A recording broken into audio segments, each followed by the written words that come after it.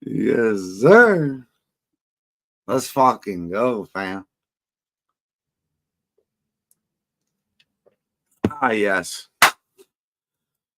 What up, who bangers, who bangettes? All y'all motherfuckers that be tuning in all over the place. Let's go. Welcome to another beautiful Tuesday afternoon, evening over here on the East. Got a little special intro for us here. While we wait for the homie Jimmy. But I would like a couple more people up in here. So if we could, please retweet, whatnot, to get this bitch popping. In the meantime, cheers. Let's see what's popping over here. There we go. There's Tom. Let's go. Hit this retweet. Let's get it popping. Got a little special intro for us tonight. I'm gonna try to keep bringing special shit each and every week and turn this more into a real show instead of just hanging out, because we're still gonna hang out and we're always gonna keep it real. I mean, that's just what it is. There we go. Come on, hop in. Let's go. What's the word? Tom, Dab, let's go. I heard our guy secured the ticket, so that's exciting stuff. I love that. I love to see it. That's brings smiles to my face. Let's go. Shout out to everybody, each and everybody out there. Most importantly, the men and the women everywhere that is fighting the daily battle of good versus evil. We're team good over here. So let's go. That's all I got to say on that. I've been on some shit lately, but we ain't going there. JT, my man, let's go. Shout out to JT tuning in from work, my man, coming through. Damn, Father, Tone, everybody that's rolling in here. But so I've made a song or two in my time, but here's a song me and the homie Scheme D has made. Me and the homie Scheme D, baby.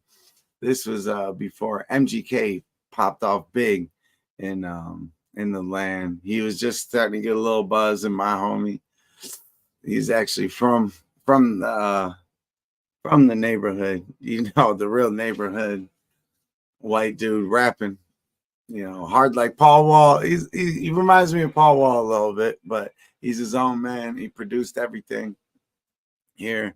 I found the beat, wrote a chorus, wrote my verse, brought it to homie, and this, all right, I'm about to be 36. This was maybe 23 years old. So 24 years old. Let's just say 24 years old. 12 years ago. Let's just say 12 years ago. So here we go. This is the Ohio anthem. I'm sorry. It's the anthem for Ohio. I know y'all ain't Ohioans, but here we go. I got the second verse and the chorus. Because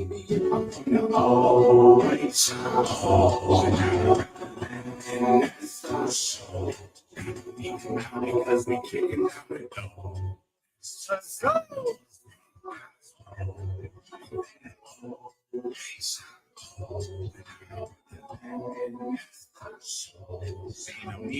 Because we kicking out the door. It's just how us roll. Let's go, Stevie. But it just can't be it. To me, in my face, they did it with the beat. You know how yo. They already know that's how we roll, baby. And I got that always on my chest. I'm screaming, I'm screaming. I'm on the blow, yeah, and I ain't never leaving. Pick up me and I'm bleeding. You won't see scarlet and gray. That is in my DNA. Let's go! Turn up on Tuesday. Turn up on Tuesday. I know I would rather be in no place other than Ohio. Let's go, Ski. Team D, baby. Your boy on the chorus. The Buckeyes roll. I'm from the OHIO. They don't need it not because we kicking down the door. That's just how a Buckeyes roll.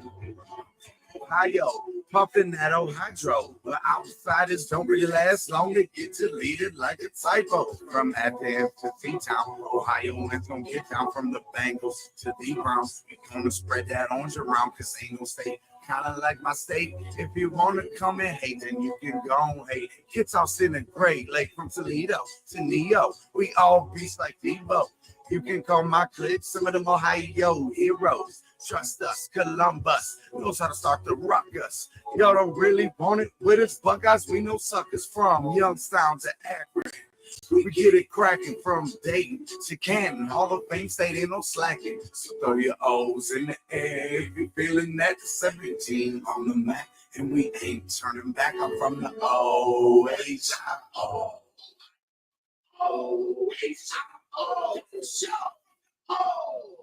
Let's go. And on that note, I don't know what the fuck the Damon's talking about, but much love to my dude. But yeah, there's my little banger. But if you don't know, you go and learn real quick because we fire them. We keep firing away, and we got about 19 minutes till some shit gets popping off. So let's bring in, the peanut butter to my jelly or vice versa. I don't give a fuck. Together, we will fuck you up. Bada bing, bada boom.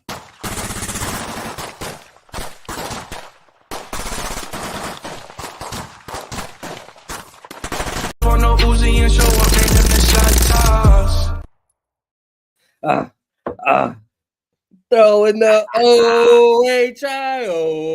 Let's go. OHIO. What's cracking, family? How you doing, baby? Man, we're blessed. We're blessed to be here. Man. Appreciate you being here, man. I'm glad you got off work in time. I know you've been holding it down for the boss, man. Ick isn't here. Dylan isn't here, man. But his intro, you saw the little Halloween shit. I'm gonna throw that shit one more time.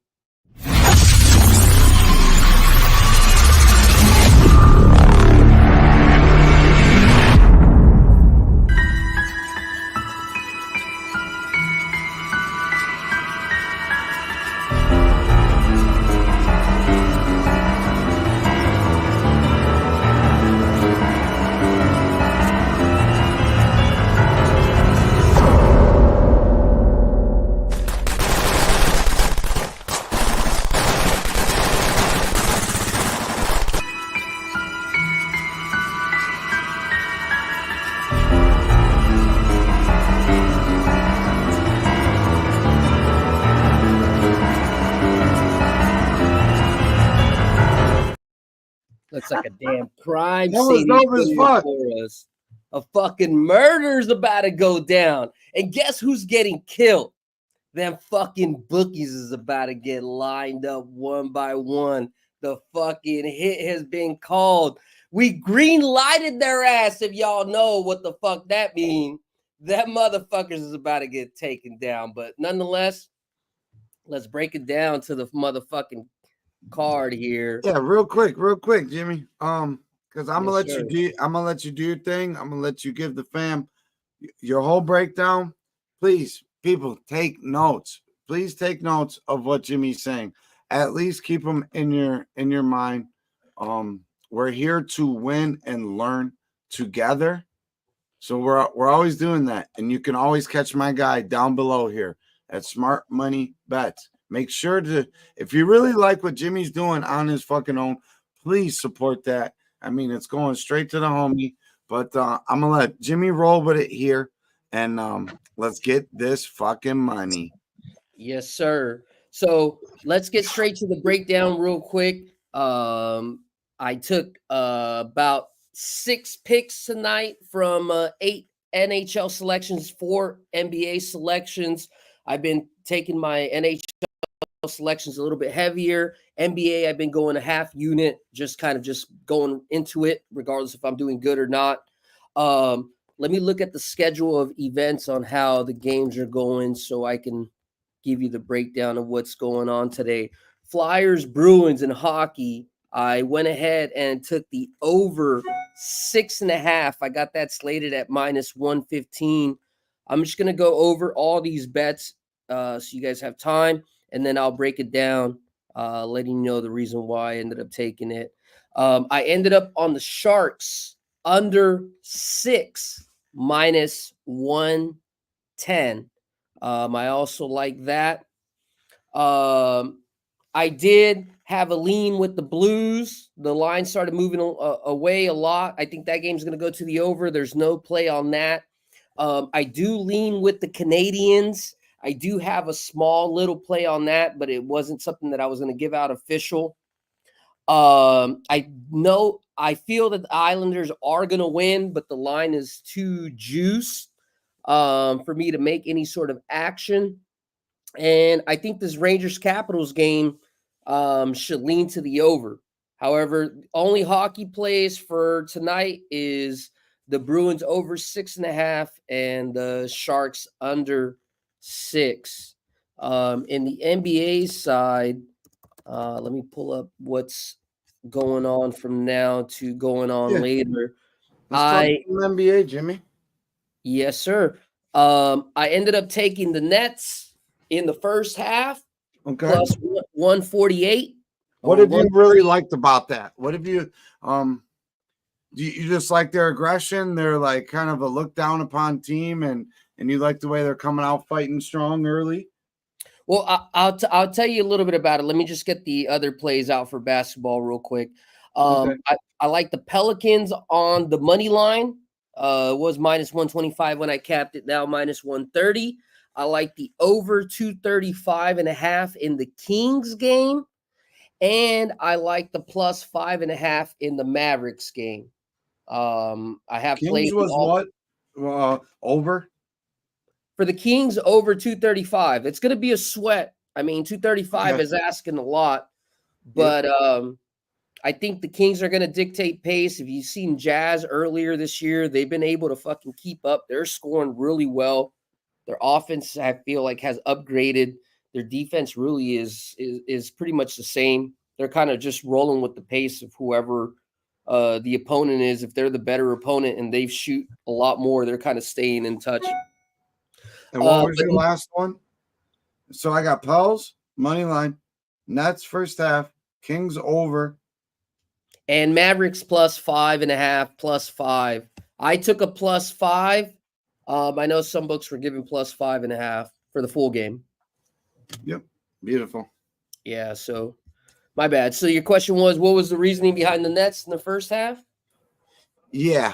I just kind of want to pick your brain while we got a little bit of time, because that is, let's see, Nets Nuggets is our first game to pop off here. Actually, they moved it to 7:30. I thought it was 7. So Nuggets, Nets, Mavericks, Timberwolves. We still got a little bit of time.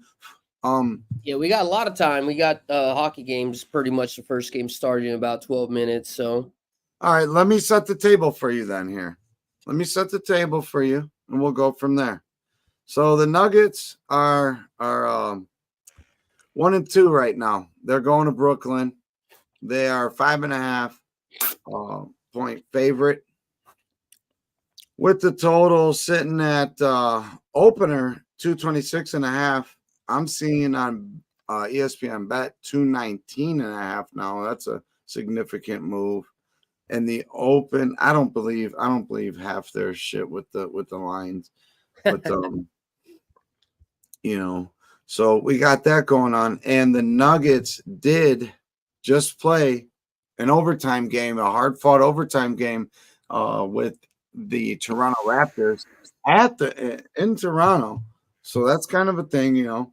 And they were just at the house 2 games before that. OKC to start off the season, loss. They only put up 87 points. The Clippers, they played them at home, only 104 points against a Clipper team that I don't expect to really be all that good, but it's a good time to take shots at scrappy teams that don't really know if they're good or bad yet early in the season. And then they go to Toronto and they scrapped out an overtime win as to where, you know, you had Brooklyn just come off a big win on the 27th against the Bucks, 115 to 102, but they lost prior to Orlando and Atlanta. They started the season off at Atlanta, lost by 4, Orlando lost by 15, and then came and whooped up on the Bucks at home by 13 there as a heavy dog. So, Jimmy, on this beautiful night here, where Denver's going all the way across, all the way to New York, Brooklyn. Because I'm from New York. Well, we shouldn't use that example, right? We seen Fat Joe. That shit was, hey, I love me some Fat Joe, but that shit was horrible, my God. I'm going fucking with everybody when it comes to that. Did you see the Yankees, the crowd? Nothing. I know we're talking basketball, but you know, my Dodgers in the World Series. One, you got the Don Dada. You got Fernando Valenzuela right here. Right here. Nice. He may have passed away, but Fernando Mania lives in my fucking heart. Now I'm saying we're fucking getting this bitch. All right. No matter what. Are we getting it, Fernando? Yep, that is a solid yes to me, baby. Oh, we got LJ popping through. What up, LJ? Always welcome. You know that, my friend. Just let us know. Dallas +5. I'm with you, LJ. I put that shit already, man. I love that. Mavs 10-0 against the spread on the road with no rest the last 10 games. Mavs are still a better team. Yes, I do believe that. I think the way that they set up, just players versus players, Dallas should be the better team that controls the pace, yada, yada, yada. They even have a chance to possibly win it. You know what I mean? But I saw +5.5 and I fucking took that. I took that as a gift, LJ. Man, appreciate you being here. Dad Father's up in here. Gary's up in here. Talk Sports with JT. Appreciate y'all coming in here. If you guys haven't already, hit that like, hit that retweet. Dad Father, Tone Miggins was the first motherfucker to be up in this bitch. Appreciate you. Gary asked, do I like the Ducks tonight?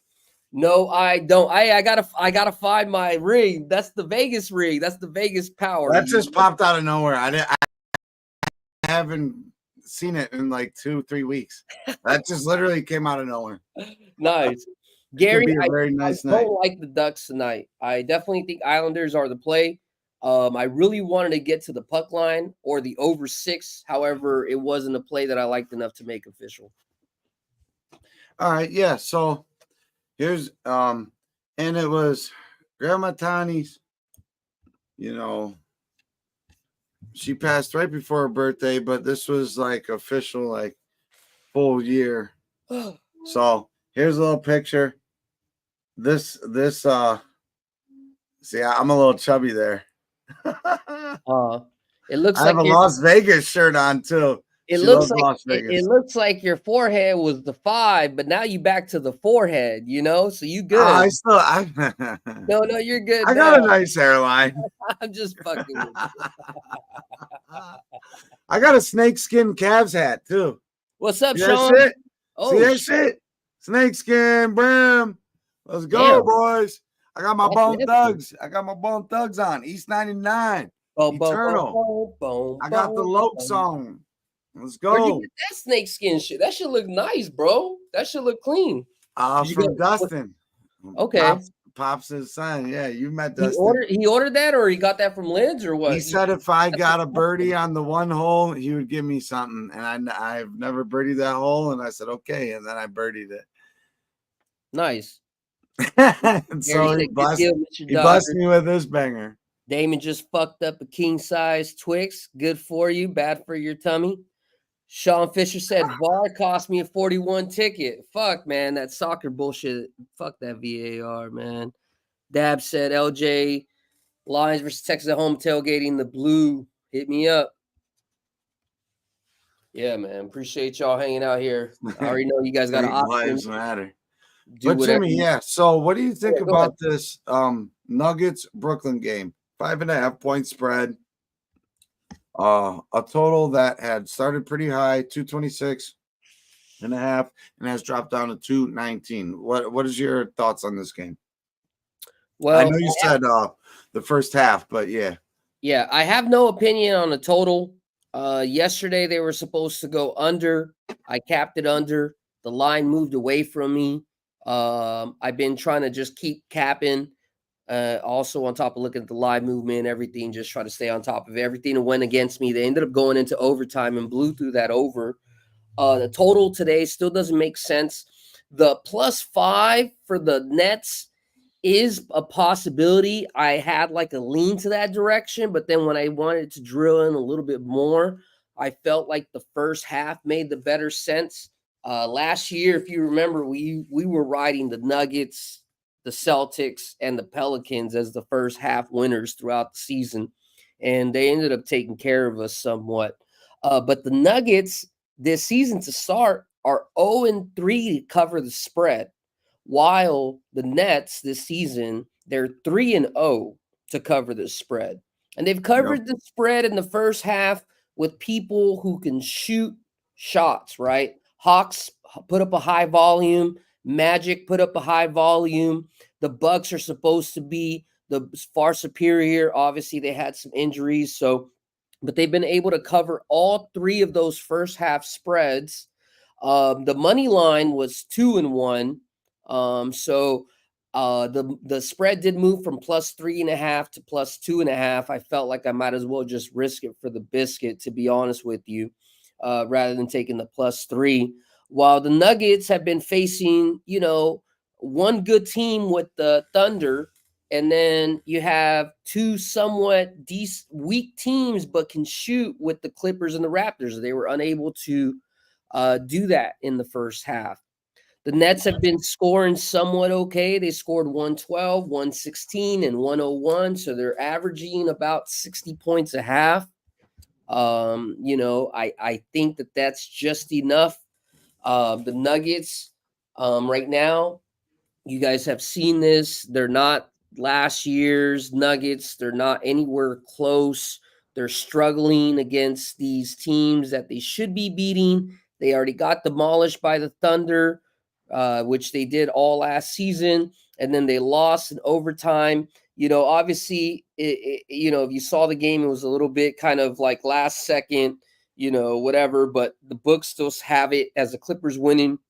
And then the Raptors gave them a pretty good hustle where they only lost to 2, where they typically go in Toronto and they demolish them, So you have a team in the Nuggets that are kind of regressing a little bit, and a team in the Nuggets that are kind of progressing with Cam Thomas. I don't want to say breaking out, it's too early, but he had a decent year last year.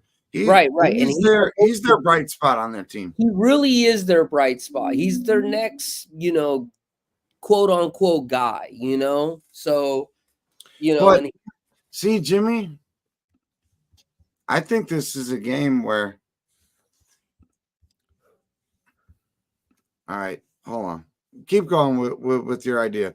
I want to look one step ahead. Well, that's just it. That's pretty much it. The Nets are 3-0 covering the spread.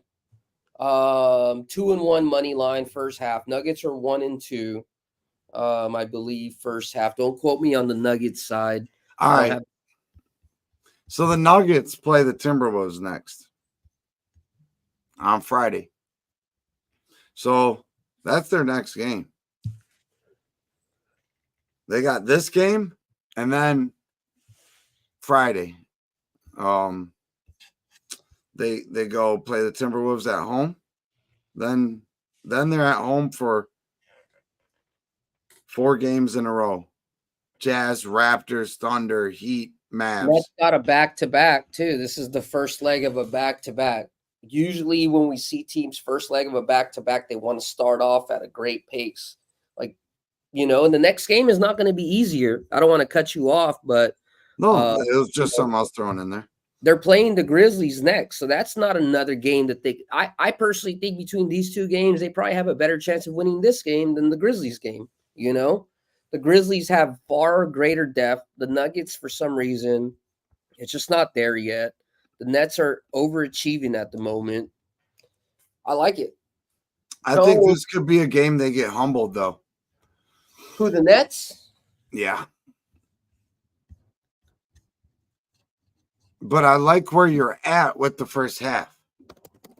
Yeah, that's what I'm saying. I couldn't take it. To me, it's a live bet game. I couldn't take it the full game because you know how the Nuggets, the second half, they really adjust and start extending and figuring out situations.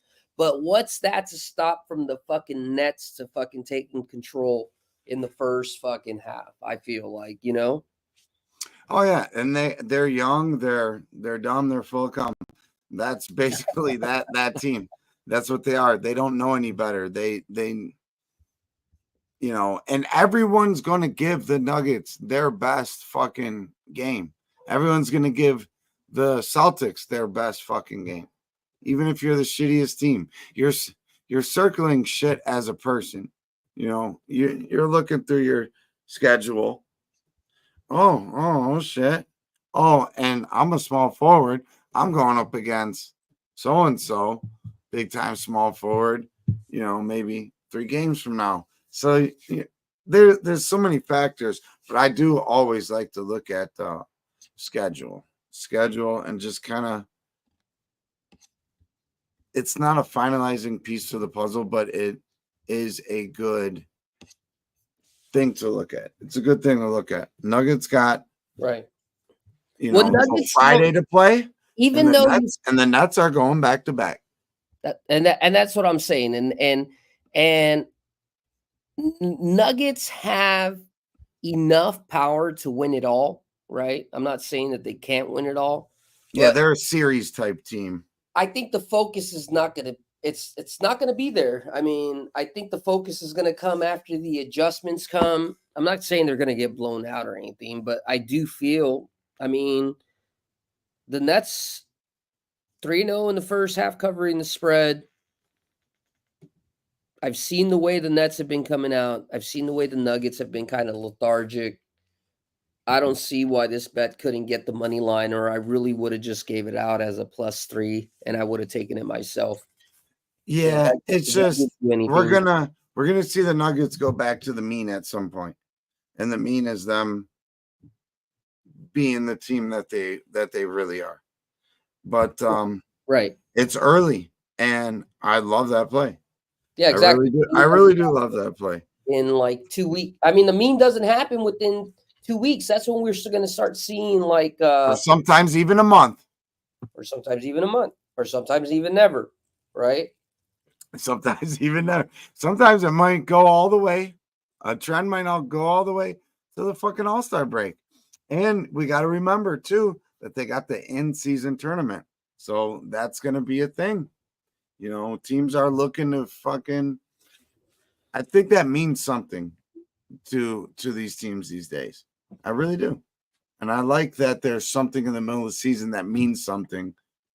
And then they can just enjoy the All-Star break. I don't know. You get what I'm saying, though? I'm contrarian with that shit, because you know why? The in-season Lakers won it last year.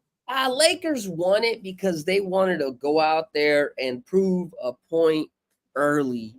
I like that, though. See, listen to what you're saying.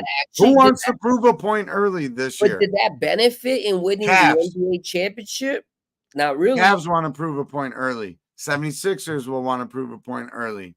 The Bucks look like kind of lost. Let's go to the West. getting rid of Cat and getting Julius. The Timberwolves still want to prove a point. I guess what I'm trying to say is the Nuggets are down. They're going to want to prove a point. Is until the association decides that they want to add some sort of like reward value that rewards the playoff bracket, right? If you win this and you're automatically 8 seed or no matter what, something ridiculous, right? I think they're getting to that point. You're on the right mind frame. Well, yeah. Eventually they're gonna, because you know what? Everybody's human beings. 2 seasons in one. Huh? Like a 2 season, 3 season in one. Yeah, exactly. Or something. There's going to be some benefits, I don't know. You may have like a bigger break, or I don't know. There's going to be something that needs to be advantageous for that team to win. I don't think it matters. I mean, they do have a decent amount of money, if I remember, if you win that per play. Yeah, there is pluses to all. These guys have families, and even if they got a decent amount of money, not all of them do have like a LeBron's or this, that, the other. No one has a LeBron's, but you get what I'm saying. The upper echelon guys, like a guy like Halliburton. That's why you've seen the Pacers ball out last year. They beat the Bucks up pretty good in that tournament. Yeah. And that was a thing that ended up going into the end of the regular season because they're divisional foes and into the playoffs. Like, ooh, these guys have seen each other. So, like, conversation is good and we're getting ahead of the curve. I don't know. I mean, anything that I've listened to so far, and I respect a lot of different cappers, no one's really talked about the in-season tournament yet. We're keeping our minds ready for all things to adapt and change and win. Last week was a dog shit week for me. Full transparency. I didn't bet yesterday. I didn't bet Sunday. And so we're attacking this week on Tuesday with a new week. Live sweat. Let's fucking go. Let's go. Gary asked about the Rangers Caps game. Yeah, let's go to that. I'll let you get fully here. Well, I mean, I don't have too much to say. I actually stayed off of that game. I think that the best way to actually play that game, Gary, is taking the under Washington team total under 2.5 minus 105.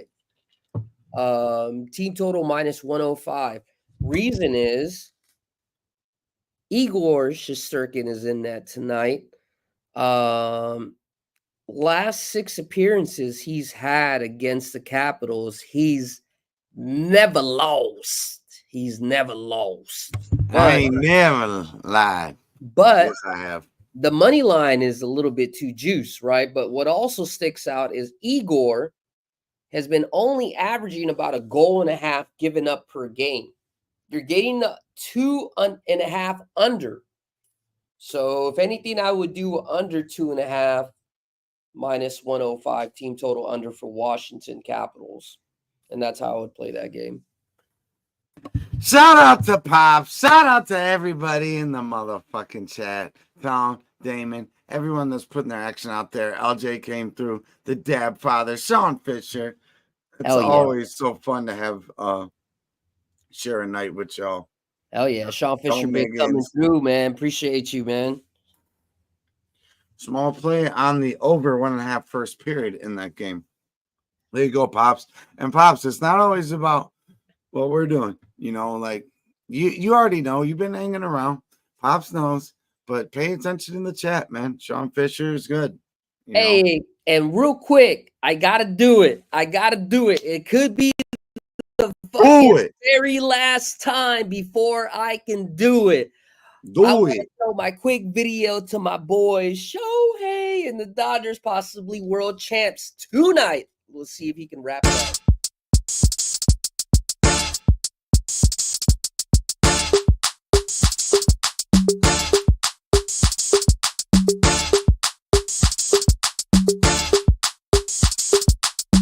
And it's a ticket talking Mazda for the biggest. That's a comma and a comma and a comma. Gotta get it. And it's a ticket talking Mazda for the biggest. That's a comma and a comma and a comma. Gotta get it. I'm a comma and a comma and a comma. Gotta get it. Comma and a comma. Gotta get it. And it's a ticket talking Mazda for the biggest.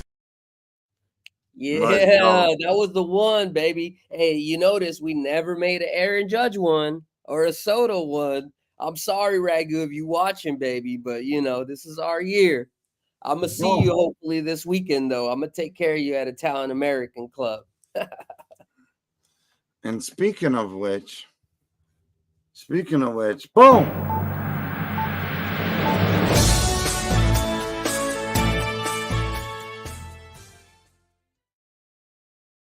For everybody that is in the Las Vegas area, the OGs of the triple OGs and the OGs and the OGs and the triple OGs will be coming. Well, might already be there, but it's Breeder Cup weekend.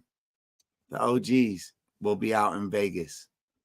So make sure to at least tune in and see if you get a little extra spicy, crispy nugget coming through randomly. So you got to hit that bell. But if you're in the area or you want to be for the weekend, DJ, Big Boss, Dami, Gun, Richie, OG, Triple OG, Big Ragu, Trot, Wham, Wham Bam, thank you, ma'am. And a couple other really good homies. Everybody. And then, so make sure to check that out. Next year, we'll all be together. It won't be just a live sweat. It won't be just this, that, the other. It just kind of worked out because the Browns were playing in Vegas. Whatever. So next year, we plan on going to the East Coast. So these West Coast motherfuckers have to come our way. Yeah. Come on over, Jimmy. I'm going to try to make it through. Kraken already scored. They're up 1-0. Yeah, that's not any concern. That wasn't something that we actually took for the group. 10-1. LAD took it tonight. Let's go. Let's go, Sean. Hey, and you know what? Let me talk about this real quick. Talk about it. I'm about to take a quick breather, and if you need one, I'll be back to hold it down. All right. So, quick update. I want to give you guys an update on these futures for NHL. I was looking at the NHL odds futures, and it looks like everything is going towards our direction. Everybody who's pretty much above the Rangers and everybody who is below, like a couple spots, are all the lines moving away in majority of the books. And the Rangers have just slowly creeped from a +11 to a +1,000. So I like that. Like the fact that literally everything. Now, there was one thing that did stick out. The Vancouver Canucks at one book, they were priced at +900. So that was kind of something that stood out as odd. But however, like I said, when it came to the Rangers, they're the only futures team in the top 10 that's moving in the right direction in terms of the line moving down from +1,100 to +1,000, moving across the board. So I think we're moving in the right direction. The Rangers continue to be strong. Yes, they're going to take a couple of L's, but I think we're in the right direction. As I continue to keep going in the couple of days and weeks, just like I did with the Rangers game, I'm going to continue to add to that futures bet. I'm probably going to try to get up to at least a minimum of $200 to $400. That's my goal. And then go ahead and include 2 or 3 teams to kind of hedge out in case. But honestly, I don't really see a reason to. And on Friday, I should be adding to my position. If you're used to the stock market world, that just makes sense for you. So that's it. Boom. How you like me now, gay boys? I don't know if I needed to throw that in there, but I did. And I have nothing against the gays.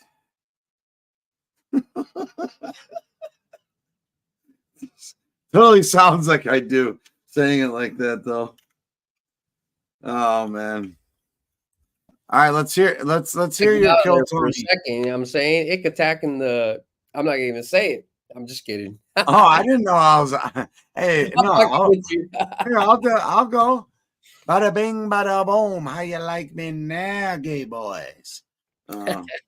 Hopefully you don't like me more than you did before, because that would be weird. Cheers to everybody that is in the motherfucking chat with us. Bada bing, bada boom. Salute. So let's get after this Mavericks game real quick. Well, we still got 15 minutes. We got 15 minutes. We broke down the Nets game there. The Nets. And I think we got a good idea of how the game should play out. I really don't want to. I want to see the Nets have showed me something. The Nuggets haven't. I don't like trying to catch a falling knife type deal. The Nuggets haven't showed me. So we're betting on them to show us something that they haven't. I'd rather bet on the team that has showed me something. What do you mean they haven't showed you something? The Nuggets haven't covered a spread in the first half. What have they showed you? Well, that's what I'm saying. They haven't showed me anything to be able to put money on them. Yeah. Yeah. JT And the Nets have showed us that, you know, we can trust them to be scrappy. We can trust them to be scrappy and play hard. You really can. Remember, last year, I remember we thought that same idea, and it worked sometimes, and then sometimes it didn't. You know, Ben Simmons ain't in right now too. That's good. Yeah, and I think that increases the fucking chemistry. We've seen it before. Without Ben Simmons, and the coach doesn't need to say, "Hey, pass the ball to this bitch." You know, like fucking. It's like the Browns with Jameis Winston instead of fucking old fucking rub and tug. Exactly, man. Old Mr. Seriously, fucking whole Chinese different culture. fucking Thai spa and shit. You know, like, you know what I mean? Like, it just does fucking get out of here, Simmons. You know, I mean, I don't want him to the Lakers. I mean, I appreciate you beating on the Nets, but you know, that shit just is toxic. Toxic. What else, Smug? What up, Justin? Stacks? Hey, if you haven't already, we're going to take a quick little second to smoke up. I don't know what Ick is doing, but I got to hit the pen real quick. So appreciate y'all. I'm packing.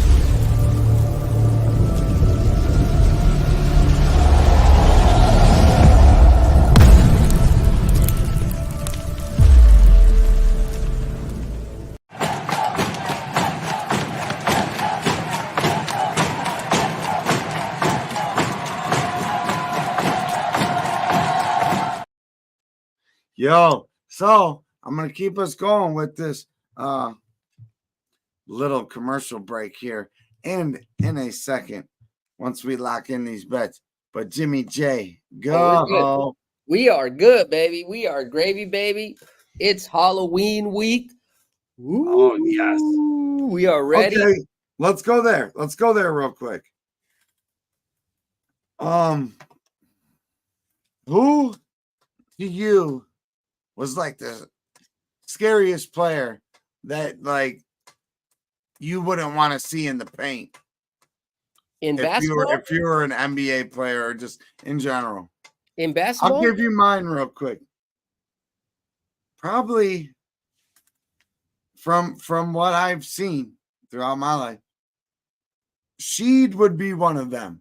Rasheed Wallace. Rasheed Wallace, yeah, he'll fucking, yeah, he'll big motherfucker that'll just clothesline the fuck out of you.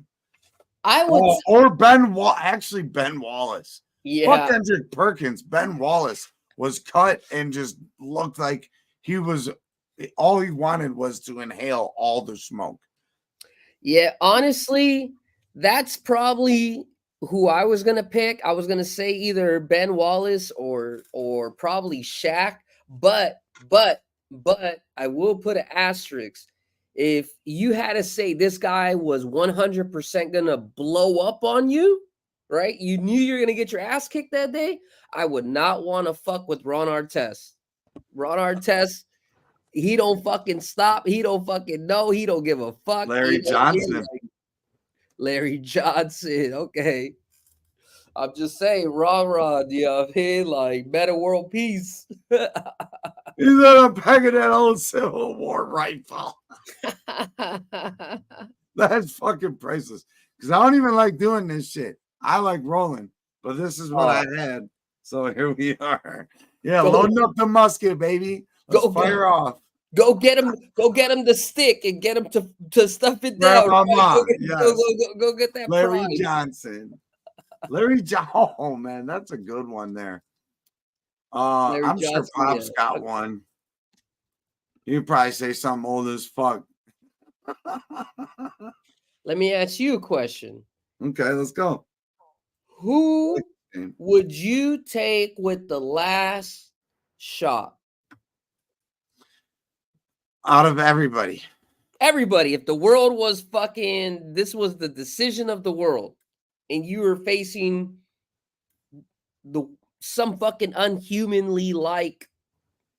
I got 1A and I got 1B. Out of this world. And they're different reasons.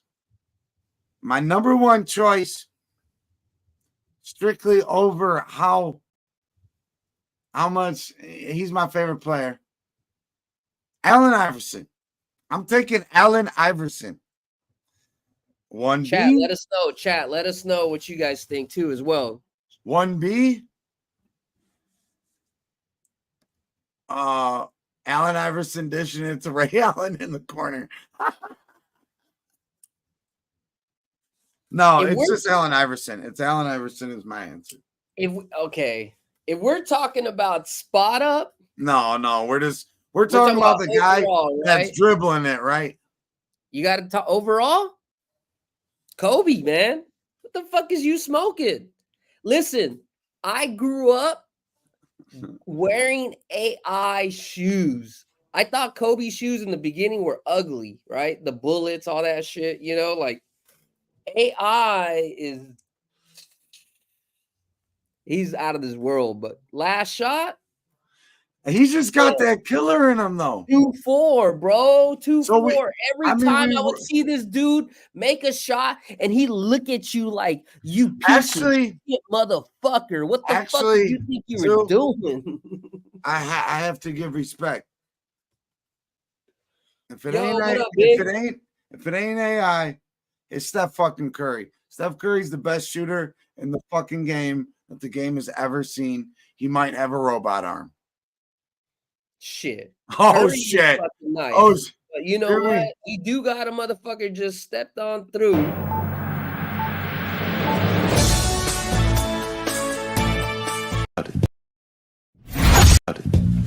Dylan,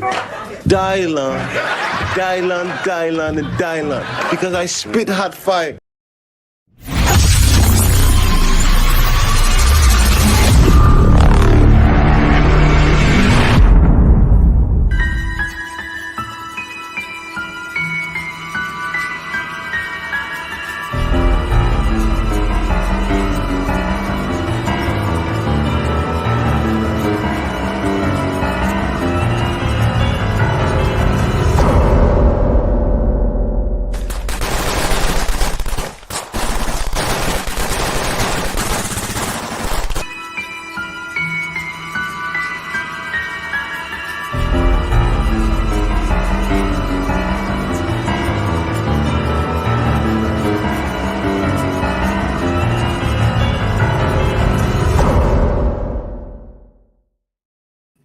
Boom!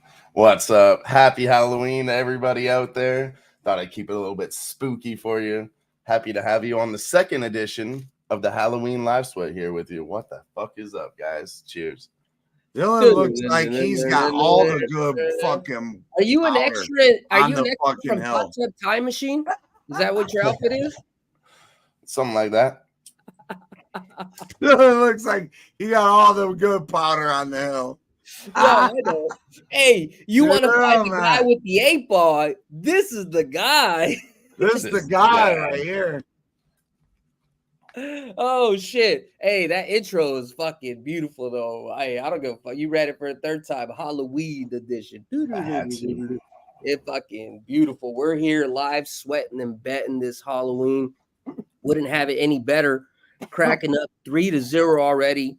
Good thing I didn't give it out in chat. Like I said, I took it as a personal, but it's not anything that was too big, so I'm not even concerned about it. Flyers Bruins still have yet to score. We're waiting on that. No score in the Islanders, no score in the Penguins game. You like these fuckers? I found them, Dylan, on the golf course, laying on the ground. Hell yeah. I'm actually sick. But hey, Dylan, I'm gonna have Jimmy run you through the NHL card and whatever you're on. So you guys get after it, and then see you back in a couple minutes. Let's go. Yo, real quick, shout out to everybody who just came on through. Sean Fisher, Tone, my boy Dutch. Appreciate you coming through. What's cracking, Dutch? Big show up in the house. Justin, if you haven't already, go ahead, hit that like, hit that retweet. Just running through everything I already gave out is in the bottom of the stream. Dylan, what did you take? Anything different or any thoughts, or what were you having questions? I watched the beginning of the show, and I took everything. I liked everything that you gave out. Honestly, the over 6.5 I took in that Kraken Canadians game. The only other thing that I took that you haven't mentioned is the Kings on the puck line, taking that over the Sharks again. Yeah, you know why I didn't take that, Dylan? Is because the past, I think 2 or 3 games, what have we seen? We've seen the opponent open up, right? They could score for 2 or 3 goals, and then all of a sudden the Sharks in the last period smack it for 3 or 4 goals, right? Yeah. Yesterday was 4 goals. The day before it was 2 goals, and they ended up covering the puck line. And then the day before, I think I bet on them, and I got a sweat, luckily, to be able to cover the puck line. So I was really thinking about possibly taking a live San Jose plus 2.5, plus 3.5, to be honest with you. It's not a bad spot either. I felt more comfortable. I capped these goalies, Riddick and Vanitek, and both of these goalies have been somewhat in decent form. And then against each other's teams, they've been in form as well. And then I looked at some Killer Sports stats, some SDQL for you people watching, just sports data, query language, just a fancy way of being able to get information disseminated pretty quickly. If you're a stats guy, you'll believe in it. And if you're not, then you won't. But there was a trend for the Kings and for the Sharks that pointed to the under. The Sharks coming off of a win as a home dog in October. They're 1-3 to the under, and Kings as an away favorite coming off of a win, being such a high favorite, 280 or more, are 1-3 to the under. If you look at the Kings scoring, they've been pretty lethargic. They should control the pace. They should hold this. You got 4, Jimmy. You got 4.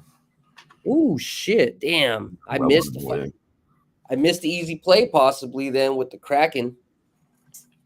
Honestly, okay. The over 6.5 looks nice right now. So nice. That's what you took, or what? Yeah, I took that in that game. Nice. We have a score in the Penguins Wild game. Penguins are first on board. Yeah, I took over 6.5 at plus 110. Okay, nice. We're still waiting on action for anything that I took so far. 0-0 on the Flyers Penguins game. I didn't take anything but 0-0 on the Flyers Boston. That's the over that you wanted, hey? Yeah, and I ended up agreeing. I clicked on the wrong one. I meant to take the one that you mentioned on the show here. Ended up on Seattle Kraken and Canadians over. Yeah, so as far as these NBA games go, we capped them, we broke them down. I'm just going to wait for live numbers. We're here, we're chilling, we're watching the game. So just to be clear with these fucking numbers, the first half spread is 3.5 for this Nuggets Nets game. So I would like to jump on the Nets if we can get an 8.5. 8.5 either side, I think it will be a good play. So That's where my head's at. But I'm gonna keep my eyes on it. Yeah, and honestly, if you're thinking like that, Ick, I would wait for some sort of double digit. You know what I mean? If you're thinking 8.5, somewhere, some part in the game, the Nets should be losing by 10 plus. I definitely do believe that. I'm not saying that they're gonna dominate, and like I said, the Nuggets should really run away with it in the second half. So it'd almost be nice to see something like that in the first half for you to take a first half plus 10. But then that would be really bad for my actual play. So I don't think First half winner, full time. Oh, wrong game. But I'll get you that number here in a second. I mean, that would be a good way to play it. First half Nets, full game Nuggets. Well, and I think that would be more like that would actually let's pay see out what the number really is. fucking good now that you mention it, because the first half of the Nets is plus 148, and then the Nuggets full game, I don't know, minus 190 or 250 or something like that. But when it's combined like plus that, 470. I was gonna say they usually give a decent at FanDuel. That's not bad. 470 in FanDuel. I didn't take it, but we're trying to cook some shit up. I know some of y'all are chefs out there. You know what? You know what? Yeah, let's go. That's really what? Yeah, let's fucking go. I mean, I'm putting $5 on it. I don't care. I mean, you can put $5 on it. You can put a little bit on it. No, but the cap is there. It makes sense. I don't care what the dollar amount is. If I could fire away a little more, and I just went on a nice run, I'd maybe put 25. I love you, bud. The things that I've been breaking down with Dylan and just things that I've been looking at very meticulously have been making sense for the right reasons, right? It ain't just because of luck. It's just because things are making sense a lot more right now. And I just got to keep pushing the envelope while it's still going good, So it makes sense. I mean, even if you do, I know there's some same game parlays where you can go to the prop section. You can just take a +3 for the Nets first half and still take the Nuggets for the money line. And it won't be a +470. Maybe it'll be a +325. But then that'll give you the little bit of insurance of, because that's really the thing that I told you guys. Nets are 3-0 first half spread. Nuggets are 0-3 first half spread. I expect the Nuggets to push pace. I think our cap's worth $5 shot on that. I think our cap is worth a $5 lottery shot at +470. Ducks at are the on very least. 0. But we're gonna live bet this with obviously more money than that. But I think it's worth throwing something on it. If you've had a good week before, you got a little extra, throw 10 on it. But so that's where my mind is. And for full disclosure, you already know. For me. I'm not gonna make it official. Maybe I might take it in the back. The only reason why we've been fucking lazy, but we do have a standings. We need a fucking update. It looks a little something like this. Wait.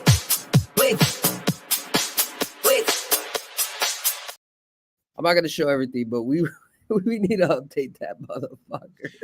We all have 0. No, I know. I went 0-1. Last week was. Oh, I wish. Oh no! Last week I wasn't there. We killed some last week +800s live. We killed some +350s. Yeah, it was really nice. Frozen Frenzy. I will tell you this, guys. Not to toot my horn, but 2 years in a row, Frozen Frenzy has been treating me good. This one was the first year that I tried making public last year. I played it, given it was the first time. I didn't know what the fuck was going on, but I just knew you had, 16 games to be able to work from. You know what I mean? Circle that in the calendar. I know you got a lot of fucking YouTube channels you like to watch, a lot of good NHL cappers out there. Don't even Jimmy, motherfucker. Shout out to fucking them, but fucking that hockey frenzy shit, man. We fucking ate that day, bro. 7-0-1 or something like that, right? 7-0-1. With a bunch of dogs on the board too. Yeah. Stupid dogs, dude. Yeah. 200s, 300s. And the association always likes to run it early when, when teams aren't ready, you're definitely getting those value plays. Absolutely.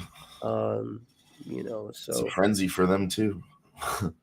Yes, sir. Still waiting on Let's see. Still waiting on tip off here, right? 4:30. Yeah, I'm gonna wait a minute. See, I want to get plus money on the Islanders. They're minus 110 right now. So I'm gonna wait, see if I can get something better. Hopefully, they hold out for a while. Appreciate y'all coming through. I'll be back. I'm gonna go take a Wiz Khalifa. We'll be right back.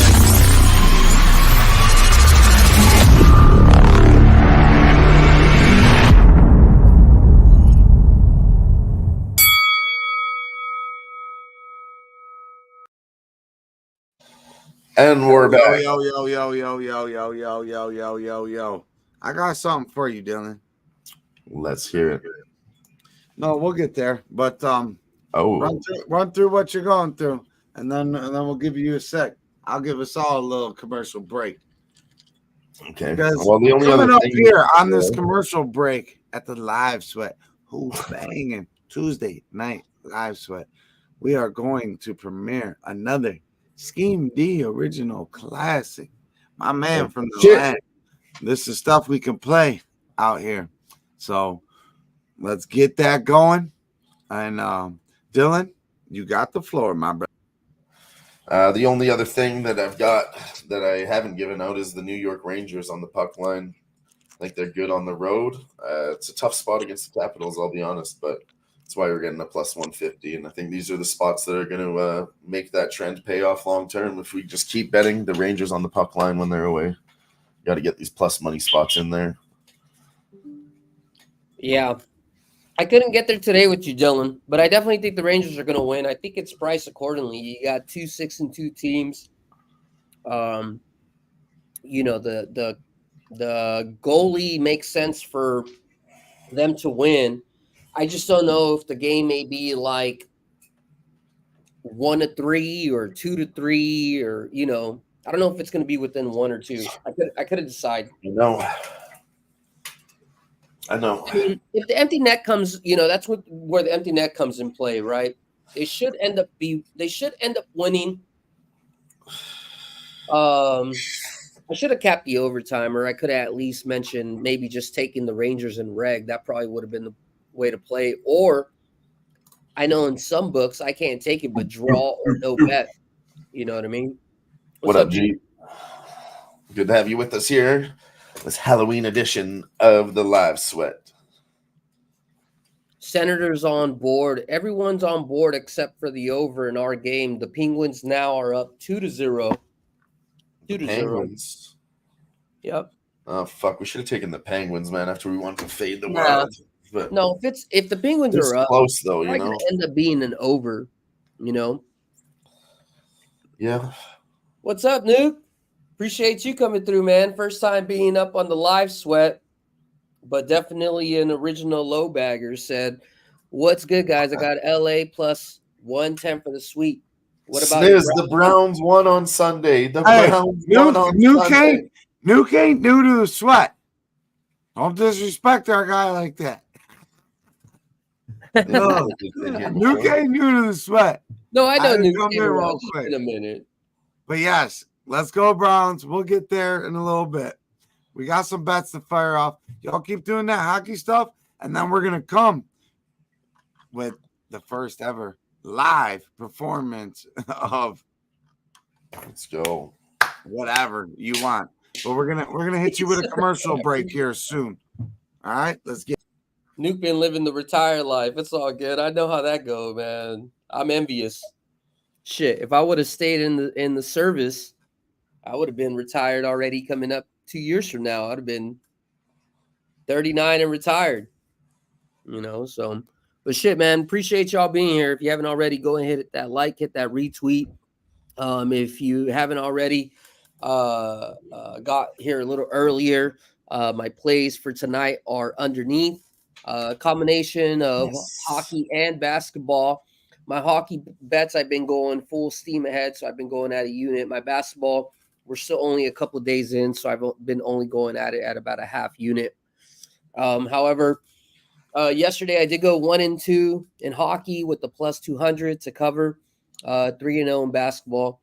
Overall in hockey, it's been pretty fucking good though. It's been about a 70% plus. Let's go.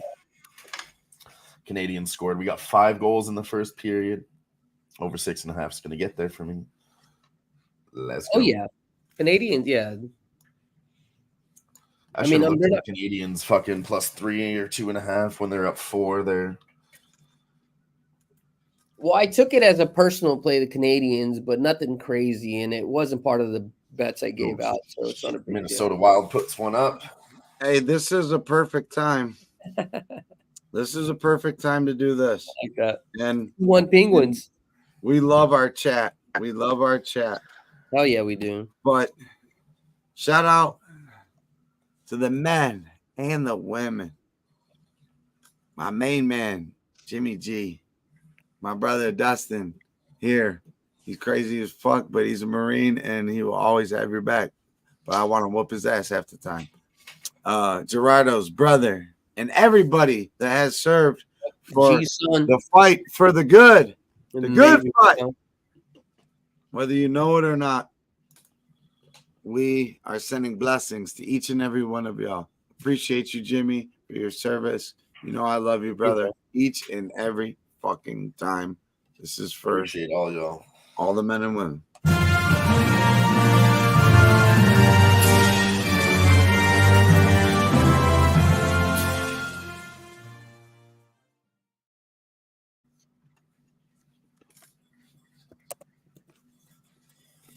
You just did a disappearing act? Yeah, you did. No.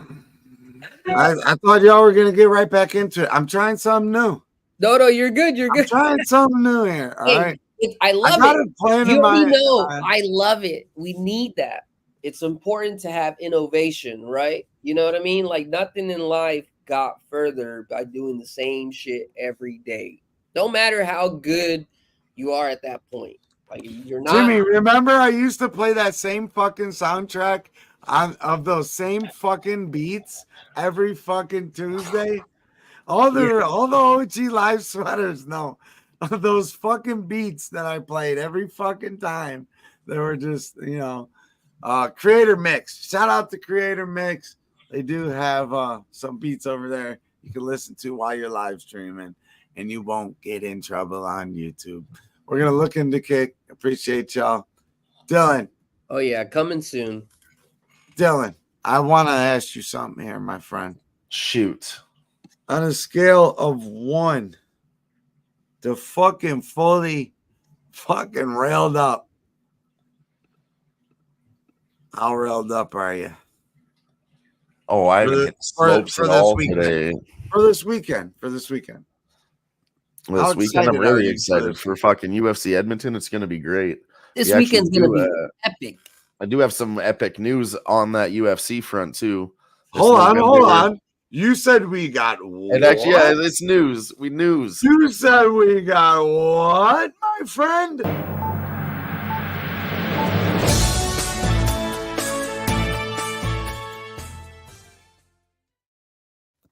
Big news in the UFC.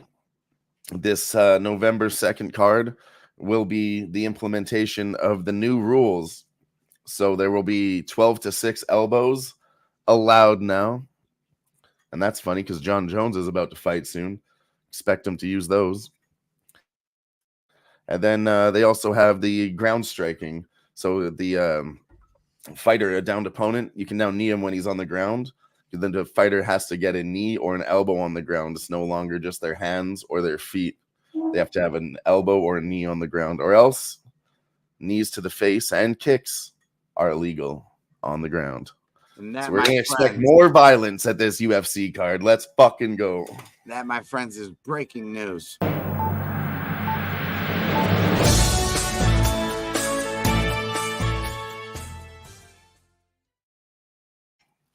Dude, I forgot to give your Dan Henderson card when we met up. I was just thinking about it today. You had it with you? No, I didn't have it. I'm just saying, here's Dylan's Dan Henderson card. Sorry, I'm Dan Henderson. That's fucking sick. Actually, has one of my favorite knockouts of all time. when he knocked out Bisping. And then he knocked him out again when he was on the ground. He gave him that sucker punch, that leaping, flying punch. Big fuck off, Michael Bisping. It's okay. 2-2 for the Penguins. Woo! You're back in country, then I'll make sure I'll mail it to the right address. Or if not, you better make sure you take a trip long enough where you could take a flight over here, motherfucker. Yeah, I mean, it wasn't that expensive last I looked. Also, the Senators put a second goal on the board. Nice.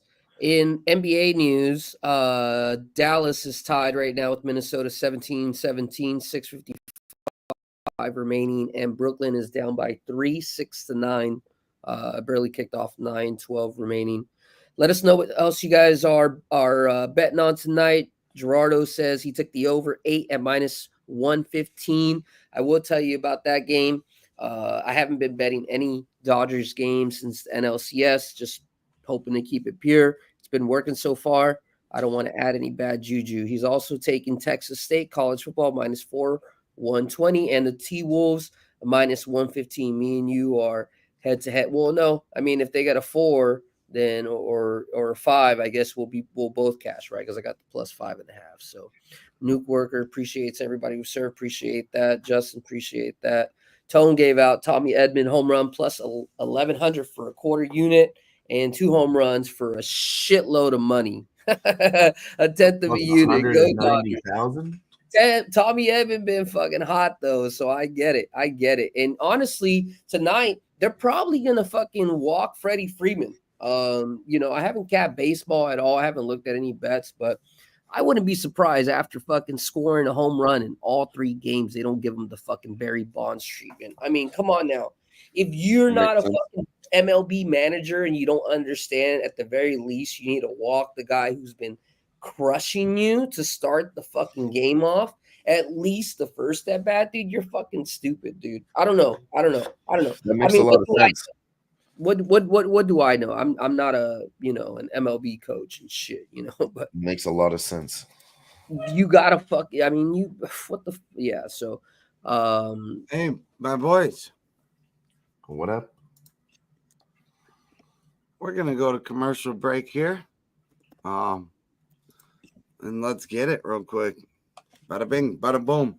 Commercial break brought to you by your boy Sniz and the homie Scheme D from the land. Here's a little banger for you. If you don't know, now you're gonna know. Nobody knows.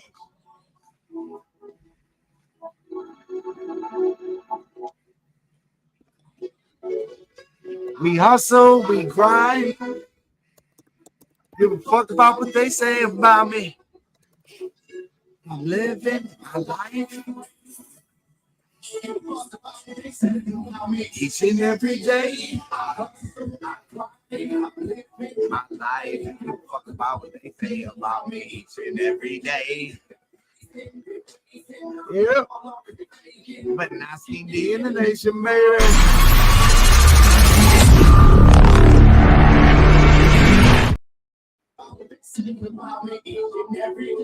If you like the music, let us know.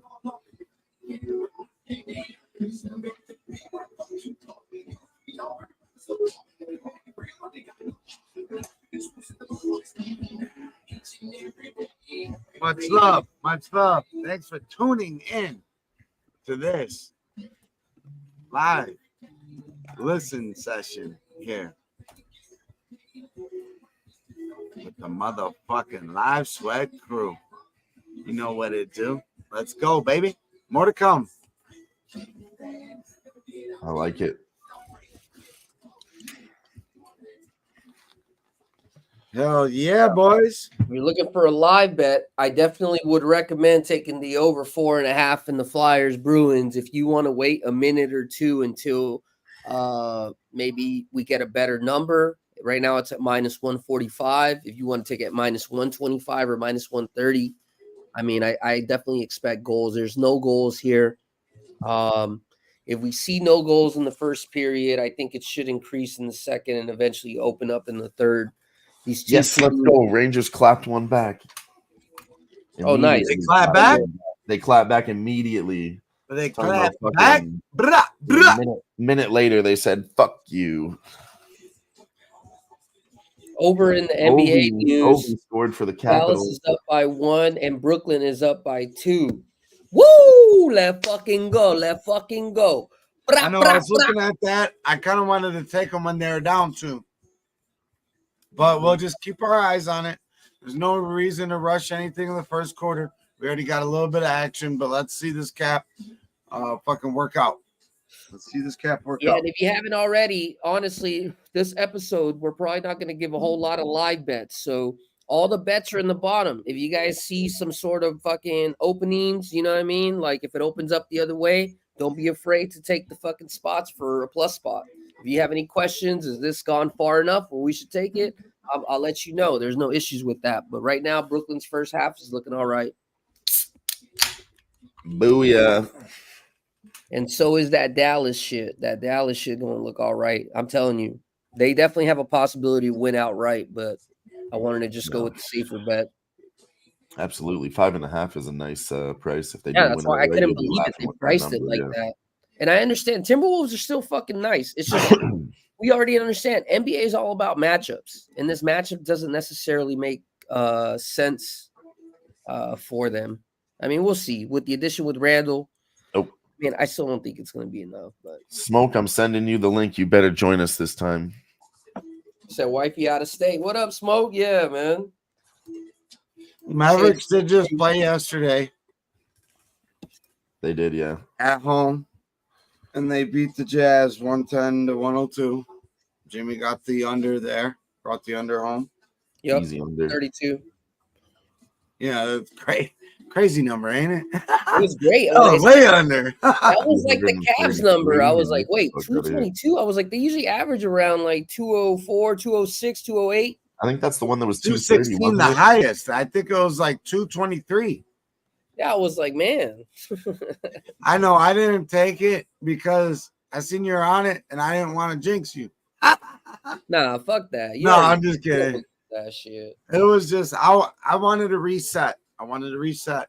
You know, if we're gonna do this all season long and keep track of everything, you know, sometimes you might need to take a day or two off. There ain't nothing wrong with that. It's a whole fucking season, and then the postseason is its a whole other season. So Hey, and real quick, I do want to say this. Even though my picks are always good, you know, or I guess I should say I always try to put the most work into it. When the boys are going to be up in Vegas, the OGs. I shouldn't say the boys, the fucking OGs of the fucking Who-Bangin group. The Don Juans, the mafiosos is going to meet up and shit, you know. So I'm definitely going to put my best part, whether I'm there or not, to fucking get some action going. So definitely make sure you're following my Twitter, JimmyJago21, and keep up with the information. Right now, I'm working on getting some new payment information on the Smart Money Bets website. So it should be up and running probably by this weekend. But in the meantime, man, take advantage. You guys notice that shit's not up. I've been giving all my plays on Twitter. You guys been seeing where it's been going. If you've been following all my hockey bets, you should be up at least 71% return on investment. Based off of $100 betting the past week, you'd be up about $700. So check it out. It's only about, you know, $5 to $8 per week, $15 for the month. You know, it ain't too fucking much. So we put that shit more in one fucking night. So I'll have that up and running. In the meantime, enjoy the picks that I'm putting it out. And like I said, this weekend we should get it on and popping.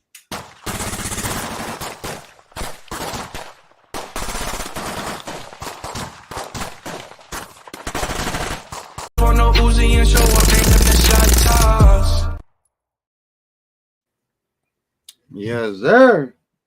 Let's go. Yeah, check out the link below. Minnesota got a little run. They're up by 4. Brooklyn's up by 4. Ooh. In the NBA. They want to go crazy here, hey? Capitals smacked another one back. They said, fuck you too. That's not good. Is that Ovi? Did he get 2 already?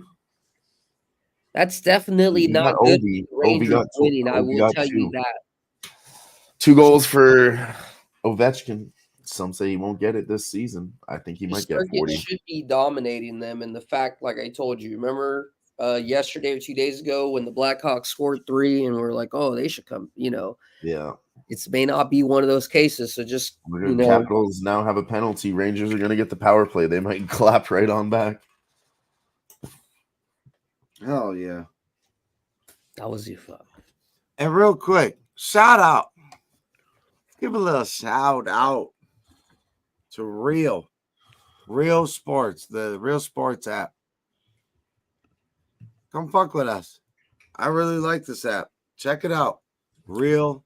Just type in Real Sports in your app thing, and you can go along with each game and whatnot. Let's all try that out. Give the Real Sports app a fucking chance, baby. It's actually a penalty for the other side now. Misconduct on the Rangers. Mavs are down 4. You guys haven't already. Nets up by 6. You're still getting a minus 175. That's a fucking discount for the lead, but just keep an eye. If they come back and score a little bit, you haven't gotten in it. Might make sense. I'm patiently waiting for a track to explode on. Hell yeah. And G's actually in front of you on here. G's patiently waiting for a better odds on the second period over 1.5 Ducks Islanders. Let's go, baby. Appreciate that. New worker said, hit that like, guys. Yes, please hit the like. I like that. Hit the retweet. Anything you can do like that helps a lot. So we enjoy hanging out together. I mean, we all love hanging out together, but we want to grow and and we want it to be organic. We don't want fucking trolls, this, that, the other. If you have any friends, family, whatever, that are into the same shit we're in, please try to bring them along so we can have fun together. And the best way to have fun together on a Tuesday, smoking, drinking, and winning some money with the live sweat crew. Here we go, brownies. Here we go. Here and out. You ain't with it. But guess what? Don't forget that it is Halloween. Shout out to Dylan. Let's go. Well, let's run it.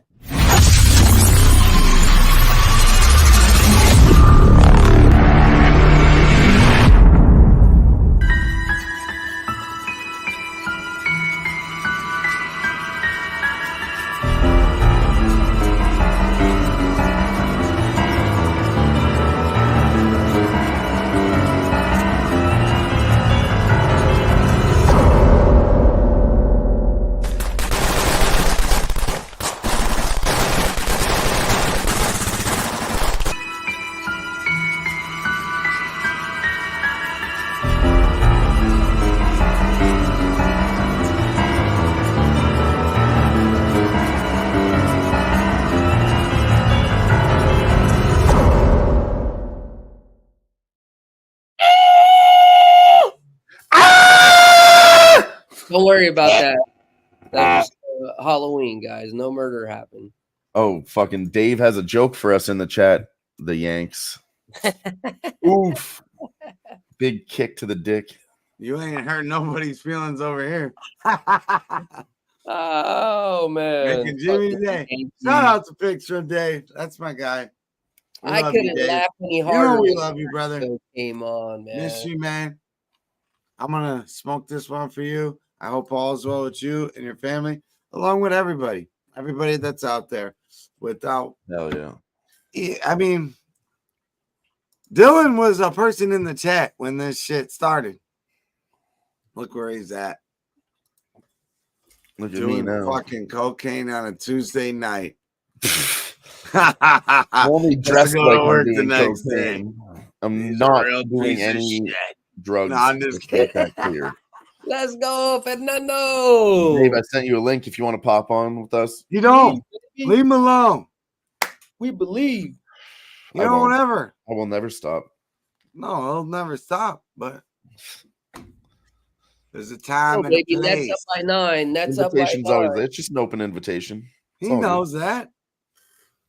He fucking knows that. That's our boy right there. Hell yeah. I always check him. Yeah, man. Dave's doing good, man. Dave, I got to get out to AZ. You got to get out to Vegas when I get out there again.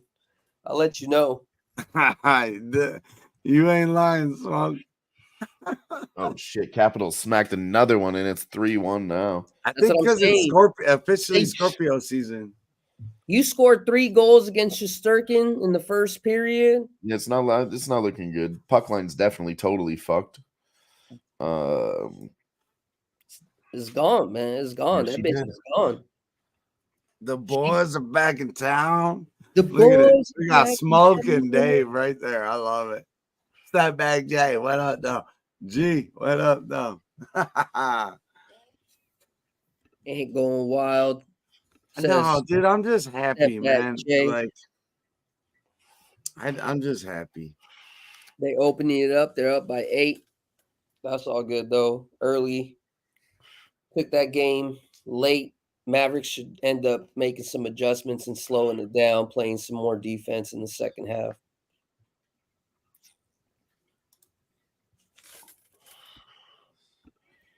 Nets up by 9. Money line in the first half now is a minus 400. That one's looking okay. Hell yeah. Brooklyn, they were good in the first quarter last year, too. They were good in the first quarter. I think it was first quarter at home. I'd have to go check, but I think it was first quarter. Yeah, it was a first quarter thing and sometimes first half. You're right. And that's what I'm saying. They're that's why we got each other. They're moving up. They're moving up, you know. Now it's not the first quarter, it's moving up. That was something I bet a lot last year, the Brooklyn Nets first quarter, and that was it. Yeah, just like the Detroit Pistons, they had a little period, not the whole season, but they were hot. It's also like how Dylan was ending the summer, fading the White Sox. That was a beautiful. You just bet it. You just bet it. And, you know, you don't bet irresponsibly, but you bet it. You just bet it every time. We're doing the same thing in the NHL with the Sharks and the Blackhawks this year. You know, they did well yesterday, but fucking okay, they're gonna win one. They both did well. I'm ready to fucking hit it again next time. Yeah, Dylan's taking it again. Let's do this real quick then. I'm on the under. Let's do this real quick then.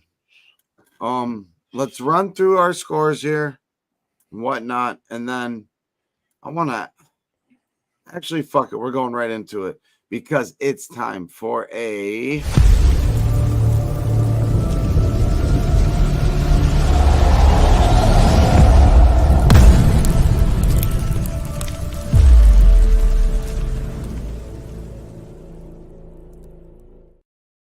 and welcome to the hot seat, Jimmy. This is called X hot seat. All right. It's really not that bad, but I want 3 bullet points. 3 bullet points from you as this fucking jet roars. Can you hear it? No. Oh, that's great. Fuck yeah. 3 bullet points on what you've seen so far that you really like from the NHL. We did this with Dylan on Sunday, and we can review that, but now's your time to shine. 3 bullet points. Oh, man. 3 bullet points from the NHL. I'd have to think about it, but I definitely, like I mentioned, win or lose tonight, I like the Rangers. My bullet point would be that my futures bet is still going on the right direction. That'd be bullet point number 1. Like I mentioned, I looked at the top 10 teams in the futures bets. All teams, when you look at multiple sports books, are regressing or getting a bigger dog line, whereas the Rangers are the only one that's taken a little bit of money in. They've moved from plus 1,100 to plus 1,000 in most books. So that definitely sticks out a lot to me, which makes me feel comfortable. Note 2. Shit, man. I don't know. You know. All right, real quick, while you're thinking about note 2, make it official. We're going Mavericks plus 8.5 first half, minus 115 for your boy Sniz. It's the end of the first. They're down 8.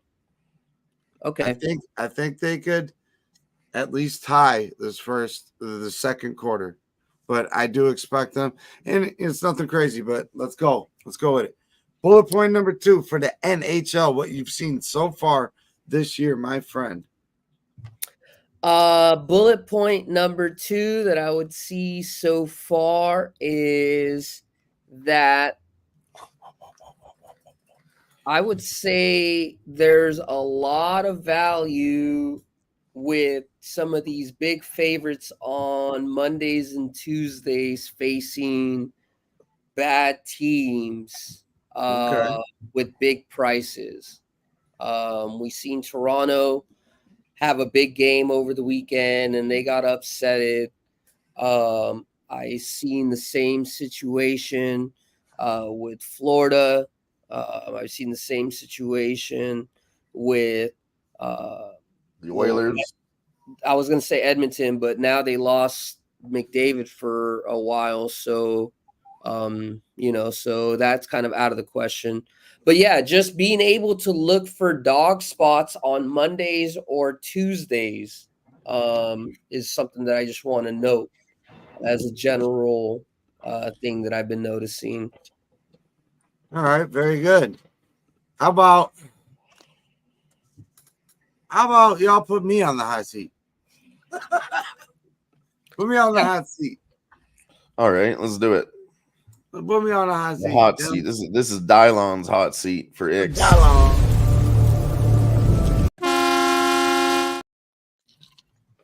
Oh yeah. So I guess you asked us what we had seen the first so far in the NHL. What have you seen? Top 3 things that you're looking at in the NBA so far? NBA. I want to pay attention to, and this is in no specific order, but just things that fire off the top of my head. I want to pay attention to the Clippers arena, the Clippers new arena, and what that's going to do to opposing teams and totals. So I think we can maybe look at unders there. I do think the Denver Nuggets are a straight under team. That is another little thing that pops off to me. And I do think the Cavs are not a pretender. They are a real contender. And the Bucks should be worried. And maybe we should monitor the fucking situation for whoever to win that division right there, Central. So those are my 3 little bullet points. And plus, actually another one. Lakers look pretty good. AD looks pretty good. But can he be the main guy? We'll see. There's my little bit from the weekend of the NBA.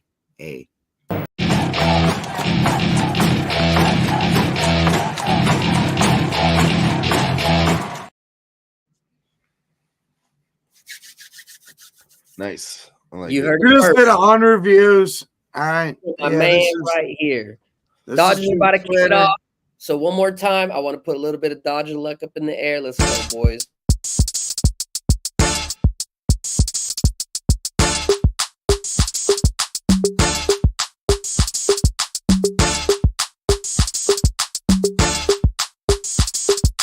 And it's a ticket talking Mazda for the biggest. That's a comma and a comma and a comma. Gotta get it. And it's a ticket talking Mazda for the biggest. That's a comma and a comma and a comma. Gotta get it. I'm a comma and a comma and a comma. Gotta get it. Comma and a comma. Gotta get it. And it's a ticket talking Mazda for the biggest. For you, Jimmy. There you go. There you go, brother. This is for you, Jimmy. Let's go, baby. You my boy, Blue. Yes, sir, Uncle Nate. We are live sweating and betting, baby. Oh, yeah. We're live. On that note, we like Sniz was saying before, we did hit 100 viewers. I'm going to take a shot for that shit right there. Yeah, let's do that, mister. Cheers. Sir. Salute.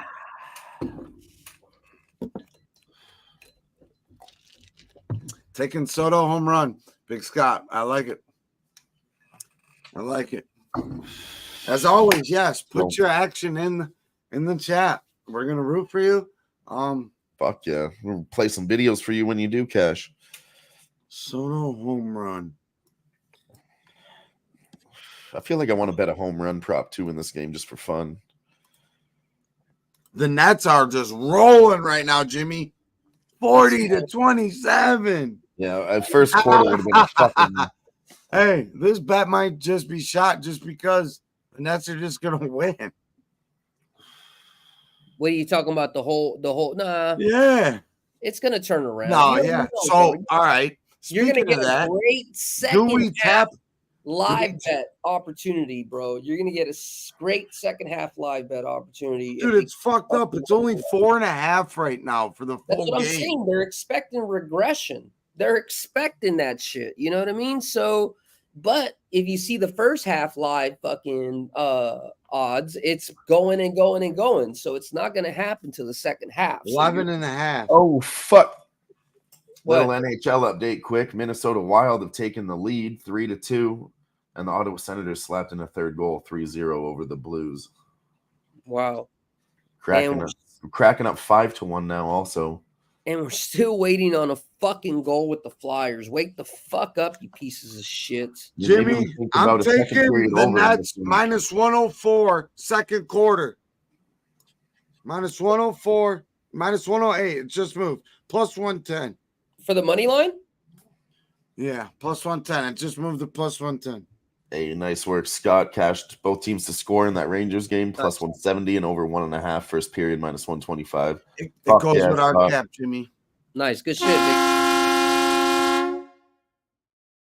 And he's on the Pelicans money line. That's a bet we're on over here, too. Pelicanos. Yes, sir. Then I was going to say the Flyers Bruins game. Maybe we look at a second period over there. Still have 17 minutes left in the second. Over 1.5. Oh, that's the agent calling. That's the agent. I got to take this. Let us know. No, so they that over 1.5 from the Islanders. It concerns me, but it's getting up to plus 135 with 13 minutes left. The Flyers Bruins, I'm going to wait for a better price if I do take that one, but I don't trust it.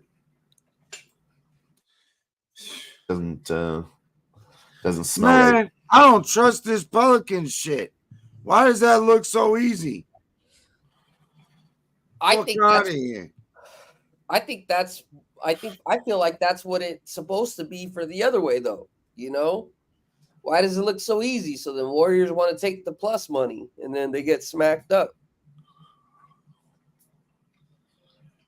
It really ain't plus shit. It's like plus 115, maybe. I don't know, man. The Pelicans are definitely moving forward, moving up, just like Bitcoin touched 73,000 earlier today. No, I'm just asking a question. Why though? What do they know that we don't know? Well, I couldn't tell you, but when I capped it, even though it was priced as a short line, like the Pelicans should really blow them out. Yeah, but easily trifecta. Yeah, I don't know. I didn't look into the quarters halves, but definitely I could see half and full. It doesn't even fucking matter. Yeah, I was gonna like wait and see when the Pelicans first half might start picking up, so I could jump on the trend. But maybe I could look into it right now before this game starts. But I think I might get on that too, if we expect them to do it. I mean, I feel like maybe an under might be a good play too. The under could get there, but I did have some stats that looked at the maybe under. Watching. Like if we see like a 232 early, 228 early, we should probably go under. I just felt more comfortable with taking the money line, to be honest with you. I didn't even feel comfortable with taking the minus 1.5. That's just where I'm at. But I don't think that they're going to lose. Yeah, Pelicans should just fucking smash. It's not something that you would go crazy on, but maybe make it a 3-unit play instead of just one. I mean, you know the totals. I've been writing totals. It's not like I'm, instead of getting cute with the fucking. The only total I like is Sacramento 235.5, and that's probably going to be a sweat. that probably might get to 240 Burley or 239, you know? Like, Yeah, the 235.5. yeah, but same thing with the Pelicans. It's a little bit tighter today. We only have 4 games to work from, so it's not like your typical nice fucking buffet of fucking picks. Damn, Jimmy, like I kind of like the under in that game. I mean, Sacramento and Utah. I lean the under. I just didn't get there. I mean, maybe you have more info or something that you No, like. it was just a first glance. I'm gonna take a little further look into it. Open 223. No, under plus 2. These aren't real fucking why do they do this shit? Motherfucker. What?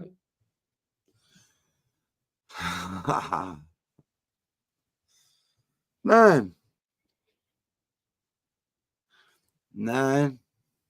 Yeah. That looks like a smash spot. It just scares me when something looks that fucking clean. Yeah, when it looks too easy. I mean, we could just take them on the money line, you know?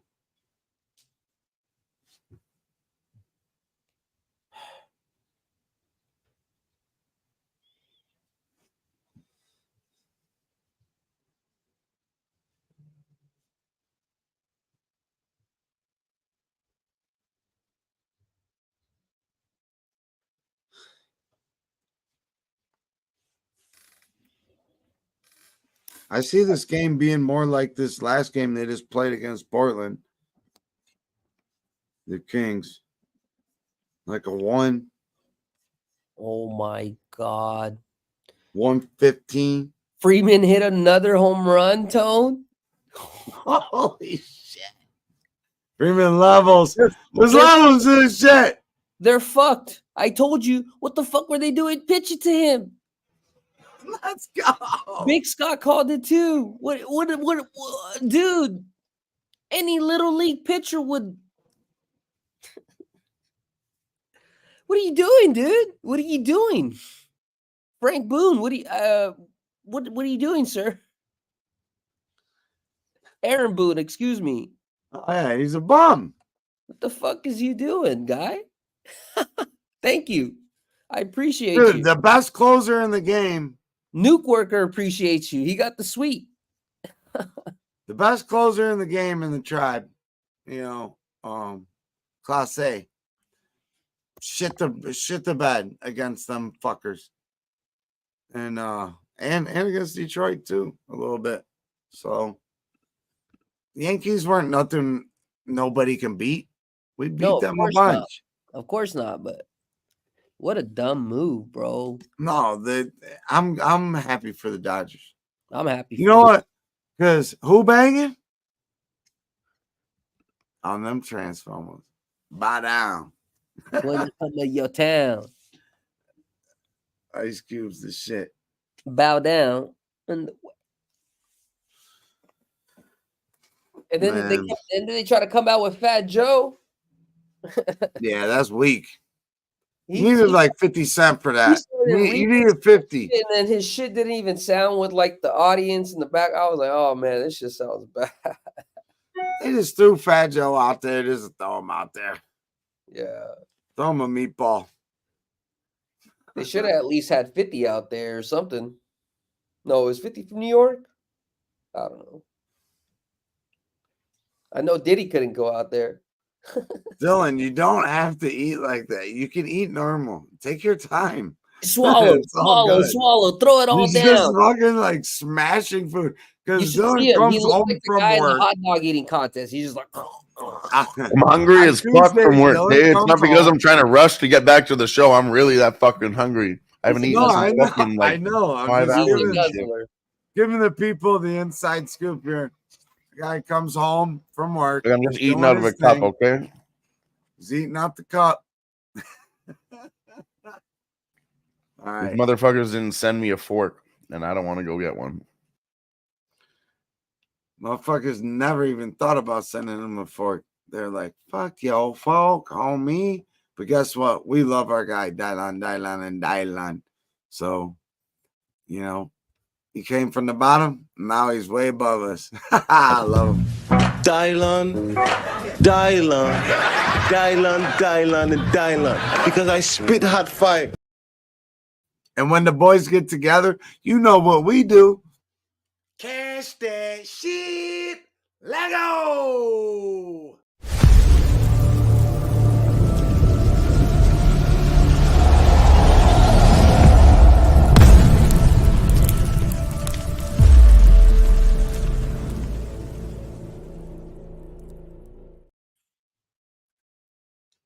Lego. Let's go, Nets. Keep pushing that pace. Mavericks down by 7 still. In hockey news, we finally got a goal from the Flyers.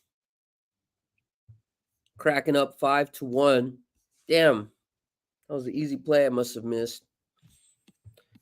Dylan's about to cash his over. He needs one more goal in that game. There we go. And then he took the over in the Wild Penguins. That's at 5 already, so he should get there with that one too. Jimmy, I think I got to take the under. I think this number's too high for these guys. I don't think the Jazz can score that. So I think a nice little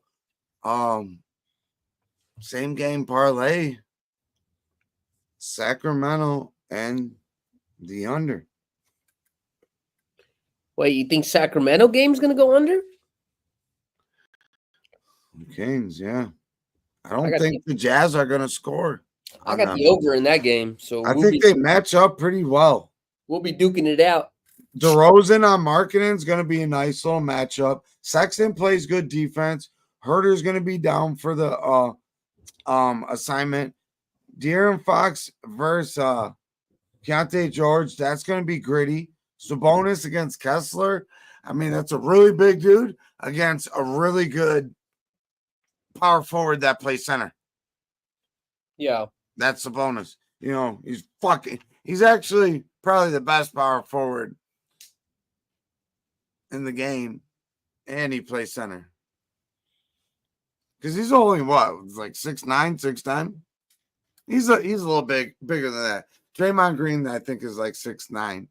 6, and he's probably like 6'10", but that's why I feel like that's going to all lead up to scoring. DeRozan fits that team so perfect. Once they figure out shit, the Kings are going to be a good team to fucking back in situations. But that's why they're shooters, bro. No matter even if you can't back them up to win, you can back them up to shoot, score points. And I don't think they're going to get all beat up because of the elevation. You know, they've played there plenty of times. Let's see. Kings did play yesterday, though. They played at home. They beat the Trailblazers. They took control the first 3 quarters. Won the first 3 quarters. And then the Trailblazers won the 4th quarter by 5. 111-98. I see them holding the Jazz to like maybe a 107, and they put up. I don't. I think the Jazz actually team total Jazz under is probably a good play. Well, it just depends on what it is. I didn't look at it, but I just think that they're not really defensive. I mean, you see the Jazz. They're not. I mean, not the Jazz. Excuse me. They're coming from Dallas. The Kings. They both play back to backs. Just watched them play last night. The Kings are not defensive-minded team. Now they do have players that make defensive plays, but their game style is run and gun, 3-point. Yeah, but that hasn't got them anywhere. You got to change that culture, and I think they're ready to do that. If you look at their last couple games, it ain't nothing that crazy.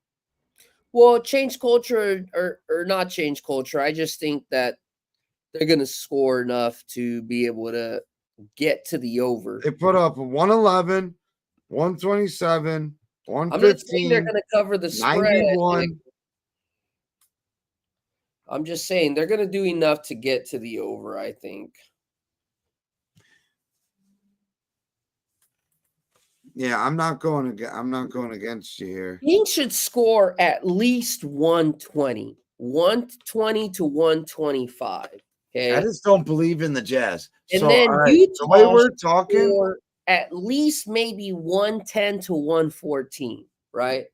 So if we take the lowest 110 and Sacramento 120, then we would be at 130. So yeah, we would be under, right? But that's like the lowest possible scenario in my mind. And the highest I think possible that's where we're at, though. and the highest possible scenario in my mind is Sacramento about 126 and Utah about 114. That'll get us to 239. And that's what I'm not telling you they're going to blow this over like 40 points, 30 points, 20 points. It's going to be greasy. All right. So the Kings don't play till Friday either after this, by the way. If at any time, let's say they start lethargic or they get a slow quarter at some point and you can get a over 220 or over 2 teams, then get on that. But I definitely think it's going to be over 235. I mean, the money is moving, the line is moving in that direction. The trends that I had align with it. They're coming back home, though. They're coming back home after playing the Mavs as hard as they could. Only put up 102. Like, I think the Kings defense can be as good as the Mavs defense. For sure. So I see kind of something like that, and then the Kings might get you there on your own. So maybe just take the Kings and then I don't know. We're talking it out live. This is the beauty of it. Yeah, we're talking it out live. I decided. Hey, look at Dallas is up. Dallas is up, baby. We totally forgot about that while we're capping. Let's go. What did we get? Plus 8.5? Come on, man. Yes, sir. Let's go. I was looking in the right. It was like plus 475, I think. I didn't want to just sprinkle that, but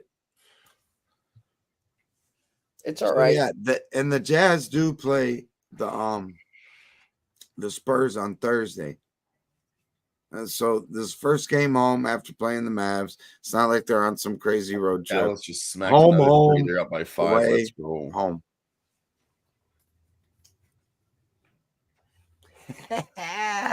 What a fucking nice little spot there. And see, we read the line with what they were giving us initially, which was what, plus 2.5 at one point when we talked about it, or like plus 4.5 or whatever. Like, what the fuck is this? Let's just take the first half then.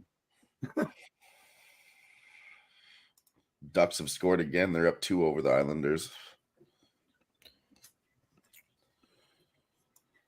50. We might get that second period over. It was getting sweaty. We might get that second period over, though.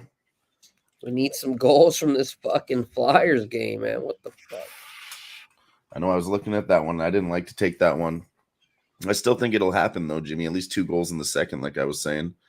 Boston, I think they should fucking get one. But they've been untrustworthy lately. And their goalies have been fucking horrendous. I think they have like a 5 goals against scored average.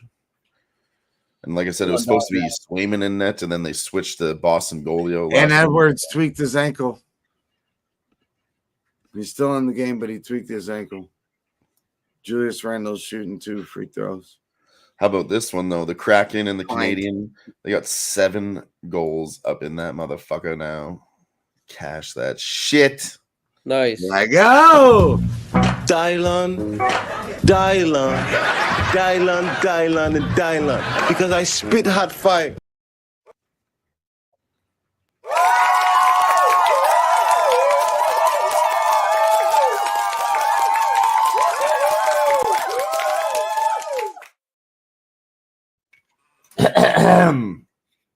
That's my guy. That's my pal. That's my buddy. Oh, cash that shit.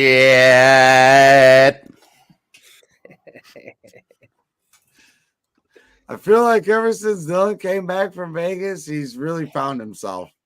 His first time to America, It was really eye-opening. He really understood what life was all about. He's like, damn. I learned a lot about myself, about you guys, about gambling in general, and about life in general. It really was great. And we didn't even trip. There was no drugs involved except for legal marijuana. Allegedly. I'm just kidding. Dylan, though, my state. I think you might have drank me under the table. I might have started a little earlier for the most part, but you finished strong. And every day, just like I'm a dad, dude. At a certain point, I don't give a fuck. When I'm ready to fucking just lay down, I'm done. Yep. I'm done, man. I wasn't. I felt like that a couple nights, and I said, "Fuck that shit. I'm going out. I'm on vacation. I ain't staying at the crib. Fuck that." And then every night I had Jimmy went out. Was it to the Durango casino? It was just like a short little trip. We were both fucking tired, and everybody passed out. We were like, "Fuck it, let's go quick." We literally went there for like what, Jimmy? 20 minutes. We were in the casino. We left for like 40 minutes, including cab rides. Yep. Actually, Ski drove us there. And then we cashed a quick $180 on the slots, and Jimmy's like, "Let's get the fuck out of here." Yeah, see, because that was the that was Sunday. That was after the Browns game, and we had to finagle some shit, a taxi guy to get us out to the thing because no Ubers were picking us up. We would have to walk like all the way back wherever for a special Uber pickup. So I talked the taxi guy into driving us back. Get back. No one's at the house other than Ski. Ski's sitting there eating a plate. He got a big old plate. He ordered himself a pizza one night too. Another night we got back, Ski was just hanging out. He was like, "I was gonna leave, but I was sweating this fucking game out, so I just ordered a pizza instead." I was just passed out in my room. No, Ski was in and out of that motherfucker like he lived there. He would just stop by and drop in, just walk through the front door. Fuck yeah. It was amazing. That was great. That was great. I love it. Anytime we got any events, anybody coming through, no matter what, The door was literally always open, and he used it every single day. Oh, yeah. Shout out to There Steve. we go. Guillermo! My guy. Fuck yeah. Let's fucking go, baby. Let's fucking go, Dodgers. Did you guys, anybody take a bet on the Dodgers? Nope. No, I did today because I kept it Mavericks out about yesterday. I forgot to give it out on the show here. And the Nuggets are making a little comeback. I don't know why. But the Nets are up 8. Let's go. Still 1-0 in that Flyers game. We need this shit to get drunks fast. We're about to sweep this shit. Today. Man, I couldn't believe they gave us Mavericks plus 8.5. And off principle, I should have just fucking took that motherfucker. And Jimmy, it looks pretty good so far. For what'd you get? 3.5? 3.5? Money line. For the Nets? Remember? I took the money line. Remember, I kept saying the case why the spread makes sense, but I took the money line. Fuck yeah. Well, sometimes when I do that, I like to hit the spread as well. Well, if the spread was like at +4 or +5 or something like that, but it was +3 and it was moving down to +2.5, I was like, dude, if it's gonna get that close, I might as well just sweat the money line, for plus money. What's up, Wine Time? Wine Time in the house. What up? Happy Halloween. Appreciate you coming through, brother. Let's cash that shit. Mavericks plus 8.5 first half. They end up winning 61-50. Fucking 9. And we got 3 minutes to go in the second quarter there in the first half for the Nets. They are now up 10, 60-50. I'm gonna give a little. We actually just had a little back-to-back 3 action. It's 63-53 now. Well, I'm gonna give you a little old-fashioned. Here you go, buddy.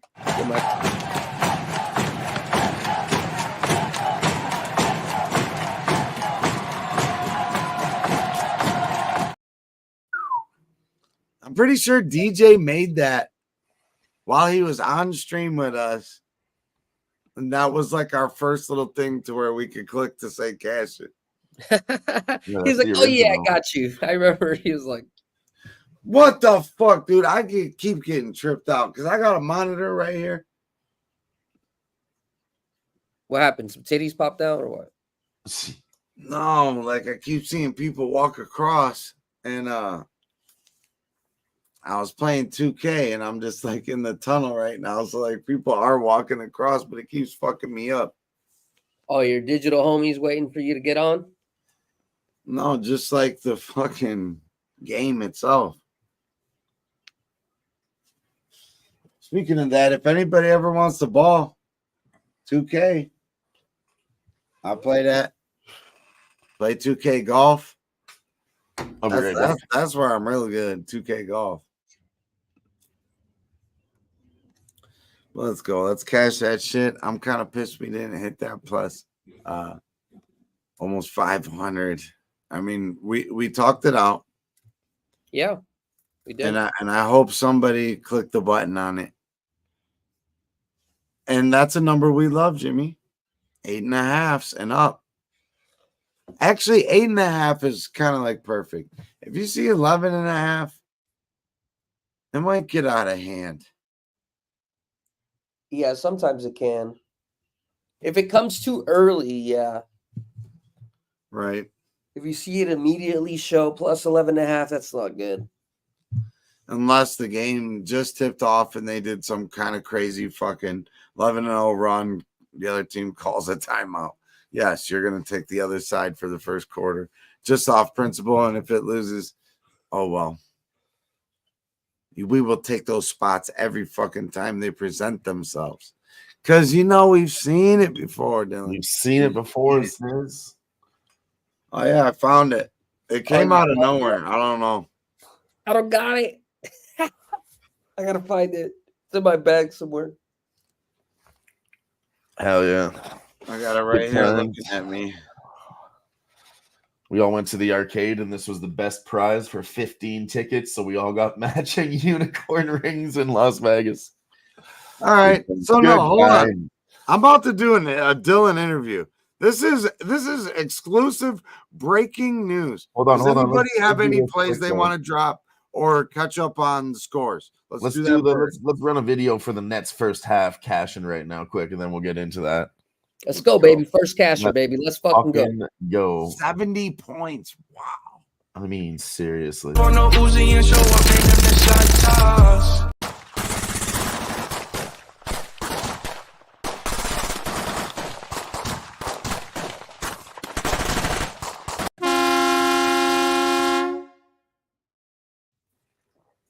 First quarter.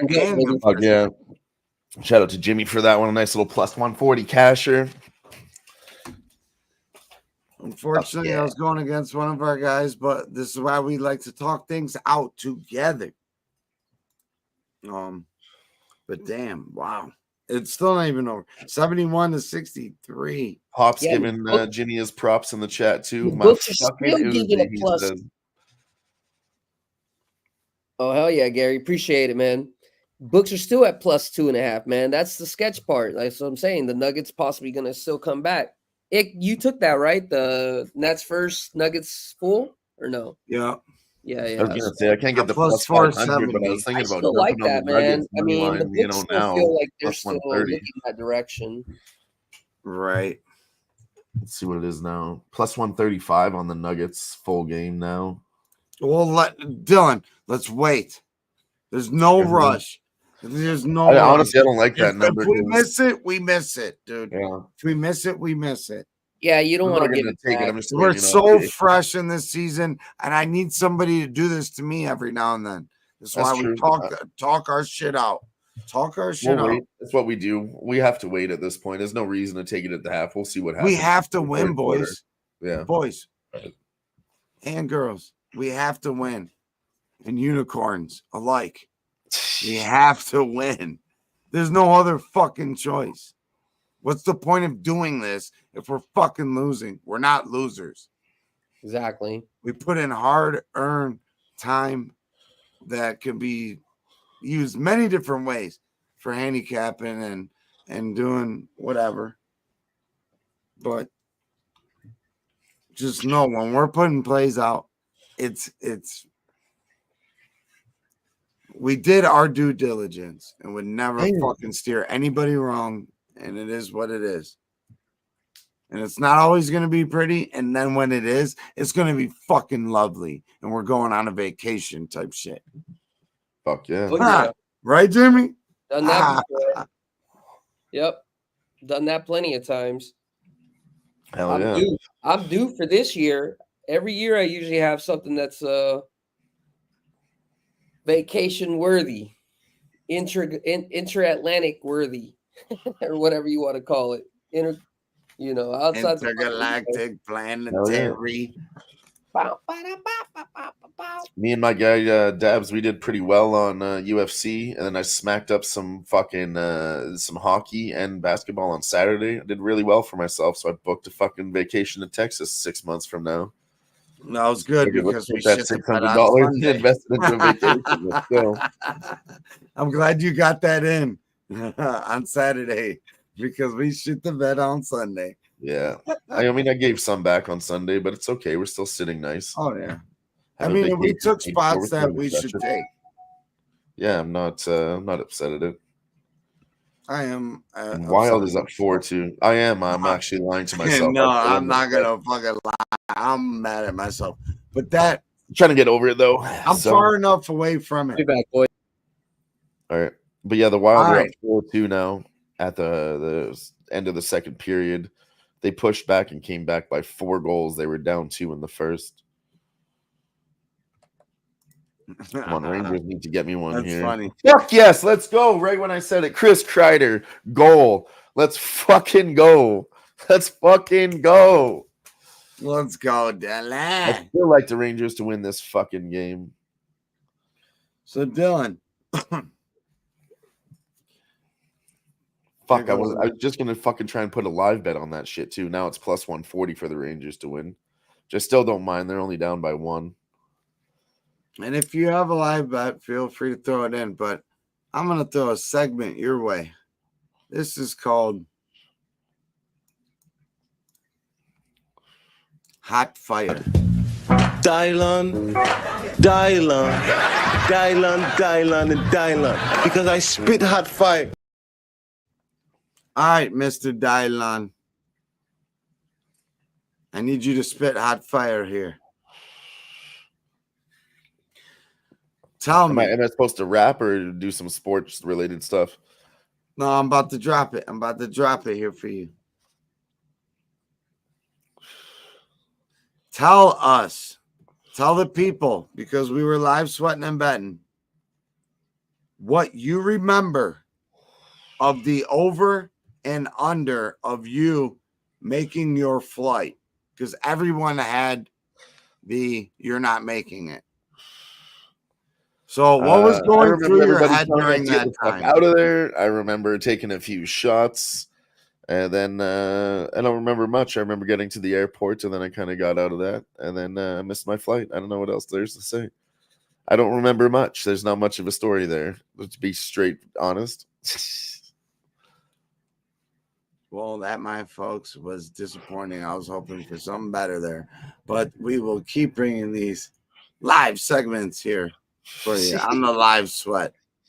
Dylan, put me on the hot seat. Put you on the hot seat. Yeah, give me something. Give me something.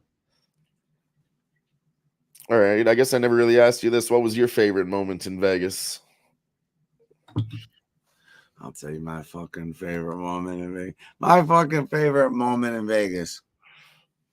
All right, minus the unicorn fucking ring. Honestly, of course, just hanging out with everybody. That goes without saying. So you subtract that from there. That's an easy number one answer.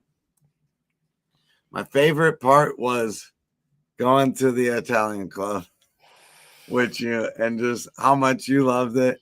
And me, you, and Dutch and his old lady.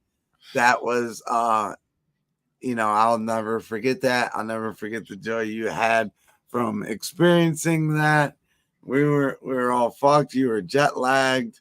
It was your first day in, and we got a funny picture of us in the parking lot with our feet. But that was one of my fun. And and other than all three of us being able to fucking just be together in the same room, hugging each other and shit. No ditties. That was my favorite kind of like moment of the trip. And cashing the fuck up on UNLV. Yeah. I have to say that was awesome. I did place my first live bet ever at the game. I really I don't know how my book was not working out there. As you know, I'm from Canada, right? So my book wouldn't let me bet out of state. At that moment, I looked at my book. I said, I'm going to try again. I don't know fucking why. They let me lock in a bet. And we were watching the game live, and I'm seeing them rush down the field. We were actually ahead of the bookies because we had boots on the ground. I was like, oh, these motherfuckers are smashing them. They're going to run through. They're about to get another touchdown. And the spread was 12.5 at that point or something. And we saw him running down the field, and I was like, I got to get this in. And I put fucking 250 live at the game on it.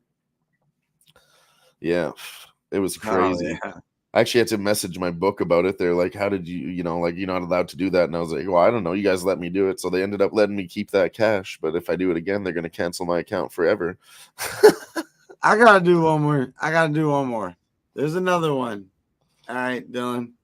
This one you weren't there for, but shout out to the motherfucking legend himself, Mr. Ski Prophet. All flowers to you, my friend. We love you. Ski put me and Jimmy up. We kicked it all. We kicked it at the Italian American Club the night before that too.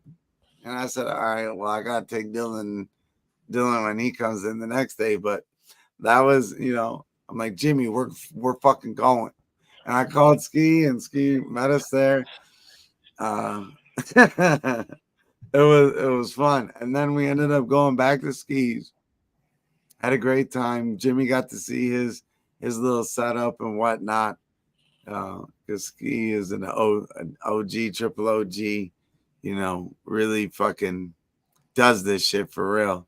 And it's NBA time. So, tune into that. But, we were just hanging out. And that's the beauty of it. It's like we've known each other for so long, and like we've always hung out type shit. But it's finally in person.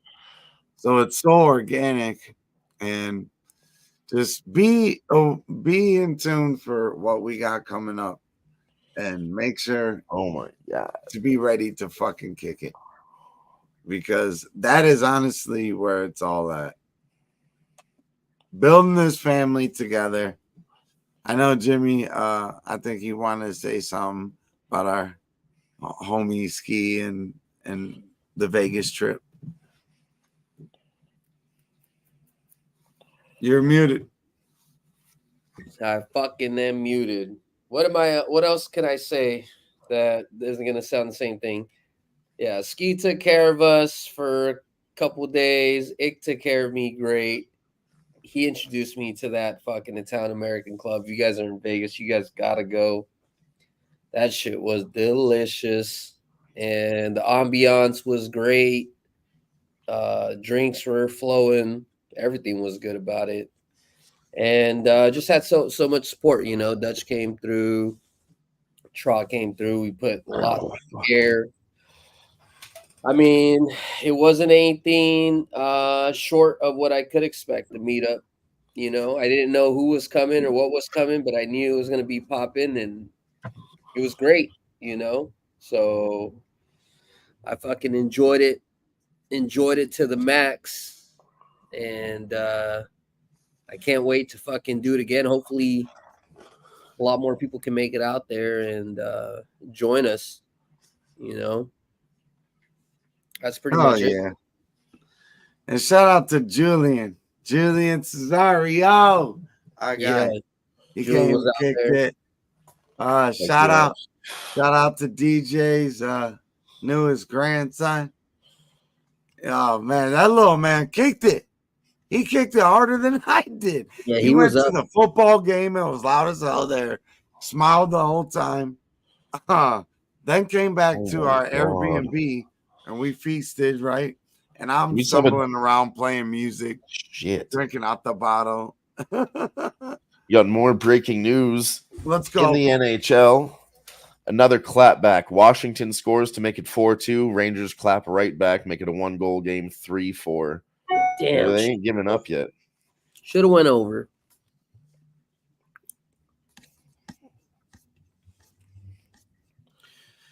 Luka did tweak his calf, but he will be playing the second half. Dang, that rhyme, man. Dang, how good. He looks like he's grimacing a little bit, but Nate, shout out Nasty Nate. Oh yeah, we ate some bomb ass. Ick missed out on some bomb ass Korean barbecue, man. I took these boys out to some KBB. Oh man, that shit was beautiful. If you never ate there, basically it's like an all-you-can-eat buffet that you got to cook yourself, but different types of delicate meats. That shit was fucking bomb. So next time, the one thing that I would say the downside is that we didn't do anything for ourselves. We did in the first day, like before everybody was there. We didn't get Tell me they did it. Tell me they did it. I just took the Rangers live at plus 145. That's ballsy. Oh, that's okay because Washington got another penalty and they're going to have a 5-on-3 for 20 seconds and then a full power play.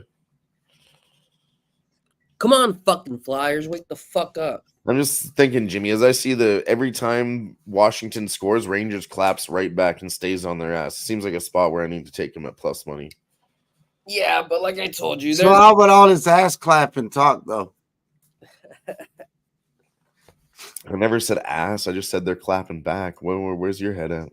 And you said ass. You threw ass in there somewhere. He said that ass is getting clapped. They're going to clap that ass. Some ass will be clapping. Vincent Trocheck's going to score. How about that for a prediction? You'd be a god.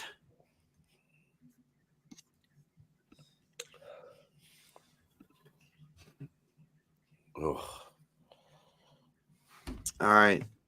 I'm going to look back on the last couple Denver games of what they did in the third quarter. Won the third quarter there after losing the first half and the first two quarters against the Raptors.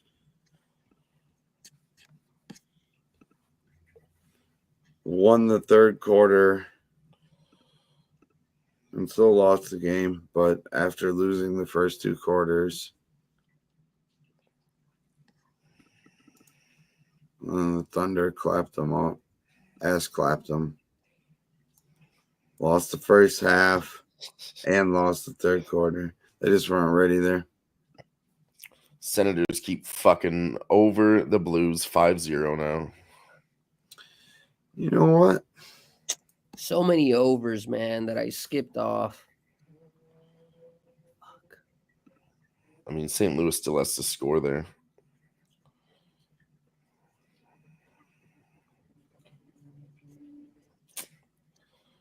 And there's a spot I missed today down to the Ottawa Senators second period at home. I told you about that one, Sniz, and I've missed that myself today. They smacked it. All right, something that I'm looking at is if we get right now, the third quarter is 2.5 for the Nets. I'm going to keep an eye on it. Plus 2.5 out. So they got Denver to win. if I see maybe a 5.5, I think that might be a good time to jump on it.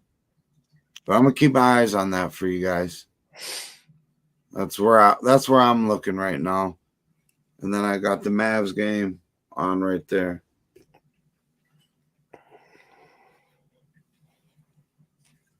Minnesota's up now, 3. Yeah, they're opening up right now. Yeah. We'll have another chance, I think, to get on Dallas. Yeah, Dallas is scoreless in the third period. They're plus 6.5 now. I love Dylan's fucking verbiage on all this stuff. Some of it is hilarious. And what can I say? I'm a good speaker. Yeah, they're down 10-0. Mavericks plus 9.5 third quarter. Now. Just do it off principle. Don't do nothing fucking stupid with the dollar amount. Put 1 unit on it. If you want to put a half a unit on plus 700, well then, Godspeed. Godspeed, brother. All right, boys. I hate to cut you short, but I just realized it's almost 6, and I got to get out of here. Jimmy, give us the breakdown here. I'm gonna bring you in here with the propers, because without my main man Jimmy Gomez, you know what? Shit, I might not even made it out of San Antonio, man. So shout out to the Uzi. I always give my homies their flowers. Let's go.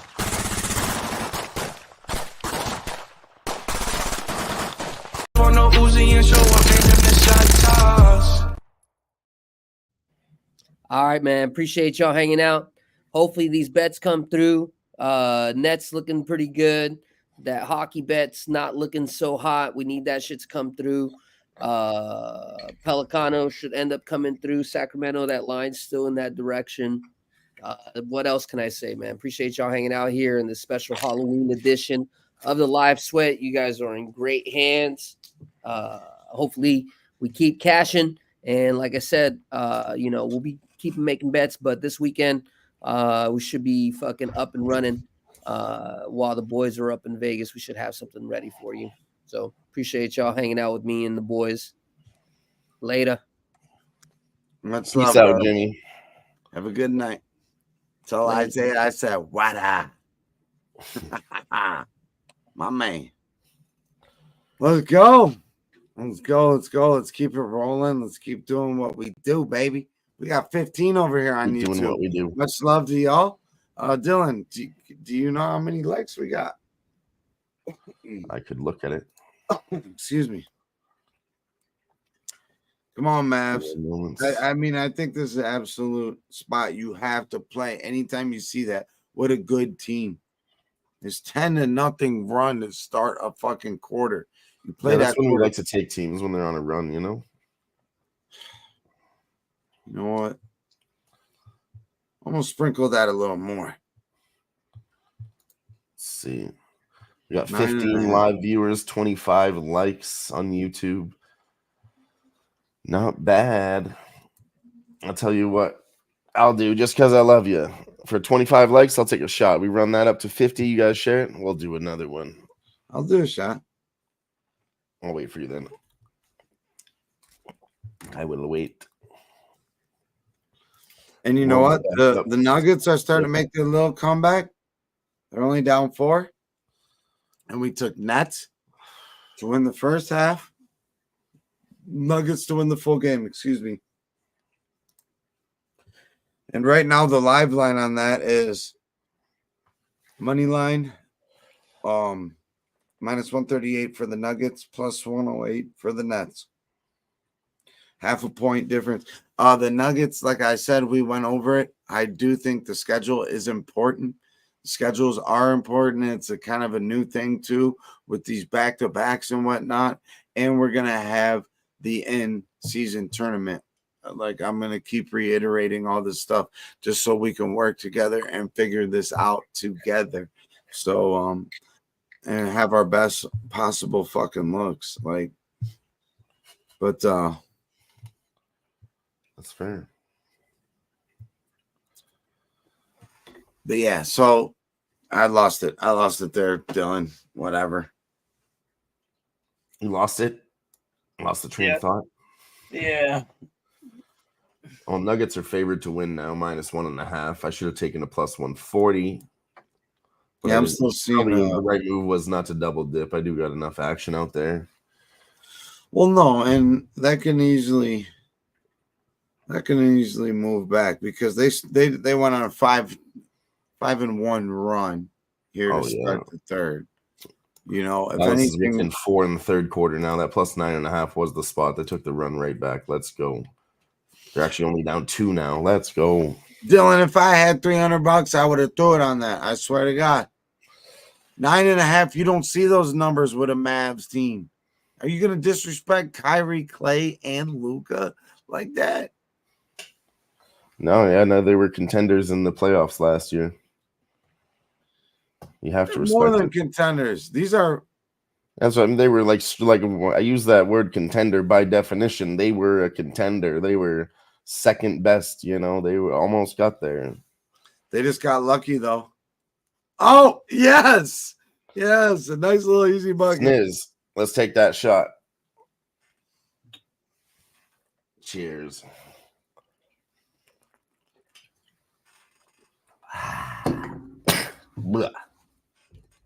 You okay? Good stuff. Okay, man. I'm okay, man. We're okay with the Wolves being up. We got +9.5, Gerardo. Like, we don't get blessed like this too often. Mavericks up by 1 now. You know what I'm saying? I mean, Dylan, we got blessed one.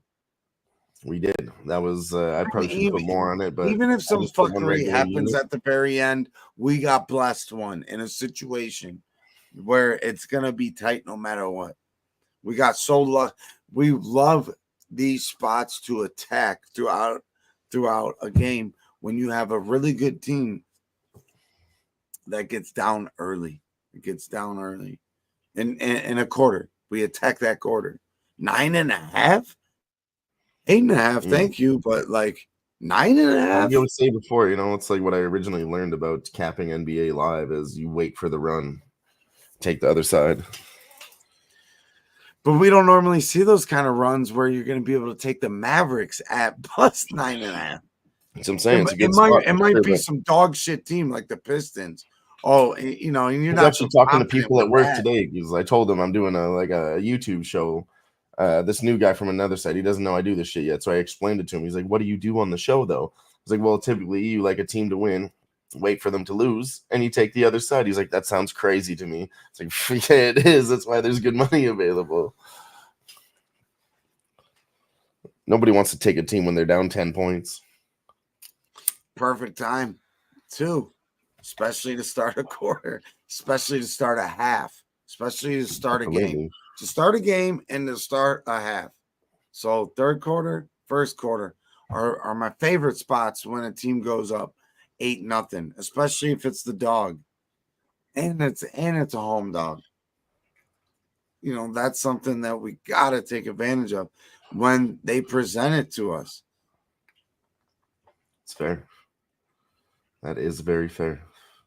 I'll tell you what, and I know you're down most of the time because we're always down to go backstage, but I'm not gonna have this set up here for forever. I got some shit going on in life where I'm gonna have to be doing some stuff here soon.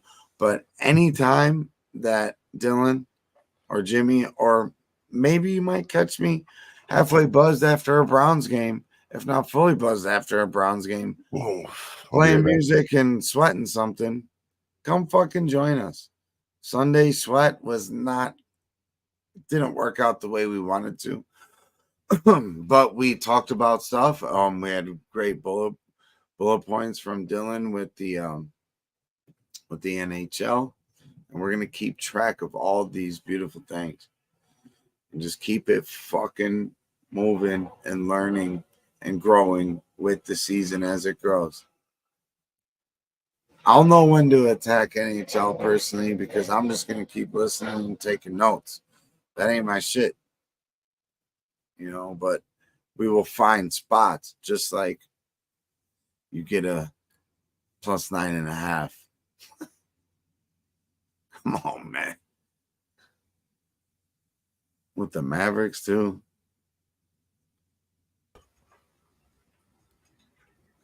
I really wish I could have dropped like $5,000 on that. I'm not even kidding, Dylan. I mean, that's one. If we're in Vegas, we're throwing all our money together and throwing it at the bitch. Like, here it is. Give me that fucking line now, please. Because I'm about to rob you guys legally. I'm about to legally rob you.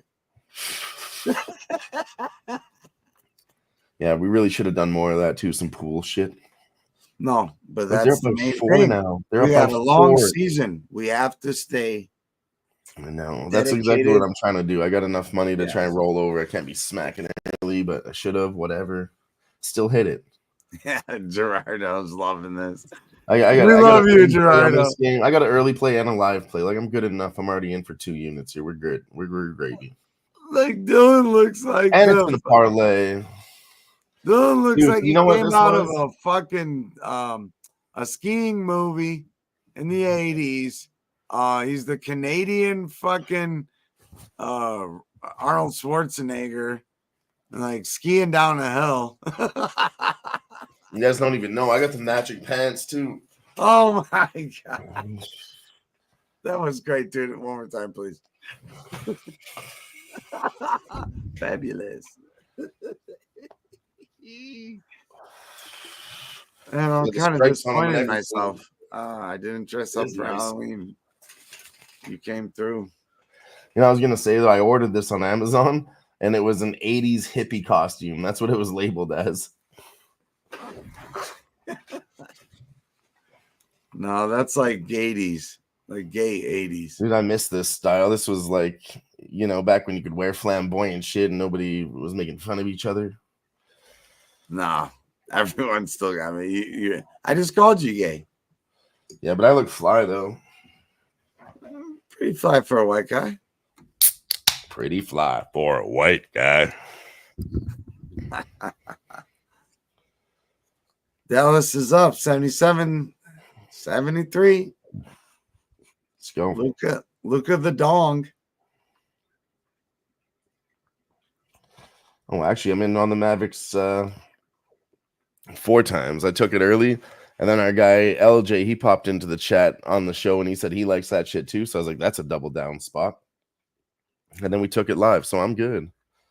I'm comfortable with what I did there. 4 units, actually. 2 live, 2 pre-flop. Let's cash this third and fucking go cash this clay, motherfucker. Let's go.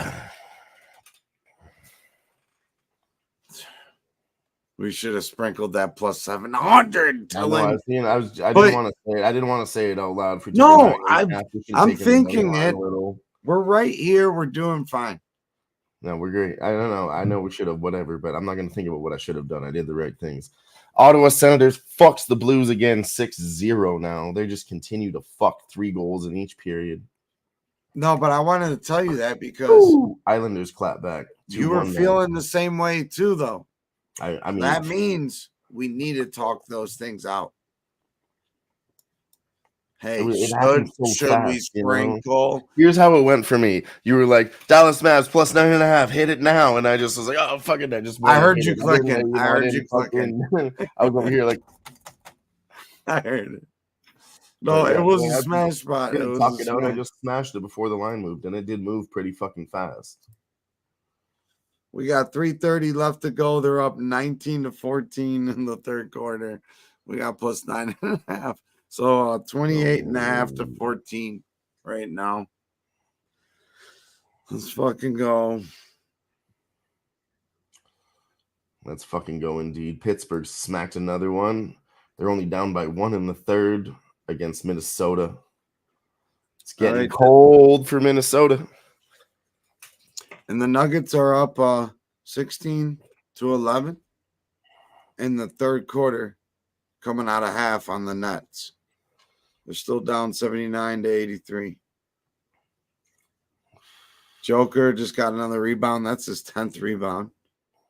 And it's still halfway to go. A little over halfway to go in the third quarter.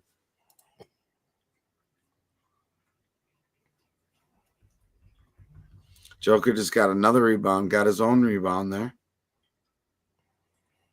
And he got fouled there. So let's see.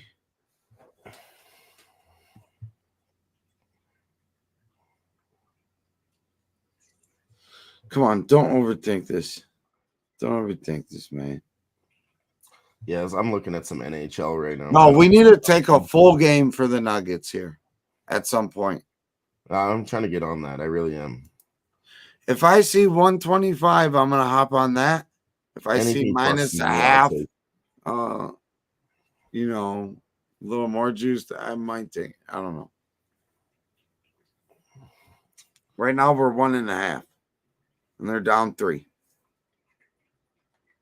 I do think Brooklyn can finish strong.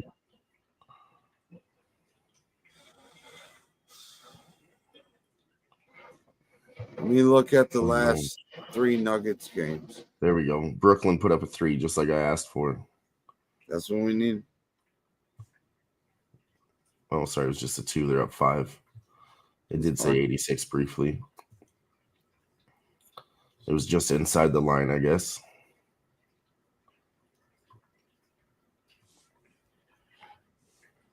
All right. I think I found turnover. Oh, Nuggets minus 110. Let's go. I don't have it. I think I might have found a better spot, though, Dylan. I hit it. Jokic scored, and it's back up to minus 125. I got a minus 110. Let's go. Oh, they clapped back. I'm getting it at even money. Yeah, they clapped back. It's even money now again. They're down 6, though. It's okay. They're playing hard right now. I'm not worried. I'm going to wait. I'm waiting. Denver scores again. We need Brooklyn to miss and then Denver to double up, and then we'll see this number flip. Come on, miss. Choke.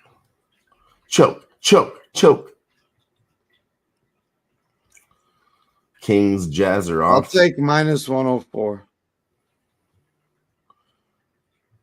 Yeah, I'm still seeing that number right now. That's what I got. I'm going to take that because it goes with our plus 470 as well. Yep, Kings and Jazz popped off. 235.5 was the original total. 6.5 is the spread. Just something to keep in mind. Jimmy likes this game to go over. I think it's an under game. Excuse me. I think it's an under game. But I don't. It's just kind of like.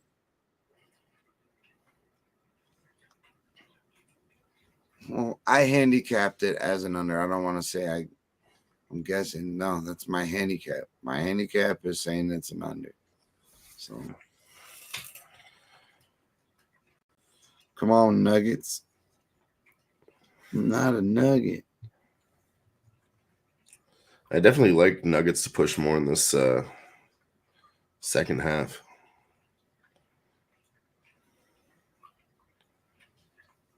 Come on, you missed a 3. Get in there, boys.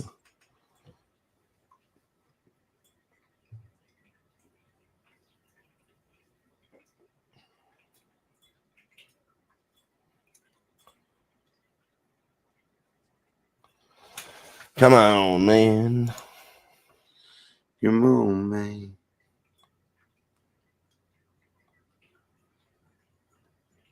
Still no change in any of these NHL games. See what's going on in baseball. I keep forgetting about it. Holy fuck, the Yankees have taken over 5-2 now. They smacked 4 runs in this third inning, bottom of the third. Over.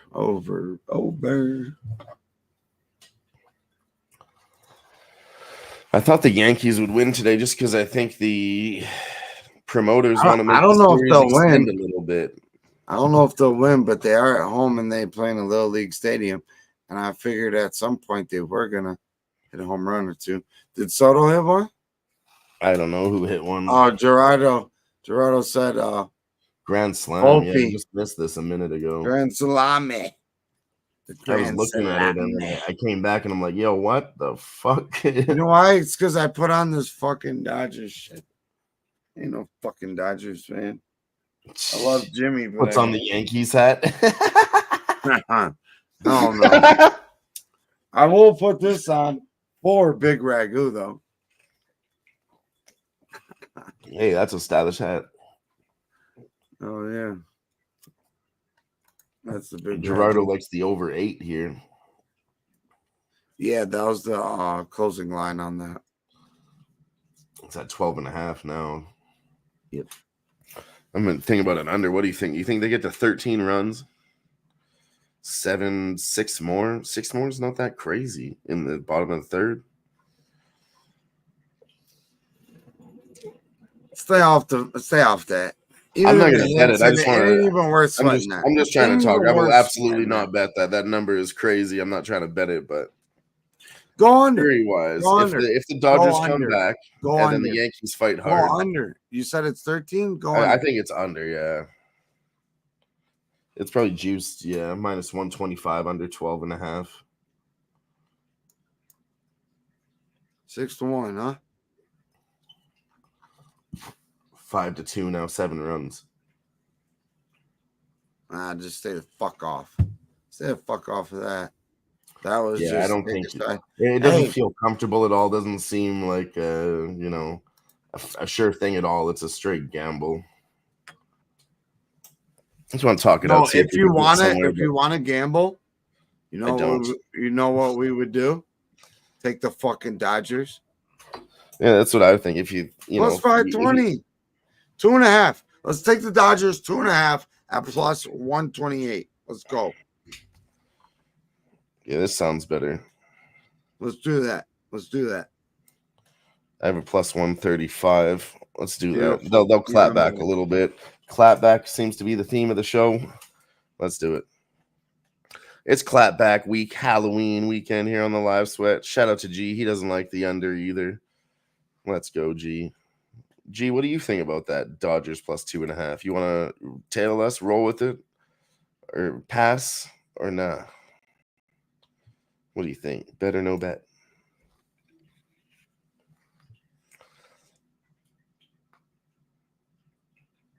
None, yeah. Shout out to Nunya.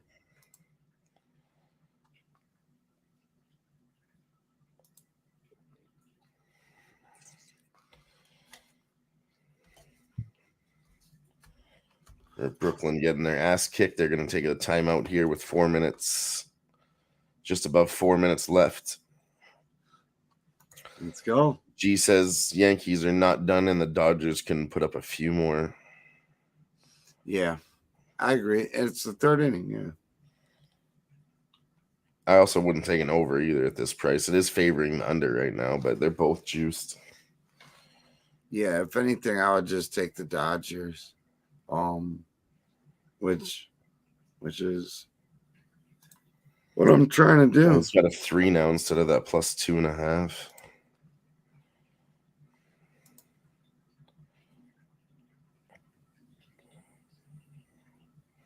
Look at Dallas up 11 now. Wow. Fuck out of here. Plus 4.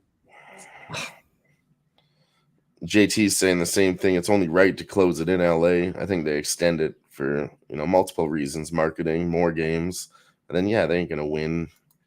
They want to win at home, Yeah, so you do the martingale. While I'm wearing the big Ragu hat, you do the martingale.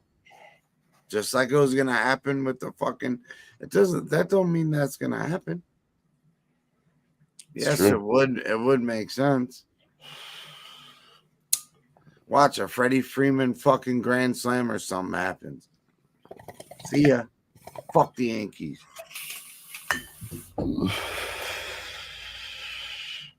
But I still think the Yankees could win.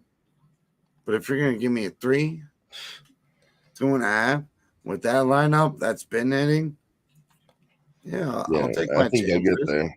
I'm not saying bet anything out of the ordinary. Put a unit on it. It's like when situations align the right way, we might as well play the number. We're playing numbers here. This is a fucking numbers game. This ain't sports. We're playing numbers. Let's be honest. Right? I agree. Hold on, Sniz. And now Minnesota's down. It totally clashes, doesn't it? Well, if you take your colorful jacket off, it doesn't. It's terrible. Who was wearing a Cuban fedora in the 80s? Nobody. Big Ragu. I think Big Ragu was wearing this fucking 80s shit, still rocking the fedora. It's Breeders' Cup weekend. He's gonna be in Vegas. Tune in. If you don't know, you better be following Big Ragu, especially this weekend. All right, the line's 3.5, but it's heavily juiced.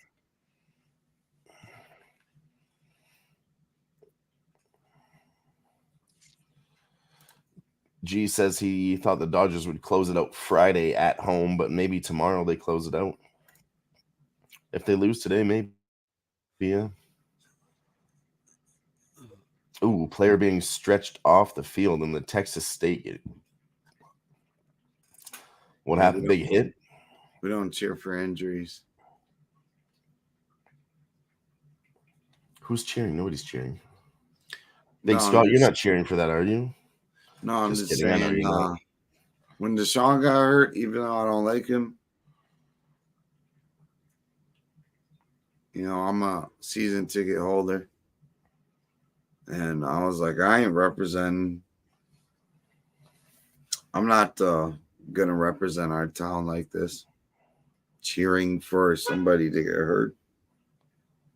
Yeah, no, that ain't it. Yeah, we'll move on to the next thing. That's fine.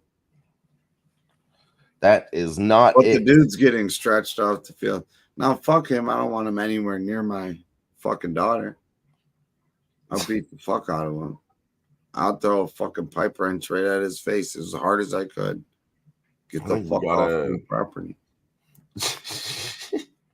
That went super far, super fast. Deshaun Watson's a weirdo. I never heard any of those stories, so that's why I'm a little bit lost here. Well, he only settled fucking 20-some fucking 28, 27 cases.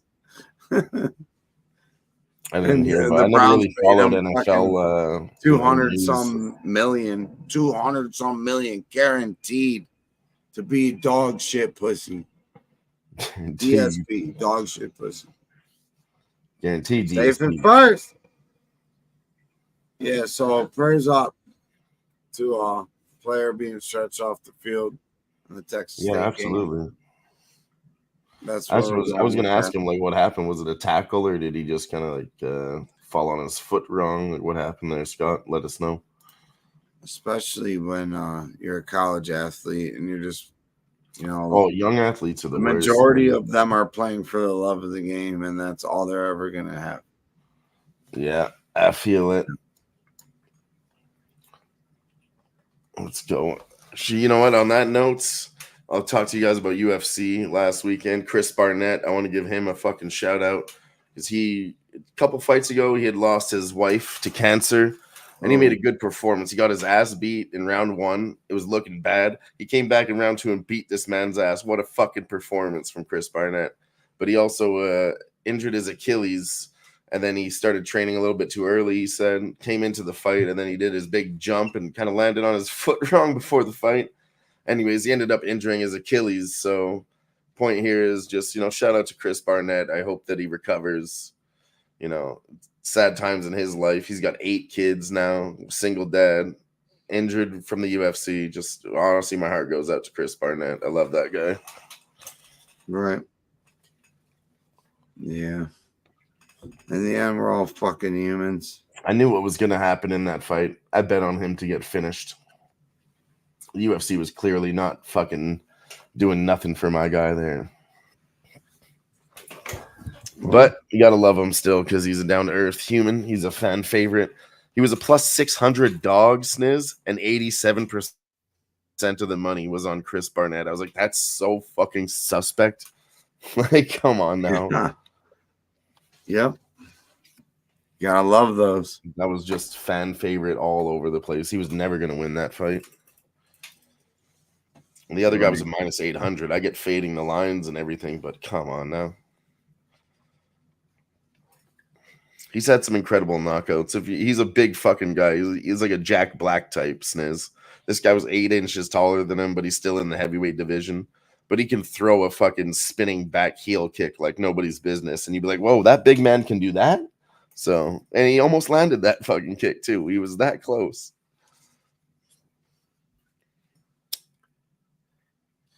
Yeah. And JT's pointing out that Ward from the Niners lost his daughter. That's sad as fuck. 1-year-old too. Come on, man. That shit, you're not supposed to be putting your kids in the ground. It's supposed to be, not at all. It's supposed to be the other way. Same with the Francis Ngannou too. He came and he lost his 15-month-old son recently. What up, Flea? What up, Flea? Rocking the big ragu today. Shout out to Flea Mathis. First member ever when we started the Fight Lounge. Flea was the first one in the chat ever. Never forget that. That's big nice. The only reason I wouldn't take the Timberwolves here is and Edward seemed to tweak his shit a little bit too. And all right, so another thing I'm taking away from all this is unders with the Mavs. It's another bulletin point. Yeah, that's fair. They are playing good defense. And it's just like Luka moves at a different pace than any other point guard. And he really dictates games. Like, teams have to play to the Mavericks' pace. I just had a fucking thought right now, Sniz. That makes me think something. We're going to do another hot seat edition right now, and I'm going to put you on the hot seat.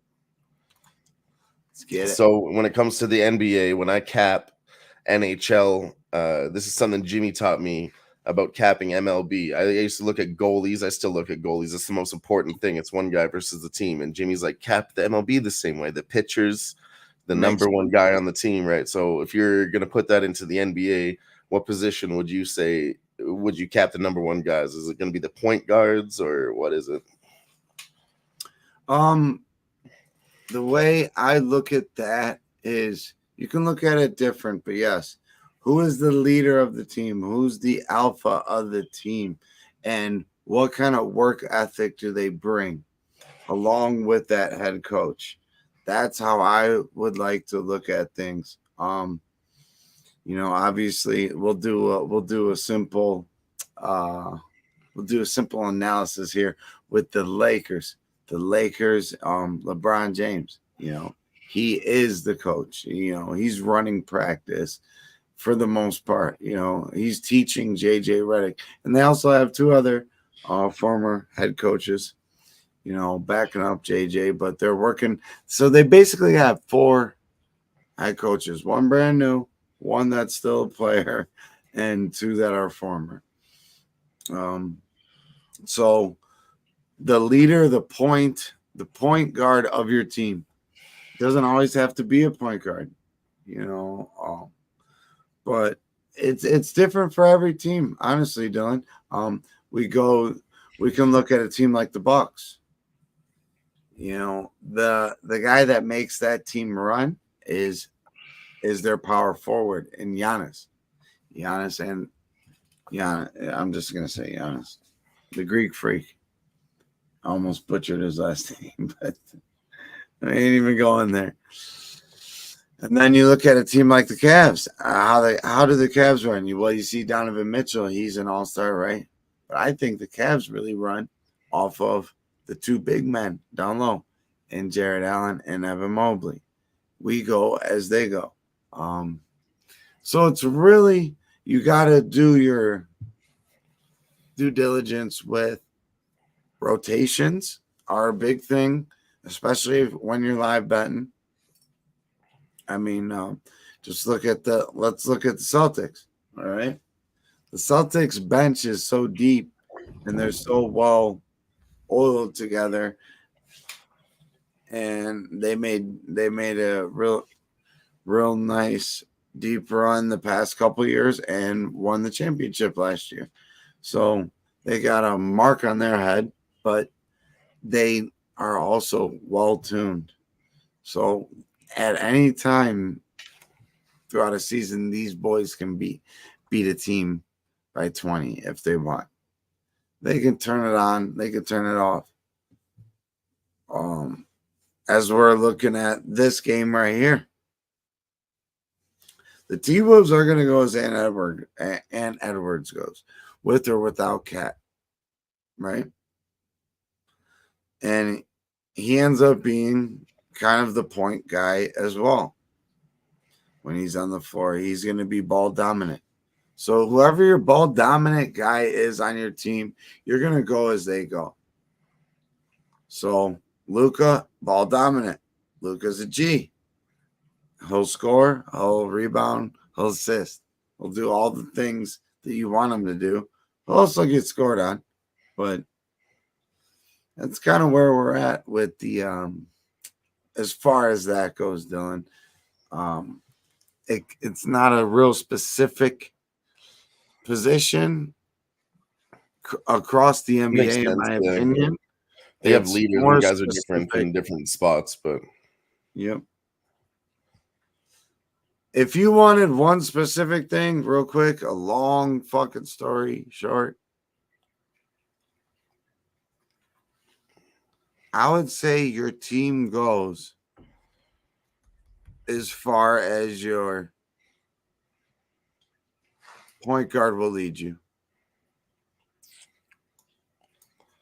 For the most part. There's teams that overachieve because they have really good point guards. Jalen Brunson, really good point guard. The Knicks last year, they weren't that great.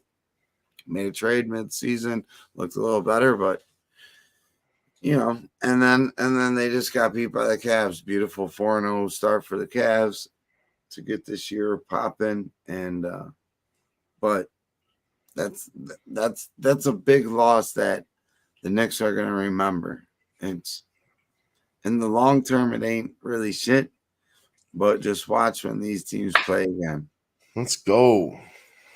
Denver smacked a 3 at the end of the third to make it 96-99, and then they came out in the fourth and smacked a 3 to tie it up 99-99.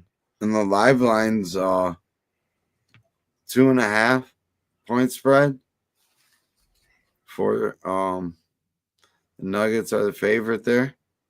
247.5 for the total, and minus 225 for the Nuggets. Plus, see, right now I would start talking. You know, when do we take an under at 250? But like I said, I've seen this before. When it gets that high, let it keep going. This is the same as NHL. The game's getting you a little stupid. And right it's now. The game's. And this is when the fourth quarter, this is when it gets the worst. You're going to get the game's too fouls, close because if it goes to overtime. And this is what I hate about fucking unders. You're going to get a bunch of scores on the board without the clock running. You don't see that in any other sport where the time stops, but they're scoring because of the free throws. That fucks unders hardcore, especially in the fourth quarter. That is the main thing that I learned about capping NBA. Fourth quarter is where your unders go to die.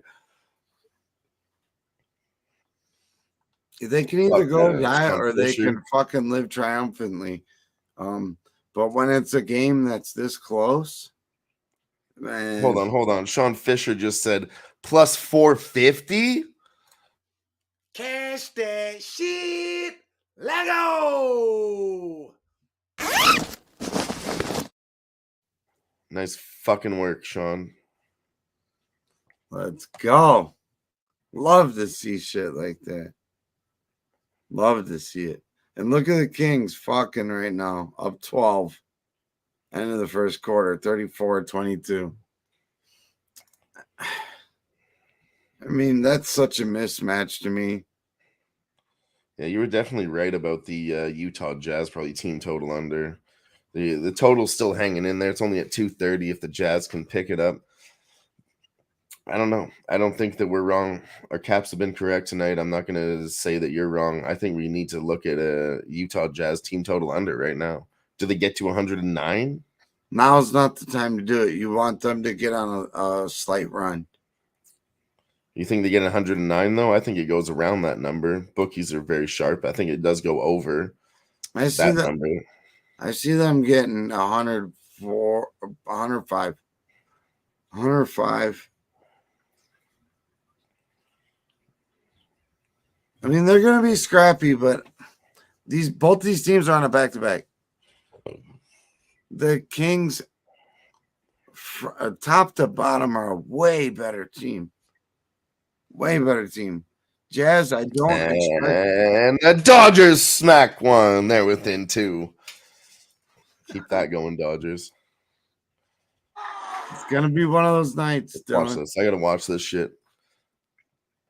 It's and Will the Pelicans Smith. are now Will Smith for the Dodgers cracks it all the way out to far. Oh, that's a home run. That is a homer for Will Smith. Getting jiggy with it. Gary Pops in the chat says Ducks is a nice winner for him. Let's fucking go.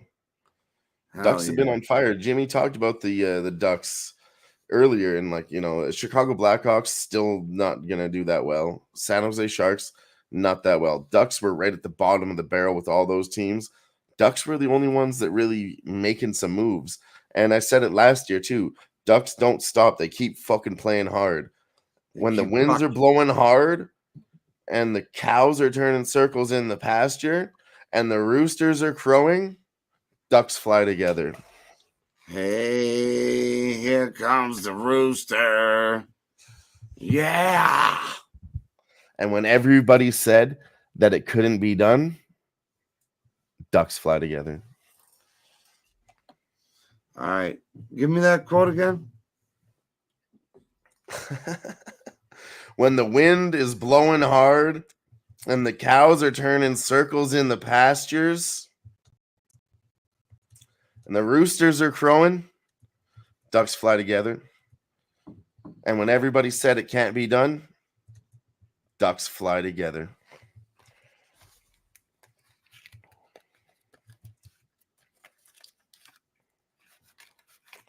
I watched that movie a lot.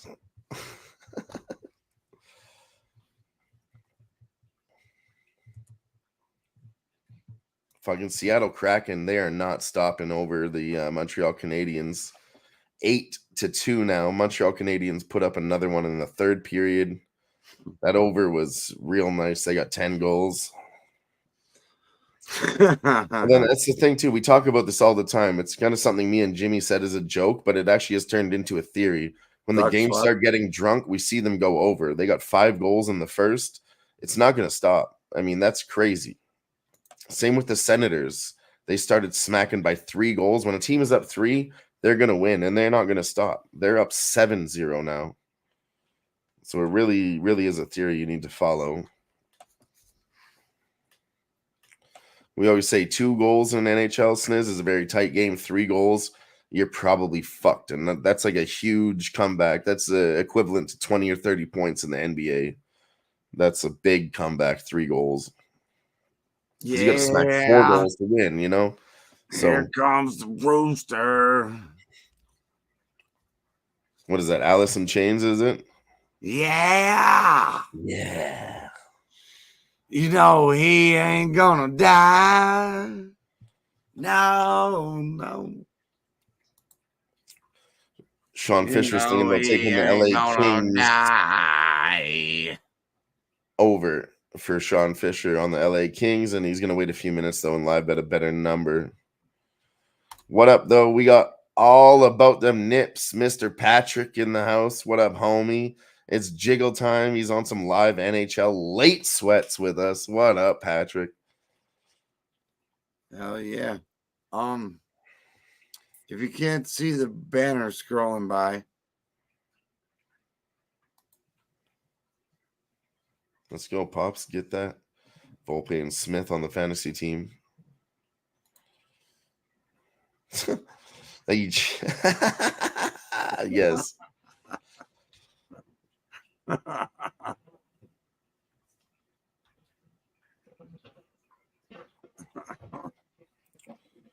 That was a quote from Mr. Dwayne Robertson, the cowboy on the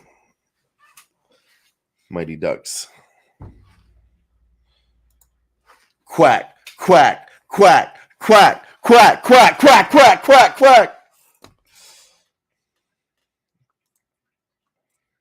let's go. No, I'm serious though. Like the Ducks are going to be a team to look out for this year. I'm not saying they're going to, make the playoffs or nothing like that, but they're going to do a lot better than people think. And, like that spot, I bet there was a lot of people on the other side going, oh, wow, the fuck did I lose? It was the Ducks, Fuck the Ducks. The flying V. How about the knuckle puck, Patrick? That was my favorite. How about the knuckles upside your fucking silly ass head? Knuckle sandwich?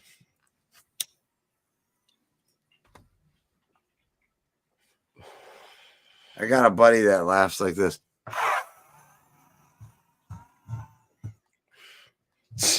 Sounds like his last fucking breath that he's ever gonna have. I was gonna say that was just like I don't know what to call that. That was like Darth Vader with cancer. you know, fuck off. It's true though. Fuck. Minnesota is not giving up in this fourth quarter. Minnesota's coming back. I knew we should have took a little bit on that, but I just want to ride out this wave here. Kings are up 10 still, 41-31. Nuggets are down 106, 107 on the Nets, 7.5 to go. Sorry, they did start with a good run, so Nets are pressing back. I think the Nuggets are about to take a timeout right now. That's what they should do, in my opinion. I like it. What kind of grub should I eat, in your opinion? Barbecue. Barbecue? That's what I ordered tonight. It's another reason I was asking that shit. It was so good. I got a fucking barbecue. What, a McRib? I got a lamb shoulder pulled sandwich. It was so good. You can fuck off, buddy. Well, no barbecue then. I don't know. My second choice would be Vietnamese then. Okay. No chicken Big Mac? Has anybody tried the chicken Big Mac? How fucked is it? Please don't trust it. Let us know. Only in America. Let's go, G. I'm already on the Rangers. Team total, yeah. I'm already on them to win. I think they smack another goal, win or lose, so I like that bet. I already have taken them at plus 185. They're plus 250 now. And like I said, this is a one-goal game. So plus 250 is a good price now because Rangers do have a penalty. It's about to be done, but this price is about to drop. JT is heard. He heard it. Hold on.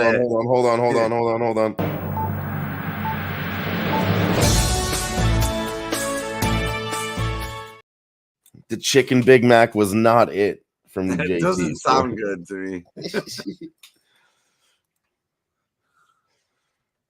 No, I mean, I don't think so. When does a piece of fried chicken, need 1,000 Island dressing on it? Like, I've never heard of that. It's all weird. If you're gonna do the chicken Big Mac, you got to make its own different sauce. Like maybe if you want to layer it like that, throw some crispy onions on there, maybe, and some bacon, and some barbecue sauce, and maybe a little zesty barbecue. Tell you what is good though. It's like a secret menu item, the carnivore Big Mac. It's when you get 2 beef patties, but replace the other 2 beef patties with 1 chicken patty, and you get 1 of each. Now that shit's fucking good. So the bun in the middle would be a chicken patty. No, you still have the bun in the middle, but you have 2 beef patties on the top and then 1 chicken patty on the bottom. Because they're so thin, you need 2 beef patties. Though the ratio. Yeah, I think how I would build that if I was to do that: beef, chicken patty, beef, no middle bun. The chicken patty is the middle bun. Let's go. Dodgers smacked another run. They're only down by 1 now, Sniz. 5-4 over 8. Cash it. Let's fucking go. We're calling out fucking beautiful plays here. We're getting on them. Let's fucking go. Yeah, she's slaying it. Another thing I was on, it was the under in this whole series, under first 5. And that was just because of the pitchers. And I thought today, putting in these relief pitchers, I wasn't going to get there. It wasn't enough for me to bet on the over because I had been smacking that shit. DJ Big Boss actually taught me this in Vegas. Just take the first 5 if you like the unders in baseball. And I was smacking that shit. Hey, I got to highlight this for my guy, JT, because he said, let you make a chicken Big Mac. Let you make a chicken Big Mac. Let you make a chicken Big Mac, man. No, I think he absolutely nailed it, though. McDonald's just got lazy and said, why don't we just put chicken on the Big Mac? Oh, it's a great take for sure. And I think like people that, customers, they've seen enough TikToks where customers were doing that on their own. They're like, well, I guess we should do this. Right? So you said those secret menu items, they became a real thing recently with TikTok and all those kind of trends. And the Here's my secret menu. Why don't we make money off of it and then up the price 20%? Yeah, it is. It is hard, Sean. It's no joke. And our angles, let's put them together and come up with the sharpest angle so we can fucking slice right through this shit like a hot knife through butter, baby. Knife on butter, baby. The Jazz are making a little comeback here. The total is going back up 232.5. The Kings are still up though 8, 46-38 with the spread of 10.5. Halfway through the second quarter. We still got 5:47 to go in the fourth quarter. The Nuggets are down 3. Live money line on them is plus 130, plus 128 now. The Nets are up 4. So it looks like another. They're in there minus 150. The spread is 1.5. The plus side is clearly on the Nuggets, and it's juiced to them. And the total's at 248. Don't feel any certain way about that. The Mavericks, see? Dang it, Dylan. Timberwolves. This was a perfect game to get on both fucking sides. We could have arbitraged. We had a plus. Fuck, I don't remember what it was. 700 for the second quarter, third quarter, whatever it was. Fuck out of here. Mavericks are up 112 to 107. Live line of 3.5. Juice to the Mavs minus 138. And the total's at 231.5.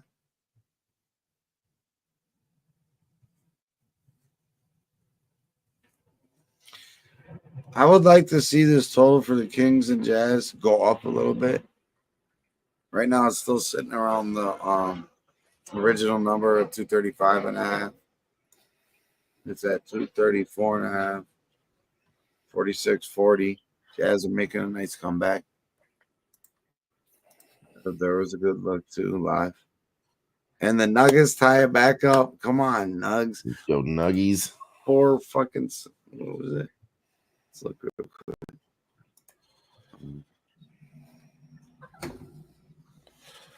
What do you think about the Dodgers live to win it all now? They're down 1 only now, and it's plus 250. I know we talked about it earlier, and it seems like I should stay away. But Man, my shit is tripping, is bro. that tempting right now? It's my mind tells me that line is too wide compared to the original line, but it also tells me don't get greedy. You know what I mean? We already got the plus 470, plus 140. I think I've already tapped into this game once. Maybe I don't, because I did say too. I do think this goes a little bit further. We had some guys in the chat making good points earlier, saying Dodgers should win at home. I do like that in a playoff situation. Dylan, let's take the Nuggets. Let's take the Nuggets one more time. Minus 102. Let's take them one more. Let's take them one more time. You got plus 105 for me. Let's go. Yep, let's get it.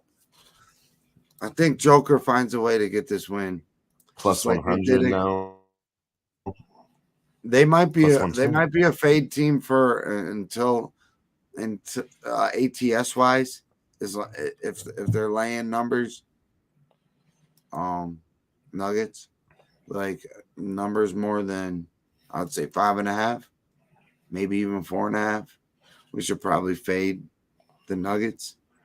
Not saying they can't win. I think they would be a good live bet team. Yeah. So those are other things that I've got jotted down up here. Yeah, I mean, we were talking about them being an under team, but I mean, that could easily happen later in the season. I think everybody, like I said, it happened in the NHL, and it's kind of happening in the NBA too. Totals are crazy to smash in the beginning. The Jazz have come all the way back within 3. They were down pretty hefty too, bro. Yeah, they were down. They're winning 24-18 in the second quarter. See, I'll tell you in a minute. Yeah, they were down 12 to end the first quarter, 34-22. Now they're up 24-18 in the second quarter. They're still down 6, but man, nice little run there that they went on. What was it? I can find the biggest lead here. Give me a minute.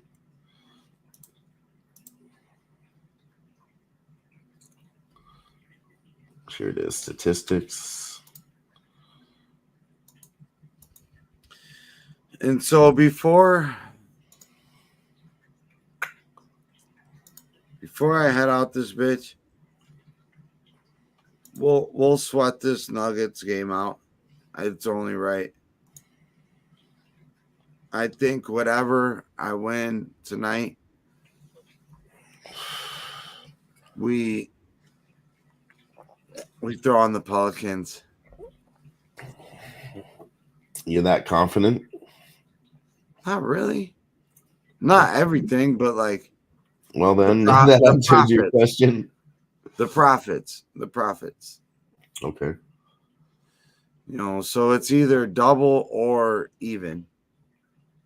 I'm not saying the bankroll, just the profits from tonight. Some nights it works out to where you can do that kind of shit. Under, easily under 217.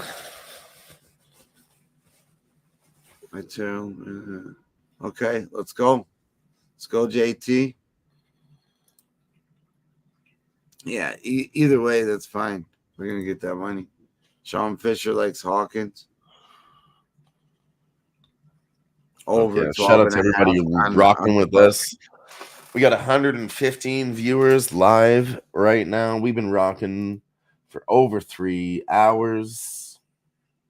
Appreciate every single one of you that's been rocking with us on the special Halloween edition of the Live Sweat. This one is for you guys. Yeah, this one's for y'all, motherfuckers, man. Appreciate y'all. And It's nice. I'm pretty sure most of the people have already seen all this, but I like to show off.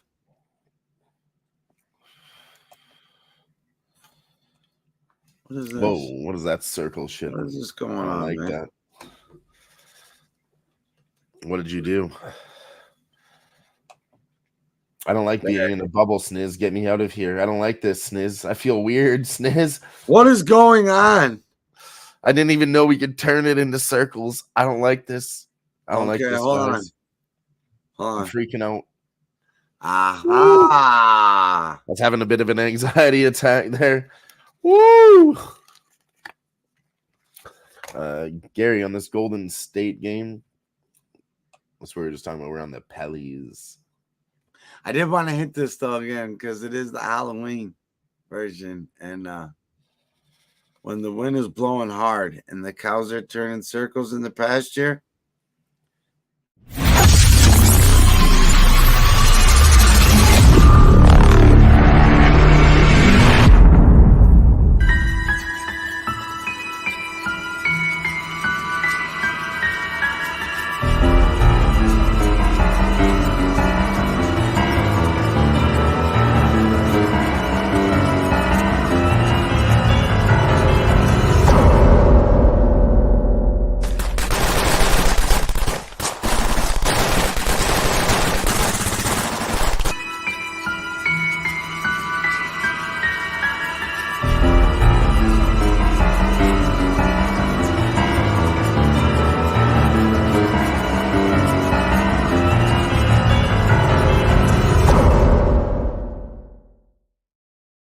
Boom.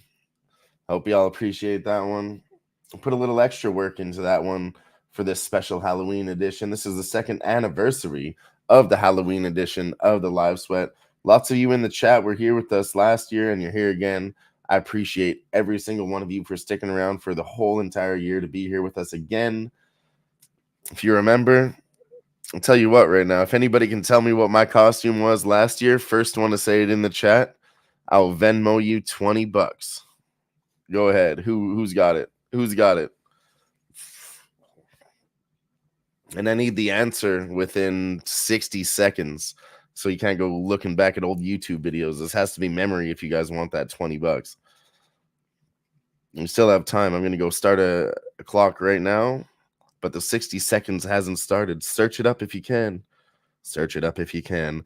What was Dylon's costume last year on the Halloween edition of the Live Sweat? $20 to the first person to say it in the chat. And the time starts now. 60 seconds. Go ahead. A dog is close. It's close, Flea.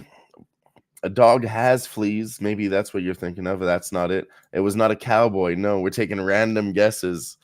Oh, you guys are crazy. You know that? All right, 20 seconds in. I'll give you a hint. It starts with an L. The letter L. Come on. Come on. 30 seconds left on the clock, ladies and gentlemen. We are live here. First edition of a game show here on the Live Sweat. What was Dylon's costume last year? Sniz, you're not allowed to answer. Anybody in the chat remembers, first person to get it gets $20, I said. They're just shooting out guesses. They don't even remember. Oh, it was the gay cowboy. No, that was Gary's. Oh, Sean Fisher says a leprechaun. No, I said it does start with an L. It was not a leprechaun. A Lulu liquor. All right, the time is at 1 minute, but we're going to give you guys another minute because you're just straight guessing. You haven't gone back and watched the show, which is fine. You probably wouldn't even have time to go through that video and find it. So I'll give you guys another minute. Another minute. Go ahead. Keep guessing. Second hint. It starts with an L was the first hint. Second hint, it's an animal that starts with the letter L. Go ahead. Go ahead. 30 seconds left on the clock. 30 seconds left on the clock. Who's got How's there still 30 seconds left on the clock?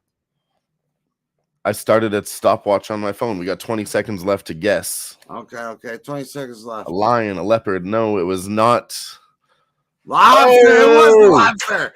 Once I see that, yeah. There we go.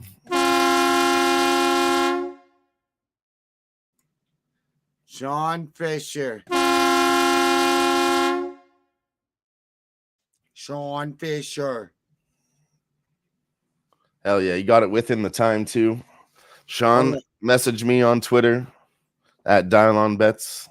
Hold up. Send me your PayPal. If you have a PayPal, I'll send you $20 for answering the question correctly. Thank you for playing this first edition of What Was My Costume Last Year? Sean Fisher. Sean Fisher. Sean Fisher.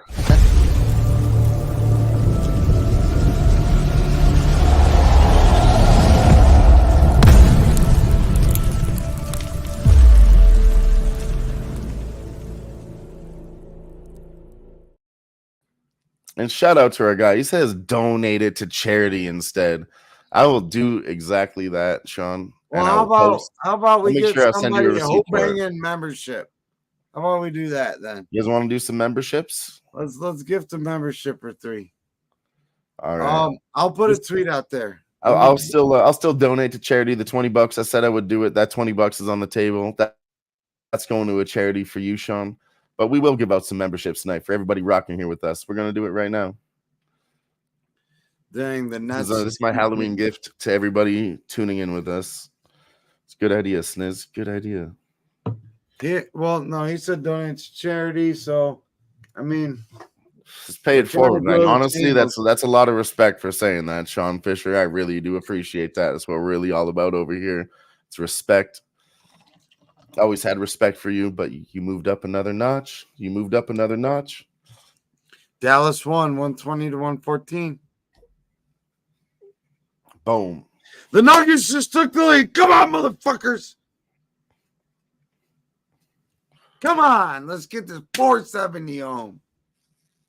And we put another fucking unit on the minus 105. You said you got, or 102, and you got plus 105, right? I ended up with a plus 100, actually. All right. Are you gonna tweet it out, or do you want me to? And then you can quote it, and we'll give it a second to marinate. I just did it right now. Okay. There it is, ladies and gentlemen. 5 Who-Bangin sports talk memberships from your boy Dylon. That's for you, all you guys. I wanted to tweet it out that you're about to do that. But thank you, Dylan. Anyways, thank you, North Sean. Ender gets a membership. Ken Wood gets one. DR99, Redbeard, and Silent Rob all were gifted a membership here live on the show. Let's go, boys. Cheers. Shout out to you. You know what? Cheers to you, fucker. I gotta pull out the Henny, I guess. I don't. Dude, I can't do shot time for my own shot. Doesn't that kind of fuck up the rules a little bit? Isn't that insider trading, so to say? I guess I'll do Alizé then. This is pussy shit, but we'll drink it. Alizé. I remember when I was in grade 10. Well, no, you mix these two together, you get Incredible Hulk. That's why I had it. It's actually a very good drink. No, it's not. I remember it being. No, when's the last time you had it? Fucking 12. Grade 10. Yeah, exactly. 15, 20 years ago. Worst hangover ever. A whole bunch of sugar, but it tastes great. So it tasted fucking good. Yeah, right. Fuck off. It did, in my memory, it did taste great. Incredible Hulk? What you know about the Incredible Hulk? Oh, come on.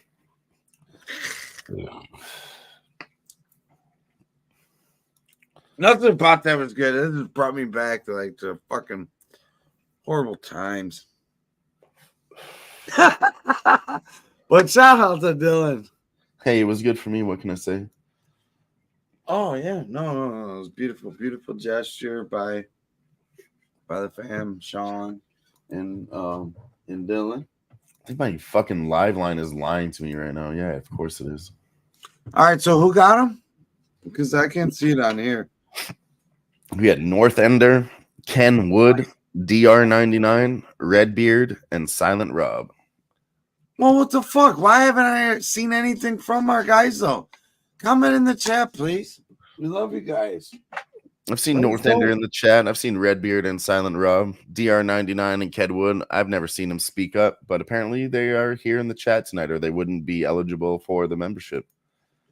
No, that's what I'm saying. Just say what up. Like, we do this to reach out to y'all. Me and Dylan could be fucking hanging out at Niagara Falls right now. You know what I'm saying? Could be doing our thing anywhere else but here, but we love y'all. Exactly. We are truly blessed to have this opportunity to fucking, share moments like this together with a real group. The internet's so fake, and I like to think we're one of the realest. So out there, and it ain't really about the internet. It's just this is how we're able to do it. Connect together. So take advantage of it. True. But True. Let's take a moment to realize, hey, there's all these elections going on and this, that, the other. Let's continue to fight the good fight. Good versus evil. Stay diligent, stay strong. Life ain't easy. It ain't going to be easy. Not for the ones that, because if you're a good soul, you're gonna get tested all fucking life long. So we find our opportunities to bless them and not stress them, and just stay right there in that beautiful zone to where we can grow and create organic fucking things together. Brooklyn got free throws with 20 seconds left, but he missed one of them. This is a 2-point game now with 20 seconds left. Come on, Nuggets. This is the real sweat right here. This is where it all gets decided, ladies and gentlemen. This is where we get sweaty. Foul them, tie it up. 25-25. Defend. 8 seconds. Defend. I don't know if Brooklyn Nets has timeouts. If they do, they're going to take one, of course. Step back, Jay. What's the move in this game? What game you talking about? Pelicanos. We want Pelicanos. We got let's actually take a quick minute here, Sniz. We got a whole bunch of games popping off. I'm on the LA Kings to win on the puck line. San Jose Sharks are on a back-to-back. Okay. They won yesterday, 5 goals. That's incredible for the Sharks. Good for them. I'm fucking betting that they lose today. That's incredible for the Sharks. Good for them. You're the Seriously, Canadian. they're not a team that's going to continue this winning trend. When they win one, they lose the fucking next one. If they don't, literally, you got your Ragu hat on. Do the theory. Smack it again. I doubled down because I lost yesterday. If I lose, I will fucking quadruple down for the third one. And if that happens, I will 8-octuple down. Because the Sharks will not win 4 in a row. They fucking won't. And if they do, I'll double down times 16. That's getting crazy, but I guarantee you the Sharks won't do it. Dodgers only down 1, top of the 6, 2 outs. What's the score? 5-4. Still within 1. We took that plus 2.5 live. That was a beautiful spot. Yeah, need 10 assists from Fox for. Oh, that's a big one. And I know you had a big one last week too. I think it was a Jaylen Brown 3 or something. I believe it was you, Sean. Yeah, it was. I think he's been throwing down crazy parlays. Sean Fisher's been a solid member since he showed up here. Appreciate you, Sean. Smoke. He's in the house. Cash is the over 8.5. Tailed the pimp on that one. Let's go, Smoke. Get that money. I hope you're having a good night by yourself. Just a bunch of dogs, a bunch of liquor, a bunch of weed. Hey, we're Dylan.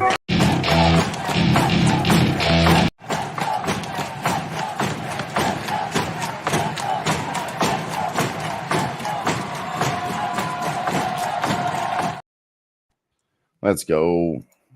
We're going over. Smoke that. Links in your Twitter. Fucking, I guarantee if you don't join us now, I'll hate you forever. What are you talking about? I'm just kidding. I always fuck with Smoke like that. Seriously, though, join us. I'd love to see your face. Oh, the StreamYard link. No, I always send it to Smoke, and he never joins. He's at home alone, no wifey. Fucking join us, Smoke. What are you doing, man? I'm out here looking like an 80s hippie like you used to dress back in the 80s for what? Dylan could use your help because I'm about fried. So I'm about to fry up with some Jack Herrera right here.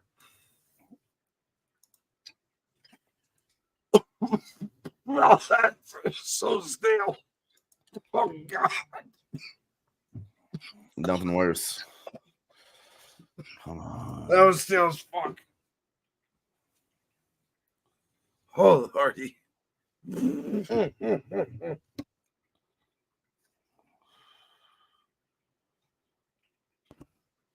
All right. Jeez, go. man. Pelicans up 10-5 over Golden State right now. Let's go. So it's what we like to see. Things that you like to see. Fuck. New York Rangers pulled their goalie. Washington Capitals smacked in the fifth to make it full time 5-3. We're not going to get there with the Rangers tonight. But we're fine.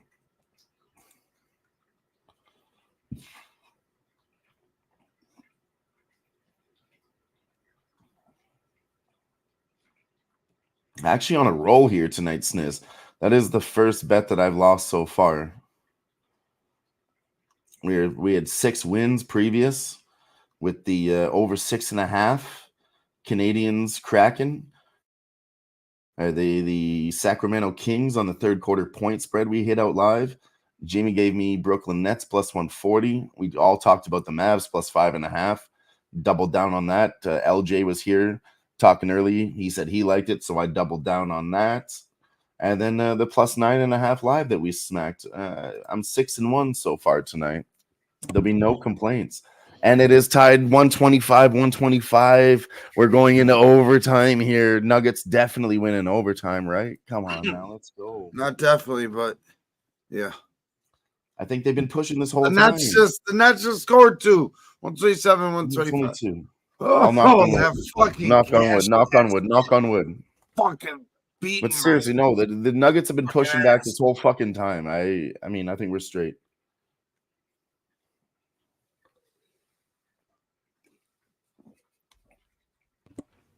That's what I get for not changing bog water for like a month and a half. Maybe it has to be longer. Who am I fucking telling? Let's go. Denver gets from some free throws to be able to tie it up here. Let's go, boys. All right, chill out with your fast ass Canadian shit. I'm just commentating the games live. I know. All right, I'll switch over to hockey, okay? Puck about to drop in the Kings Sharks game. Put your glasses back on. They're actually really dark. They're costume glasses, I'll be honest with all you. They're very dark. They're not good sunglasses. It's kind of hurting my vision right now. Do you know where you're at? I'm gonna lean in like an old man to read this shit.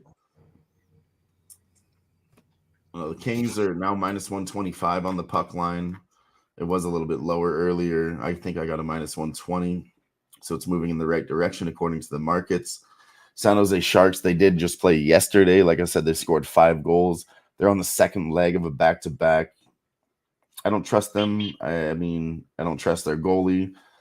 Their goalie's great. You know, Sharks suck, and everybody thinks the whole team sucks. But the goalie on that team is the only one that's been putting in fucking work to keep them a little bit alive. Rest of the team sucks. And they showed that. So I guess the players had to show up and win one, but now they're going to go back. Even if we see the Sharks go up, we can take this shit live for the Kings. I don't think the Kings are going to lose this game. With Riddick in net, he's definitely the better goalie here.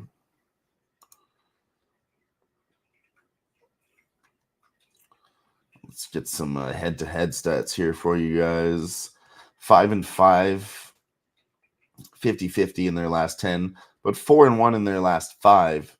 is the LA Kings. So, they started off a little bit slow, as a lot of these NHL teams did. San Jose, I said they got 1 win. Previously that, they were fucking 10 losses. Now they're 1-9. They got a 17% chance to win this game, according to the line. So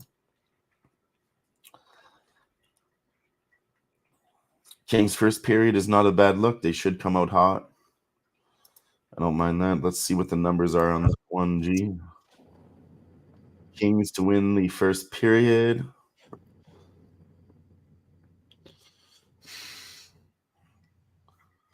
Draw no bet is -250. 3-way -105. Which is the same as the -0.5 is just a little bit more for that first period.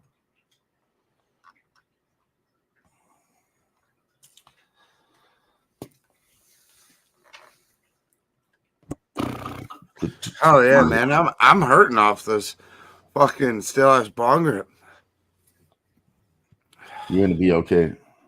Oh, I know I am. I'm just trying to fucking breathe. In through the nose, out through the mouth. Fuck off. I love you. It's a serious meditating example. It really works, I promise. Meditate. Or try this one, Sniz. Put your arms up in the air, stretch out your lungs, and then breathe, okay? Dylan. I don't know if you guys can tell, but I used to be an athlete in the 80s. His nose hurdled many lines. Jesus Christ. Because I look like I did cocaine in the 80s doesn't mean I did.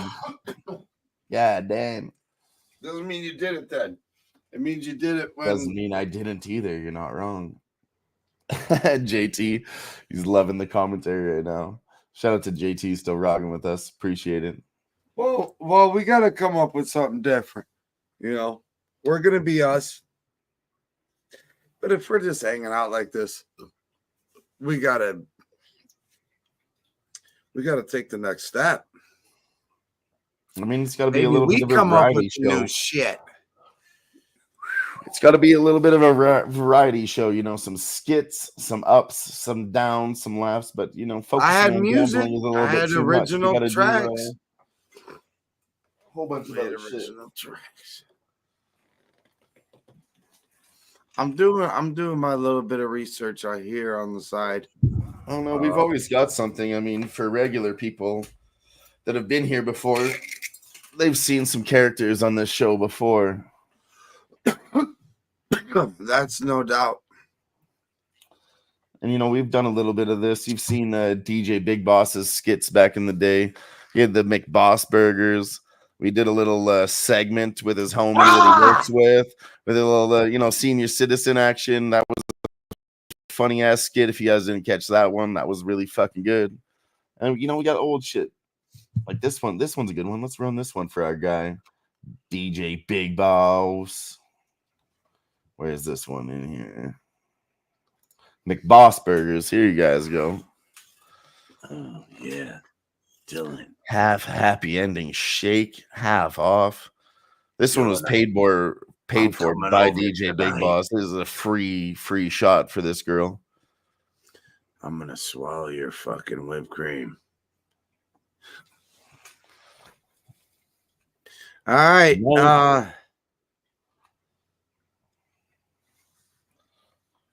You might. Yeah, that was what it was.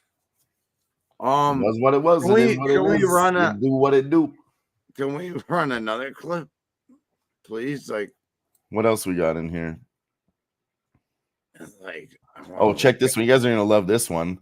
Shout out to our guy Ramon Scott.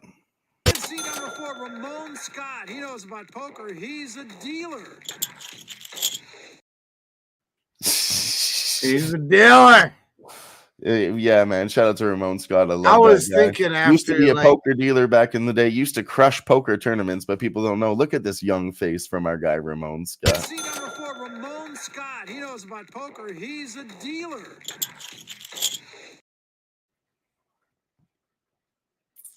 Shout out to Ramon. Or how about our guy Barney that we haven't seen in a while?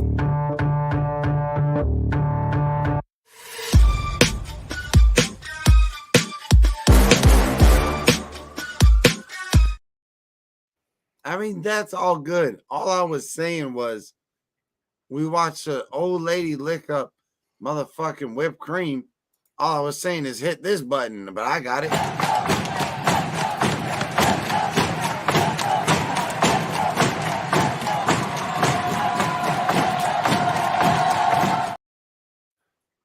There we go. Now that fucking helped a little bit. We're starting to go down a bad trip. You don't want that.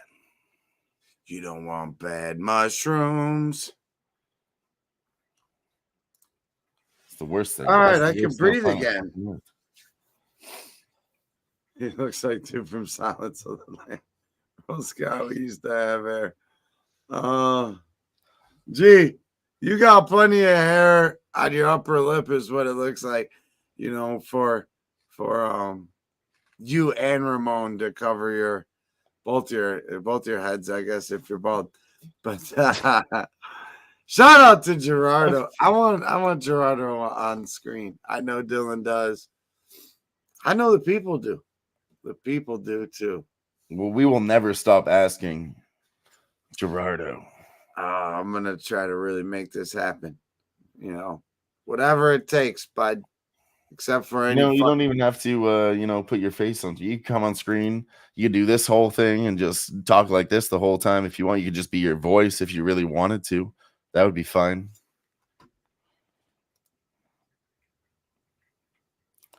You could just be a voice, a real big voice.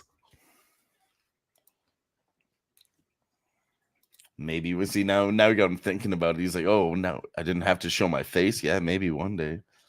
5 minutes. You know what? And we could do some not even live.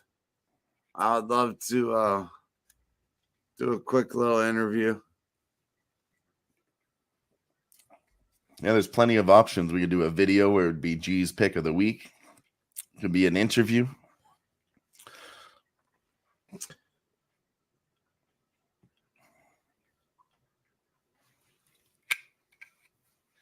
Hell yeah.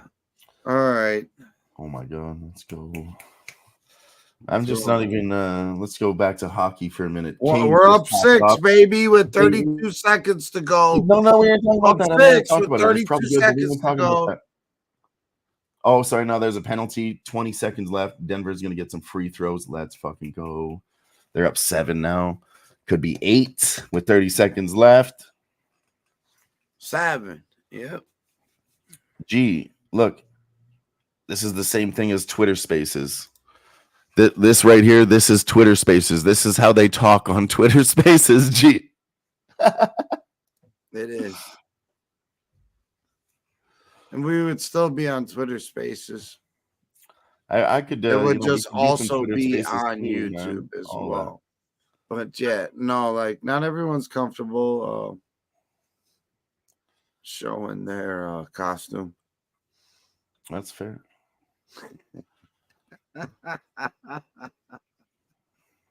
And let's go. Come on. I am who I am. I am what I am. I ain't scared of nothing. And but I'm also not a fucking idiot. So I'm not asking for a death wish, but I ain't afraid to die.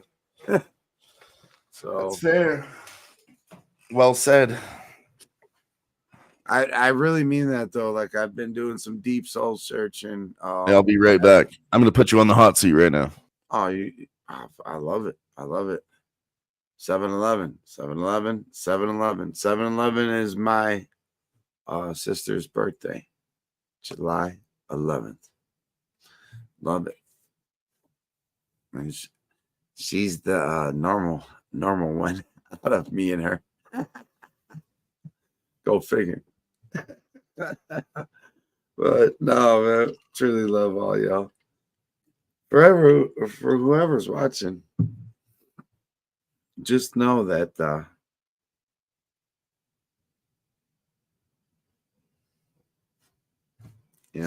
if you're ever feeling down or this, that, the other, you always got a place to come to on a Tuesday night. If you need something else any other time of the week, feel free to hit me up. Hell yeah. You know, were you doing Ice Cube quotes in your little motivational speech there? Did you say today was a good day? That's my guess. Did I? I don't know. Where's Smoke getting this from? He said I was singing that with Ice Cube right before game 2. What are you talking about, Smoke? What song was it? I don't even know, man. Sometimes certain things just happen. Sometimes I know you just quote rap songs when you speak. And I try to pick Well, up on when I was younger, so well, Sniz. when I was younger, 7-Eleven, that's what he's saying. Oh yeah, back What- door, what's that, little and what- Joe. Back door, and little what Joe. song is that from? Shake Today him up, was a shake good him day. up, shake him up, shake him. Today was a Pull good 'em in a day. circle I told you I just went to go watch take a me leak, break and 'em I with came the back, and what did I know? I told you I was 7-Eleven. vibing with my guy when he throws down 7-Eleven. shit like that. 7 even back door, little Joe. I got you, dog. Hell yeah. I was It's just the new going and down improved Blues Brother. Yes, sir. with this for sure. Let's go. With My this, guy, sure. This is JT, a that was Blues Brothers hilarious. hat. With these style glasses, yeah, I love it. Good call.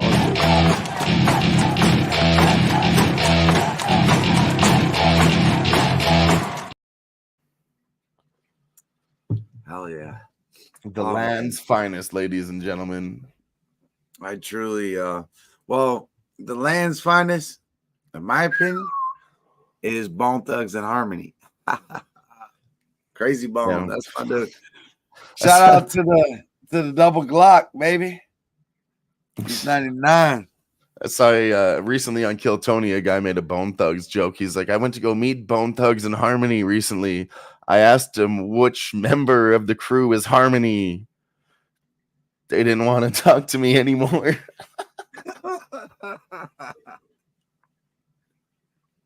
Oh, that's kind of fucked up. Which one Crazy was Bones, Harmony? definitely the Harmony though. Crazy Bones, the top 10.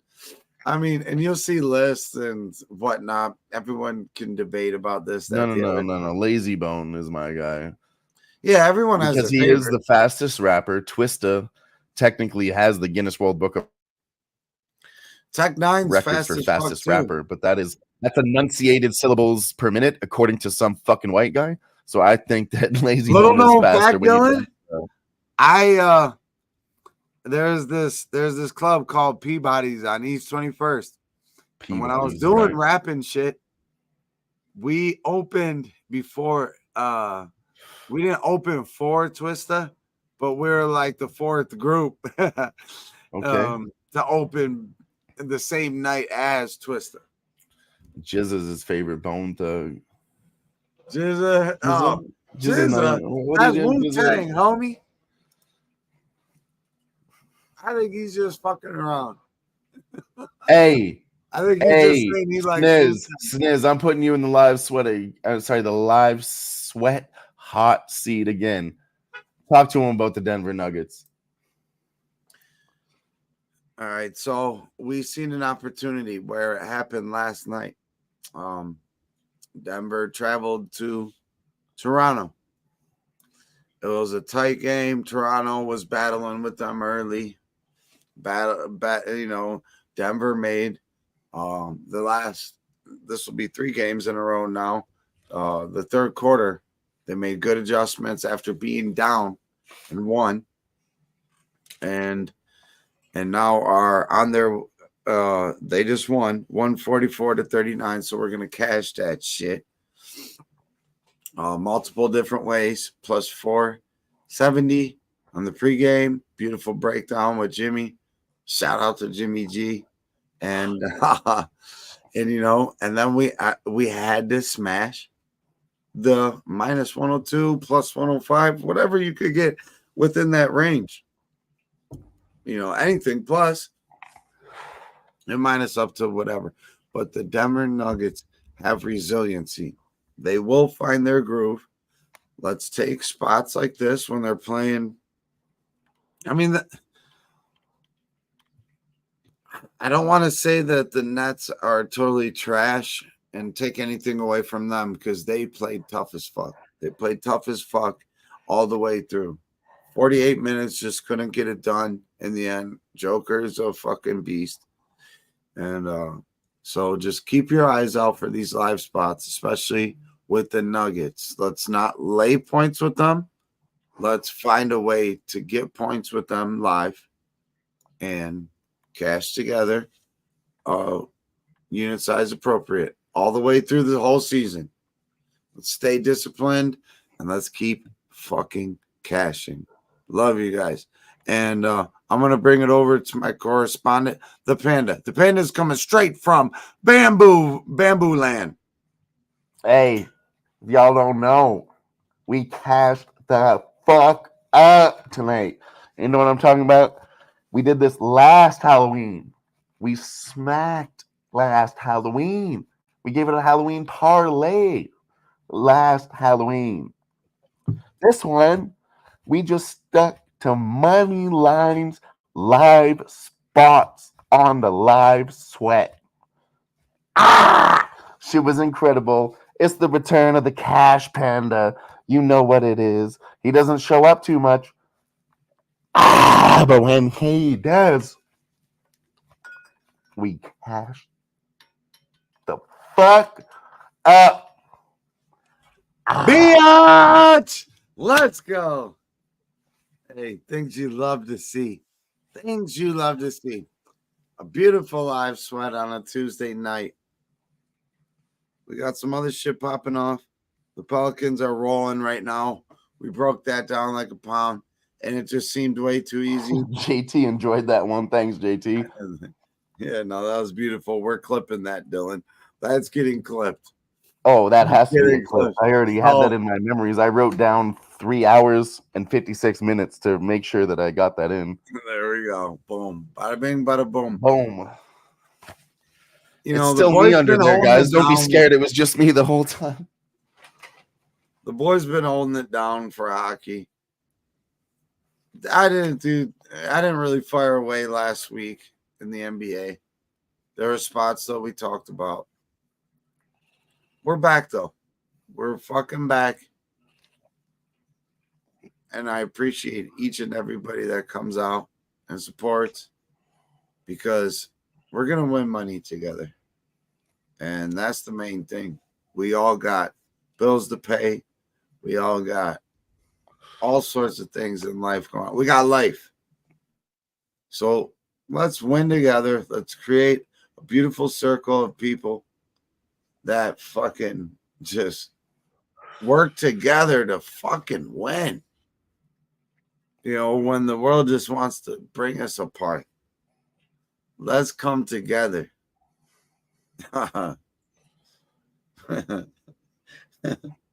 Now, G's actually taking a live spot right now. The Sharks and the Kings. First period over 1 minus 120. So you get a push if they score 1 goal, and I think they will get 1 here. Somebody gets 1, G. Somebody gets 1.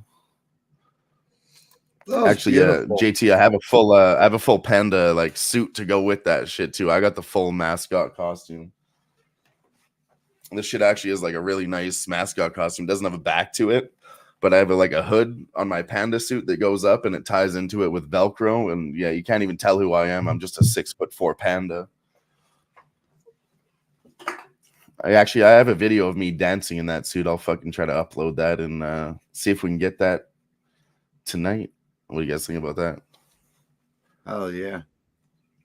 Dylan, I'm gonna put you on the hot seat because I like this new little segment, and I want to keep doing shit like this. Like, no, I like the segments we've been doing tonight. We've been having a lot of fun switching between, just it's always, telling you the scores, giving out bets, and then we talk and have fun and have drinks in between. But segments, slap, let's go. What is it? Dylan, what is it about the live sweat that makes you want to come back and just do what we do on a weekly basis for now over a year with us? What What sparks you? What is it? Well, there's a few things. I don't think I have a ranking list in any specific order, but honestly, I think just hanging out with your friends is a great thing. And then learning, like, I mean, I learned so much since the beginning, you know. I was never even a gambler, if you guys don't know. I just kind of hopped in the chat, started listening to some people, listened to some smart opinions, cap to capper. And when I started in this chat on the live sweat, I was like 26-7 on the NBA unders. We were just killing it at that point. That was our thing. It's the first thing that I discovered in the NBA live betting. And then I thought, what else can I bet on? And I was a UFC better, but I never bet on sports. So I decided to, explore. Pelicans second quarter. All right, live bet. Pelicans second quarter money line. It's plus money. All right, hold on. I'll continue here, but I'm gonna get on this live bet myself. G in the chat said Pelicans up big. I mean, they're doing what we said they would. Our caps have been correct all night long, so we have to keep going with it. There's plus 115 for the second quarter money line. I'm going to go ahead and just take the money line. Fuck the points. Yeah, that's what I did. Plus money. So that actually is a good segue into why I like to be here, because of this knowledge and because of the money. But not only that, you spend good time with good friends. Moved down to minus 125. I couldn't even get that number. But if you saw me like a year or two ago, I was never like this. I never looked at numbers. I didn't know. Jimmy taught me the stock market. Sniz taught me how to use my eyes and watch the game. Okay, I use all that shit together. And then with my style, I like to break it down where you think about probabilities. There's all these favorites on the card. Which dogs are going to win? That's how I break down a card, because you're trying to break it down into digestible nuggets. Aspect. So if you can pick which dogs are going to win on the card. I mean, we have 12 card favorites for NHL and NBA and NFL every fucking week. I only have to do that for UFC once a week, so it's very hard to keep going all throughout the week. Point is, you can pick out the dogs, you can get to the favorites. And I guess what I'm getting at is I learned so much from all these fucking guys, and that's probably my favorite part, is all the information that I've gathered. Not only hanging out with my friends, having a good time, but learning a valuable skill while I do it. That's just, a really nice thing. And then just to build all these new relationships, go to Vegas, meet all these fucking guys. Those are big pluses. It was all a beautiful thing. And we've been rocking for over 4 hours live here. We got 118 people watching live. Let's fucking go. Shout out to every single one of you. It's shot time. Cheers. Love y'all.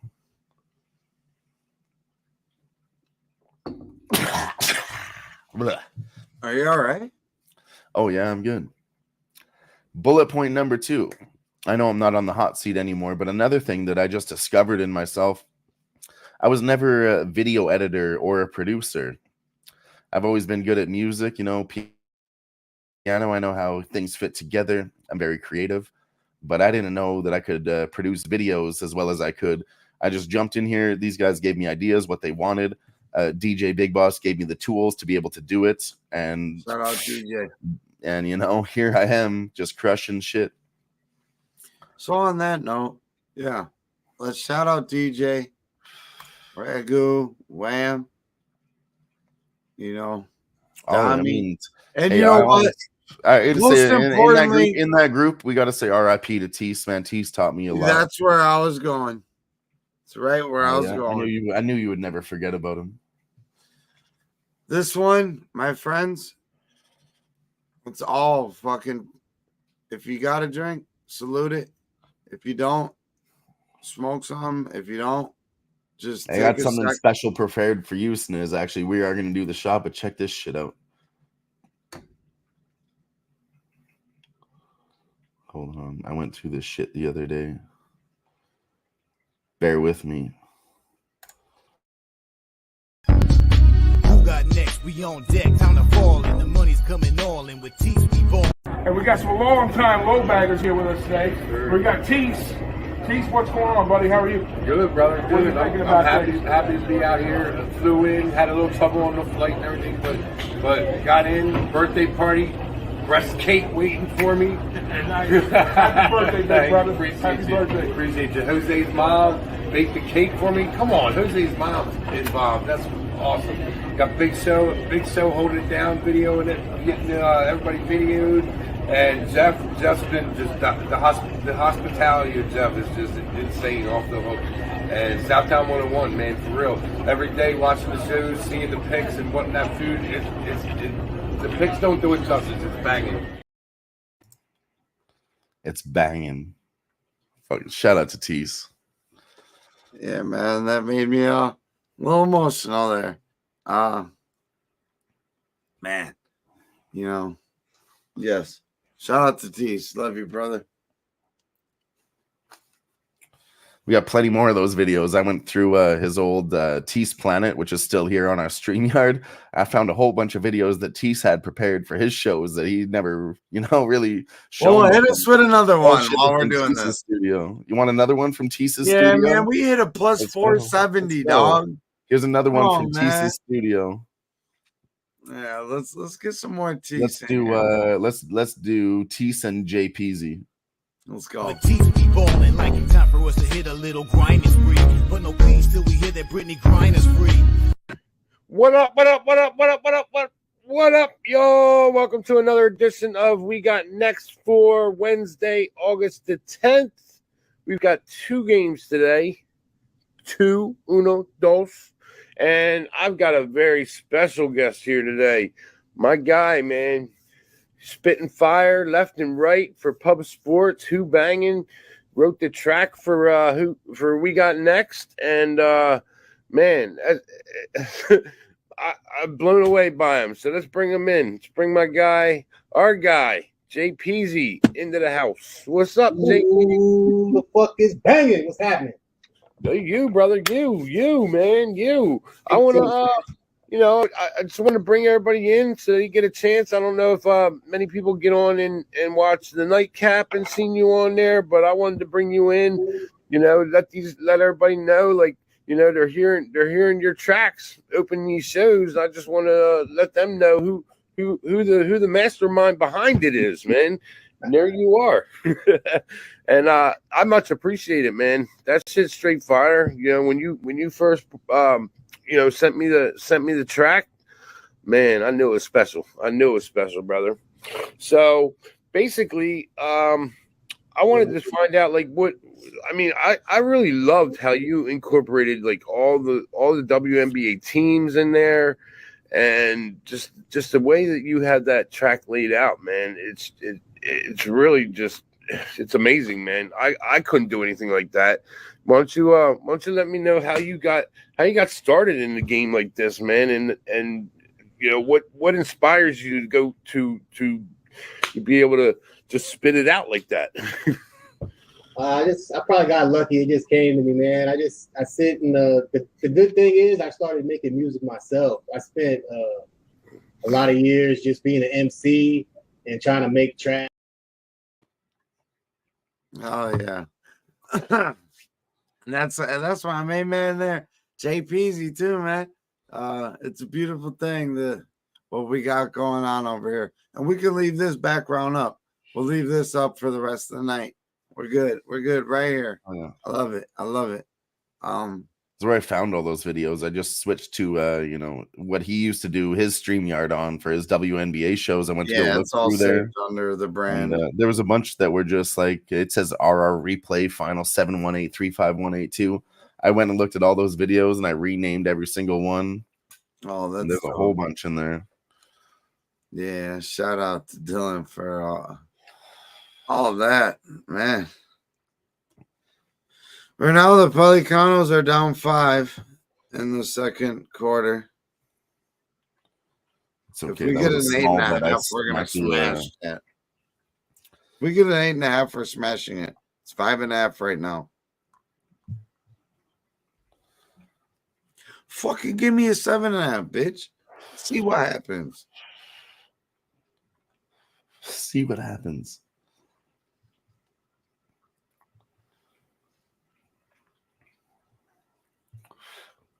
Golden State's gonna make a little run, but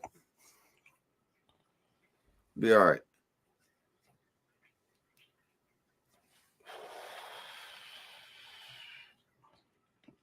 You know, they should. You know, they're not going to give up without defeat. Yeah, shout out to Step Back JT. Yeah, Chief was a real one, man, for sure. He reached out to he touched many different people's souls, you know. Very, very contagious. Fuck yeah. The video that we had done for type Tease has of, the most views on the whole entire Who-Bangin Sports channel. Like, it just keeps getting views. Yeah. And it was a beautiful thing that DJ put together. It was, yeah, man. Just, honestly, we shouldn't have to do stuff like that. But no, it was beautiful though, because a lot of his family had reached out too and said, "Hey, you know, thank you guys for doing this. We didn't know who any of you were. We didn't know that Tease, you know, hung out with all of you guys. We didn't know that part of, you know, his friends and like how much time he did with that shit. And like, he didn't advertise his YouTube channel to his family, but they were." Exactly. I don't do that shit either. And, like, you know, now they can go back and, you know, see him on screen still. You know, can still see his face, and that's a beautiful fucking thing. It really is. Right. Yeah. It's like I got a little bit of music made, and we're doing these beautiful things. So if something was to happen to me, my kids could get somewhat of something, you know. But I do hope to live a nice long life. I think I was meant to be a grandparent. So I'm looking forward to that. But man, in these troubling times, stick together and appreciate all y'all, man. For real. All right, PTs. Like, truly a fucking real one. Fuck yeah. He taught me so much. And like when I started, I was starting $5 or $10 bets. I had like zero ball sack, I'll be honest. But then fucking we were backstage for the Sean O'Malley fight with Tease. And he's like, I need to make some motherfucking money tonight. You guys are that confident in Sean O'Malley. You're talking all this shit. Let's put some money up. Because that's what he did for a living. We did. And he we put all his like daughter through. We fucking won like $8,000 that night. I think he put $2,000 on it. My guy Dadfather another $1,000. I went in for 500 myself because I said fuck it. And he was like, yeah, let's go. Let's get that fucking money. If your cap is correct and you trust it, let's do it. And he was looking for a spot to get his money back that night. And he was like, I was thinking about Sean O'Malley too. And like, you know, what do you guys think about the KO? And like, I mean, I think so, probably. And he was like, if you fucking do it, put your money down. You guys, everything you said sounds right. Fucking do it. And he talked me into doing it, and we smacked the fuck up that night. Right. Step back. Yeah, and you know what? You know, we'll circle back around to my guy Ski. And Tease really loved Ski. Really loved Ski. And he's seen it that he had it in him as like a pro gambler. And that's what Ski is. And and that's what Tease was, you know. But before Ski really made all those decisions, you know, he was doing shit with Who-Bangin and Tease couldn't wait to work with him. Like, he was so happy. You seen how happy he was right there with Jay Peasy, our guy Jay Peasy, LA to the Bay. Shout out Jay Peasy. You know, and see how happy he was for that. And like, hey, I got a little bit of platform to shout out a real one. He couldn't wait to shout out a real one. We're going to do a third video then right now. James, we're going to do it. Check this one out. This is Tease and Ski. Timers, man. But we'll see. But yeah, I appreciate everybody being here. And I got a little special guest, man. Been trying to get him on. Actually, now I haven't really reached out to him all year, but he's gracious enough to join us today. I thought he'd never come on after last year when we talked for a half hour and I never hit the live button. But we got him here, man. Ski, what's up, Ski? What's good, bro? What up with you, Tease? Hey, I remember that day. That was Hold on. I'm gonna call Ski right now, and I'm gonna have him tune in for this. He'll really appreciate it. Let's do it. So can you send him the link? Ski? Yeah. All right. And I'll text him at least the YouTube thing. You send him the link, I'll do that. Because he'll truly appreciate this, Dylan. And so I want to say that, I mean, and that's great that you even knew that was there somewhere still. I mean, all those videos were there. I can take no credit for that. I just, went through. No, like I think DJ put a lot of that shit together for sure. Yeah. Not that shit, but he went through a lot of YouTube videos that Ski Tease did and made sure to find some nice stuff and do it upright. I mean, and like I said, I just found these videos in his thing and I put a name on them, but they were all there ready to go. I'm sure DJ was planning to do something special for his boy, as he always does. Never stop thinking about him. Call Ski real quick.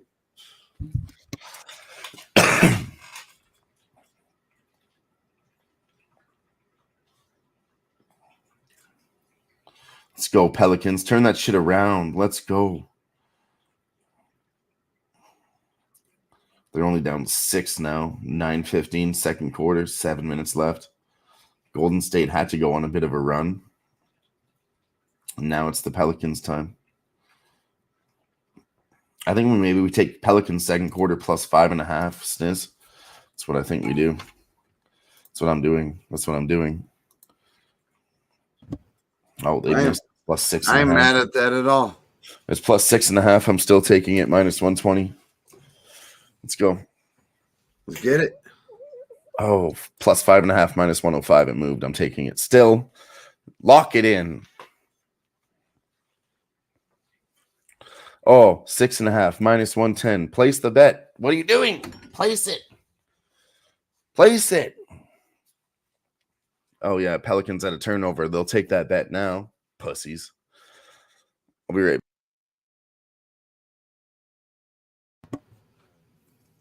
Do it now, please. I made Dylan wait for this video. We're live right now, and I'm talking to you live. Hey. All right, my man. Love you, brother. All right. There goes Ski Yeet. Hey, he said, I know exactly what video you're talking about right now, too. What did he say, sorry? He said, I know exactly what video you're talking about right now, too. He answered. Oh, yeah. But I said, hop on YouTube and at least watch the video real quick. Let's go. He's here. Oh, here he is. All right, we're going to run this Hold shit. on, real quick. I always got to give we shouted out Ski many times this show, but while you're here, we love you, brother. And yes, this is a beautiful thing right here. We're gonna smoke this weed real quick. We're gonna hit this drink, and we're gonna do this. We're gonna bless them, not stress them. Love you, brother. Love Tease. Let's go. Timers, man. But we'll see.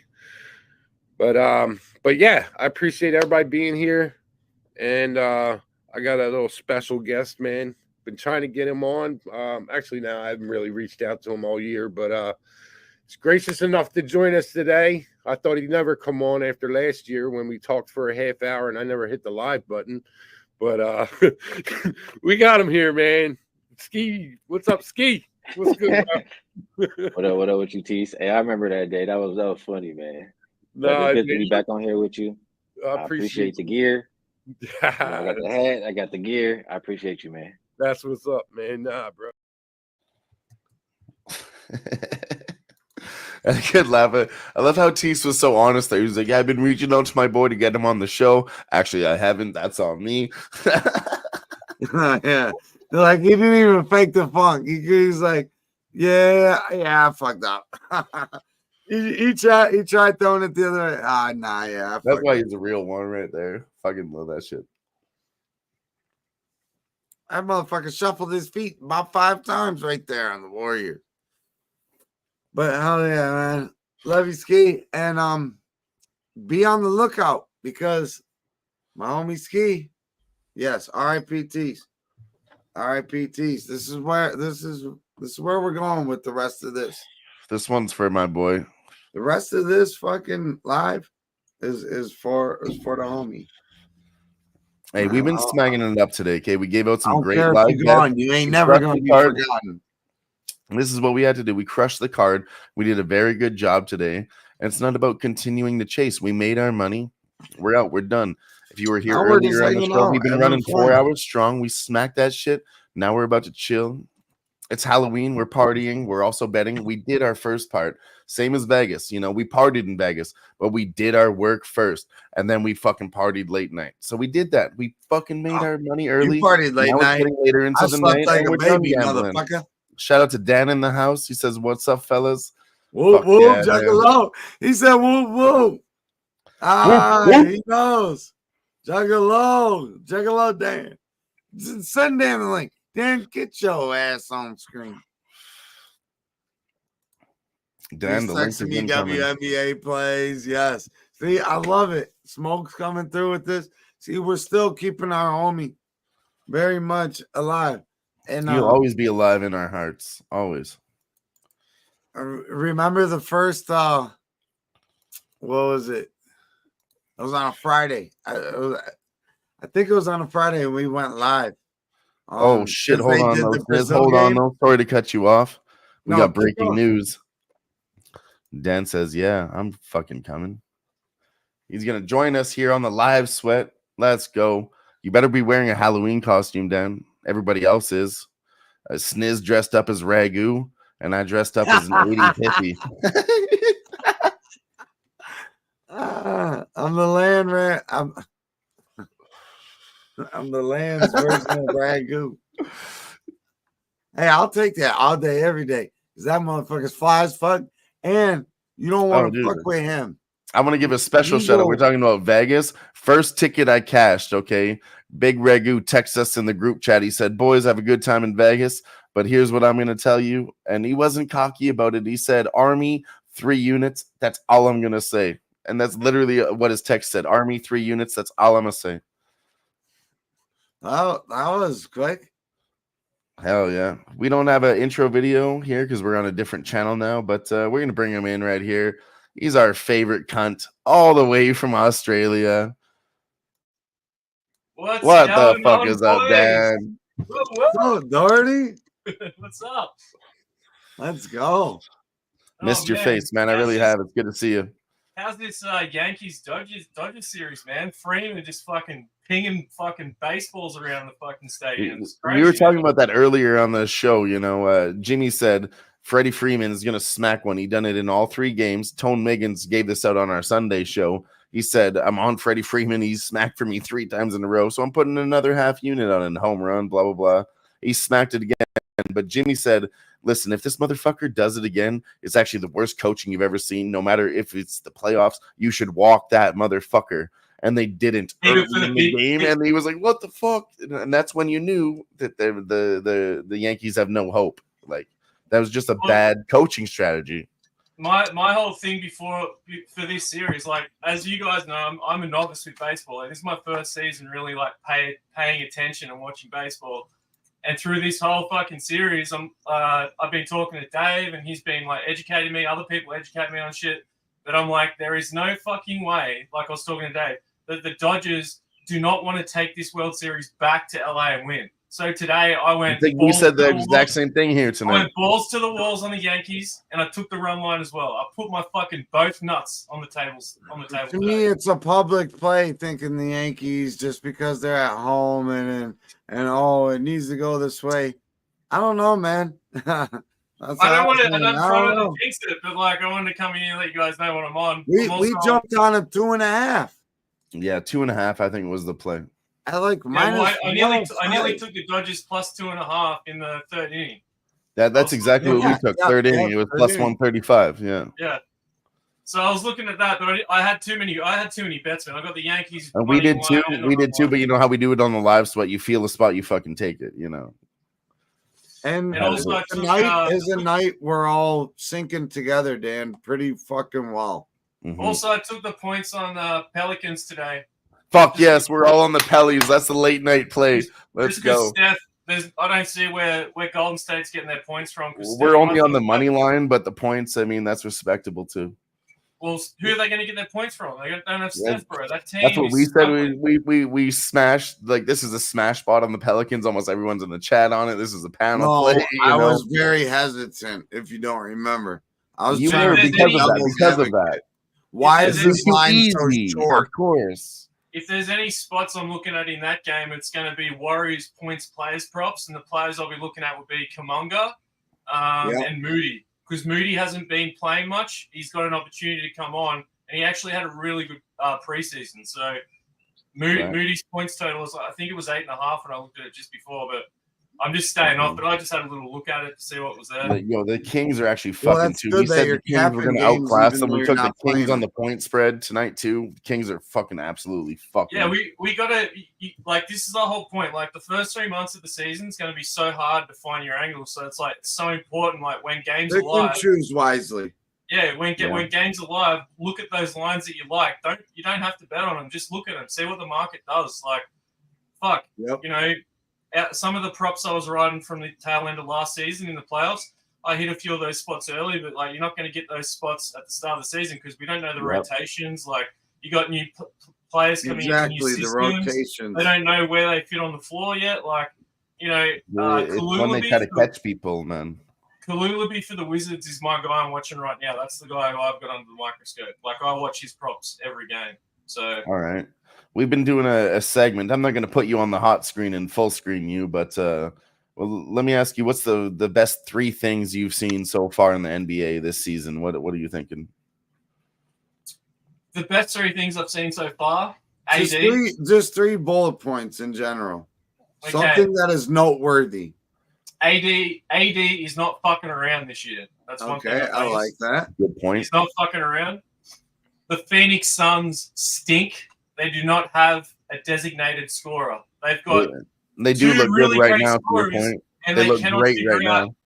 And they can't figure out which one. Like, I took Booker on points yesterday because of the matchup against the Lakers. If he was like the main guy in every game for that team, he'd be scoring 20 some shots. Yeah, he's not. And the other thing I'm looking at a lot. This is another point. Is just field goal attempts. That's like, I'm looking at field goal attempts. Like, I've been lucky on a couple unders. I took a Zion under the other day because he was injured, but I got lucky on that. He shot 12 shots. Like, I got really lucky. You know, what was that the other day? I think what was that? Just 2 days ago? Yeah. I took a Zion Williamson over 22.5. He was looking great. He got 8 early. We're like, oh, we're on par. 8 in the first, 8-16. 24, and then he's got an extra quarter, and then it fell apart. I took him. I had the under 22, but like, dude, he missed a lot of shots. Like, so that's one thing I look at. I just look at that throughout the season to see who's getting shots in whatever teams. That's a good stat to look at. Just field goal attempts. Don't look at like how many shots they've made. Just look at how many shots they're getting in a game, and then that gives you an idea on who you want to sprinkle money on for like points. And when you got role players, look at when they got the matchup against teams that probably aren't looking for a playoff push. So their rotation players are going to get their minutes in those games, especially in the second quarter and the start of the third quarter. Like that's where you can find the live points value. Daniel Gafford at halftime. Look at his props. If he's having a shit game at halftime, the Mavericks always Daniel Gafford. Daniel Gafford. Okay, I remember you talking about him last season. Him in the third quarter, and he drives their offense in the first 5 minutes of the third quarter. Every game. I remember us talking about it last season. Daniel Gafford's a guy where his points are set at like 6.5 kind of thing. Yeah, that'll drop to a 5.5. Yeah. To you might even. I doubt you'll see a 4.5. It would be probably heavily juiced, but he's a top 5 6.5. You'll see 5.5. Yeah. So do you have a third bullet point down? What's that, bro? You have a third bullet point? In just a general consensus, you know, I'm a Orlando Magic supporter. I was pretty happy with Paolo's performance yesterday. Yeah, Magic are playing nice. I'm pretty happy with where we're at this year. Suggs, hopefully Suggs gets a bit of. So you said where we're at. So is that your team? Yeah. Nice. Okay. All right. Cool. I like it. From the Penny days, Shaq and Penny days, man. Yeah, the pinstripe. I was born in 1988 as well, so it's like, you know, same. Year of the Dragon, baby. It's our year right now. Year of the Dragon. Yep. And I'm a Scorpio, and my birthday's the November 5th. So next week we will be doing the live sweat on my birthday. November 5th. Yeah, motherfuckers.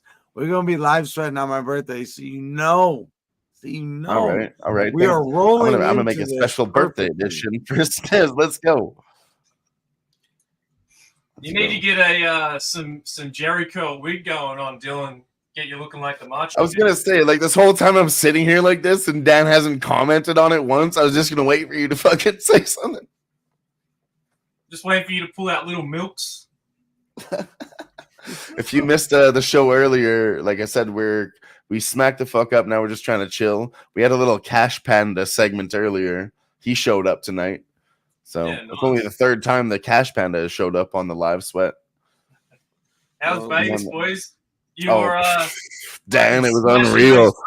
I was watching you boys. You look like you had a good time. Look like Did you see my fucking live video? I did a little 2-minute live video at like 3 a.m. Yeah, I saw a couple. I was like, I think I was looking. I was like, I wonder. I saw the boys went live, and I had to go do something. I come back, and you're off. I'm like, damn it! I was gonna interact with you. Live at the hotel. When we all met each other the first night, we were drunk as fuck in the hotel room, just drunk freestyling some dumb shit. That was a cool live video. You went live for like 2 minutes, and you're like, "We'll be back on later." I'm like, cool. Honestly, we were drunk and stupid. Most of it sounded bad, but there was some like times where we all killed it. Sniz killed his lines because he's better than all of us at freestyling. I'll be honest. I had some good lines in there. Most of it was trash, but then Jimmy came in and he actually Jimmy's usually the worst. He actually almost fucking killed it that night, dude. He was slaying it that night. He was on the Vegas vibes, baby. Dude, when I went to Vegas, I was 21, and I was like full, like obnoxious Aussie touring the States. Dude, I was walking around Vegas with my fucking passport up in the air, like trying to pick up with chicks. Like I was being an absolute fucking tool bag. It was so bad. No, I was. I'm not gonna say I was much better. I was on the fence most nights. Some nights I got crazy for sure, but I had to keep myself in check. But I definitely was wild. And everybody's like, Dylan, you need to stop talking to people. And I was like, well, I can't. I'm from Canada. It's what we do. Well, no. I went to David. No, hold on, Dan. I just wanted to clear this up. He said in his mind, he thinks he was talking to people. Okay, this is what he did to talk to people that night. Stole a fucking rubber chicken off the little fucking thing on Fremont Street. Not true. Walked up to some chick, squawked it in her ear, and it like right in her ear. It was loud as fuck. One of those chickens. And then her boyfriend was like a real skinny dude with like skinny jeans falling off his ass. So he was gay and wearing skinny jeans. And, if you have your pants halfway down your ass, you can't fight, dude. You can't even take a step forward. He was like talking shit to Dylan while like walking away really fast. Like he was ahead of him, like, fuck, what the fuck? All right, so I wasn't rude though. I was like, hey, my fault. I was probably trying to. He felt bad. All right, so that was that. So he caused a little fucking kerfuffle there. Then we start watching this band play, or actually it's this chick dance around. And then a band comes on and starts playing right outside the hotel we're staying on Fremont. And then there's this massive gorilla person in a gorilla suit. Oh, shit. Okay. I know where this is going.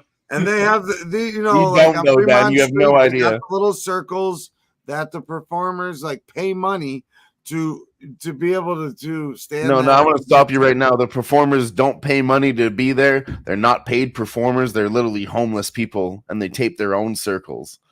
There's signs on that about Fremont Street everywhere. It said they are not paid performers. Don't tip these people, but they do it anyways. They're like the people dressed up as like Spider-Man and shit, and Elvis and stuff. Like all those. No, this guy, he's like the biggest Well, one. it was this big ass gorilla, he's right? 8 feet tall. He's 8 feet tall. It was this big ass gorilla. Dylan's real frisky. It's the first time in America. He's having a great time, right? Squeaking fucking chickens and bitches' ears and shit.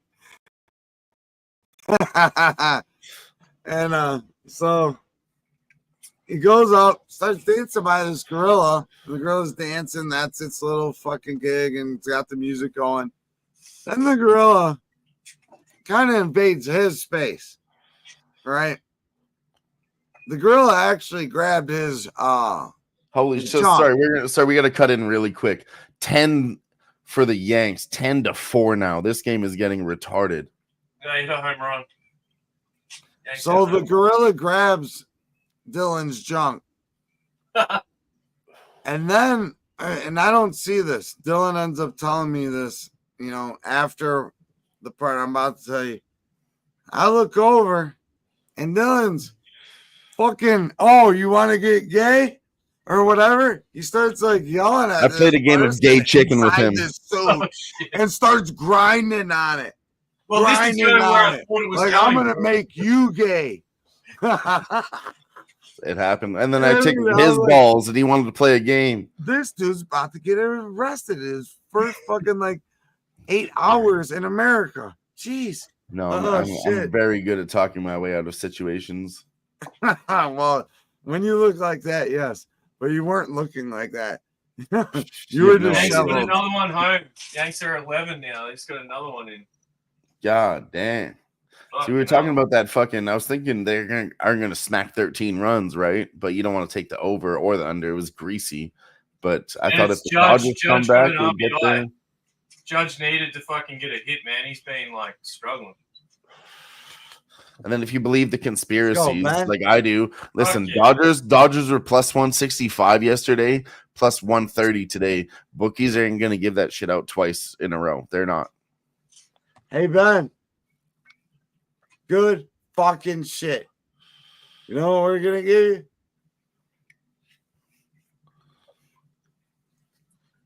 you? Wow. Miracled. Sam We're gonna Houston give you this. scored the turnover.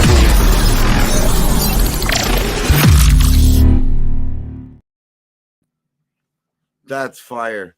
Oh, fuck. He says they're reviewing it. Of course, we have to sweat this shit late night to see if it stands. God damn it. Yeah, what's the look tomorrow for this baseball? Tomorrow's card. That's not tomorrow. Be the day after. Wouldn't they have a break between this game? Tomorrow there's a big card. Bigger, yeah. How's the ice hockey been going for you, Dylan? To start the season, So far it's been doing pretty good. I mean, the last 2 days haven't been that well. Tonight we didn't do that well, but we smacked back up on NBA. But my trends that I've been riding have been very well. They're just kind of falling apart. But that's to be expected because they're long-term trends. But mostly everything's going good. Edmonton, though, I'm not... yeah, fuck, dude. I've been doing well on betting them, too, because I said when they're a fucking high price tag, they're not good to bet on. Dude, I remember this happened last year, remember? I said the same thing. I've been saying it forever. And they're every time they lose, Dan, they're up. Like I saw minus 200, 225, and then 265. And then they go on a road trip and they're still minus 200. I'm like, get the fuck out of here. I'm not hearing it, Yeah. So that's my Edmonton take.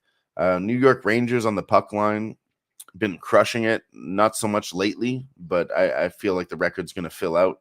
When they're away, they cover their puck line. At home, they crush it. I'm on the Rangers to win the Metro Division. It was plus 175, moved down to plus 130.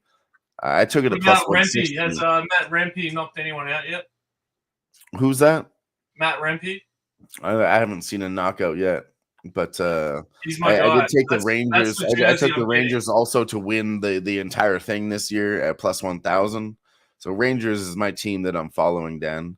Well, he's last my player. year's, I don't have a team really in ice hockey. I'm more of a players guy. Like I've got yeah, a you've always been early kind of on. a prop guy when it comes to sports.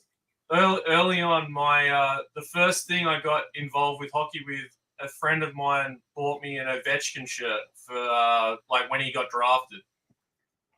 Like that was my first foray into NHL. So Yeah, I mean they're good looks too. That's a whole nother conversation, but I just like his fucking Senators, his Ottawa mentality, bro. I Senators love at that. home, second period over. I think you tail that all year. They hit it again tonight. All right, You know, so you have to wait. You can't take it pre-flop. They're minus 200, but you wait and bet it live. It's a One really of good my- live spot. It was One of my bullet points, it was Dylan? 28-5 last year. So Ottawa Senators at home is a really good spot. Listen to this Holy schedule. fuck. We got Barney in the building. Wow. Sorry, we got Barney in the building. We're gonna go back to the live sweat for 1 minute, and we're gonna throw These- this one down for our guy Barney in the house.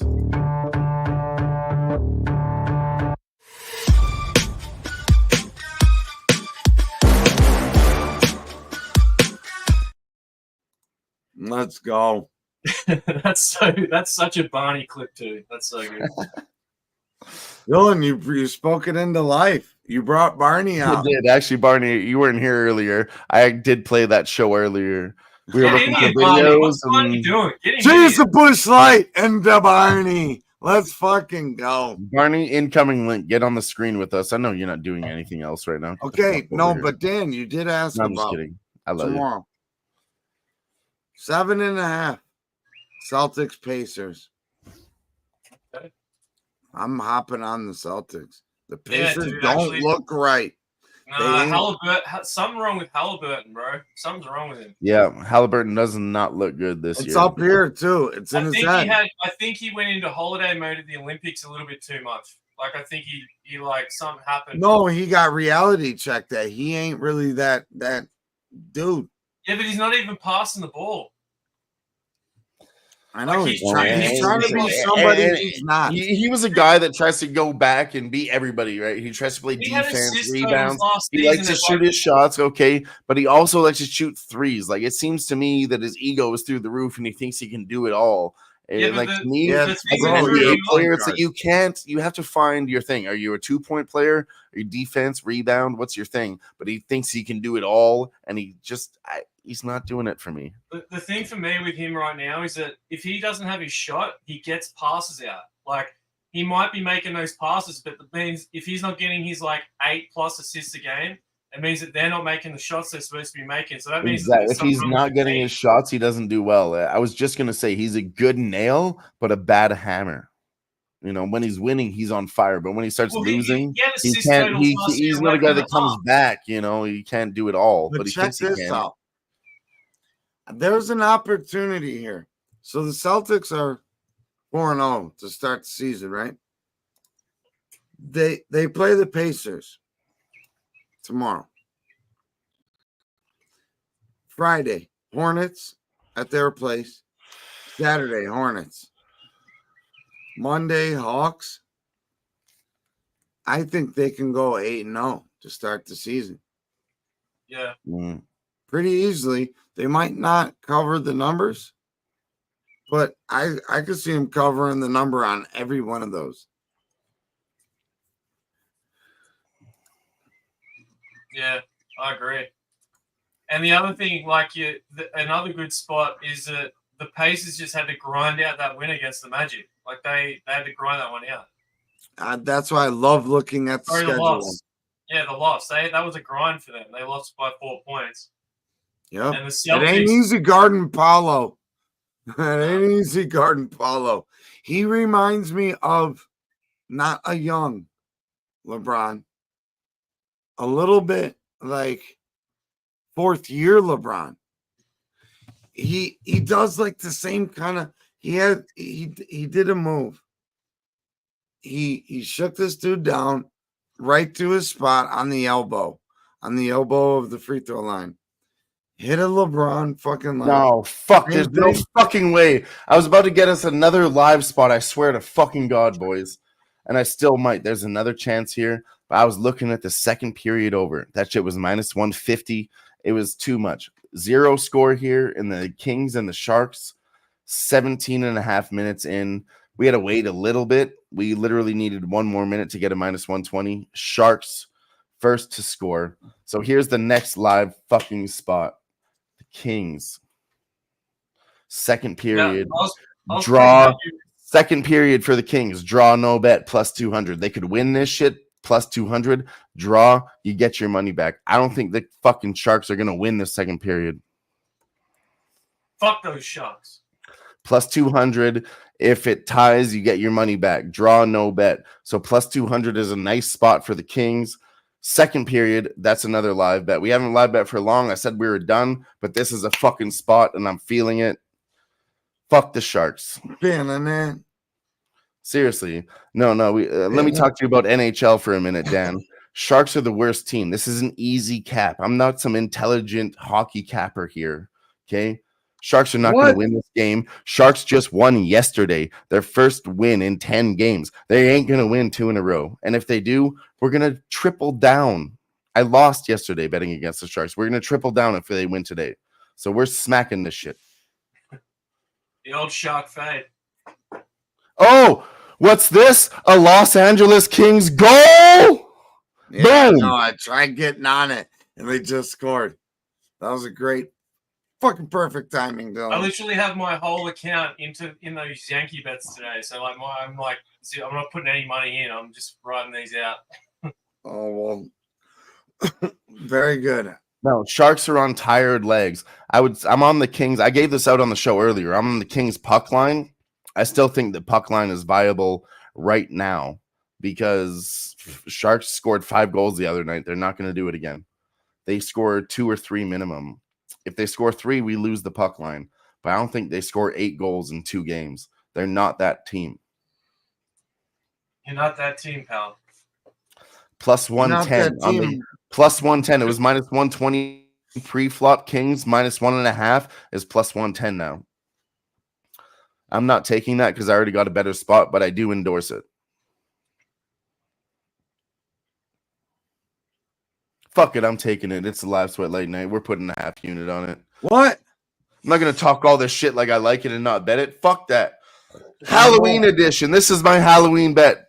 Last year I gave out a Halloween bet that cashed. It was a parlay. This is my Halloween bet this year. The Kings. What's your favorite horror movie, Dylan? That's a tough Looking one. in the mirror. I liked the horror scene from RoboCop back in the 90s. That was a horror movie. If you don't know, that was a horror movie. Violence was over the top of that movie. But if you're talking real horror, I like the Saw movies, Dan. I really like the Saw movies. I think that's very, high level IQ and a weird way that they found a way to fuck people up that you've never seen before. I also like Evil Dead and Evil Dead 2. Those were great. Sam Raimi's the fucking goat. Funny horror movies, but like they go like. I'm a lover, Sniz. Before you go to bed, Smoke, we're playing. We're gonna ride out the Celtics for the next couple games. Smoke, you didn't even get on screen. Fuck, man. Every time I ask you, like, what do I need to do? I'm going to bed too, motherfucker. It's okay. One more out. Me and Dan will hang out then, whatever. I'm going to hang for a minute.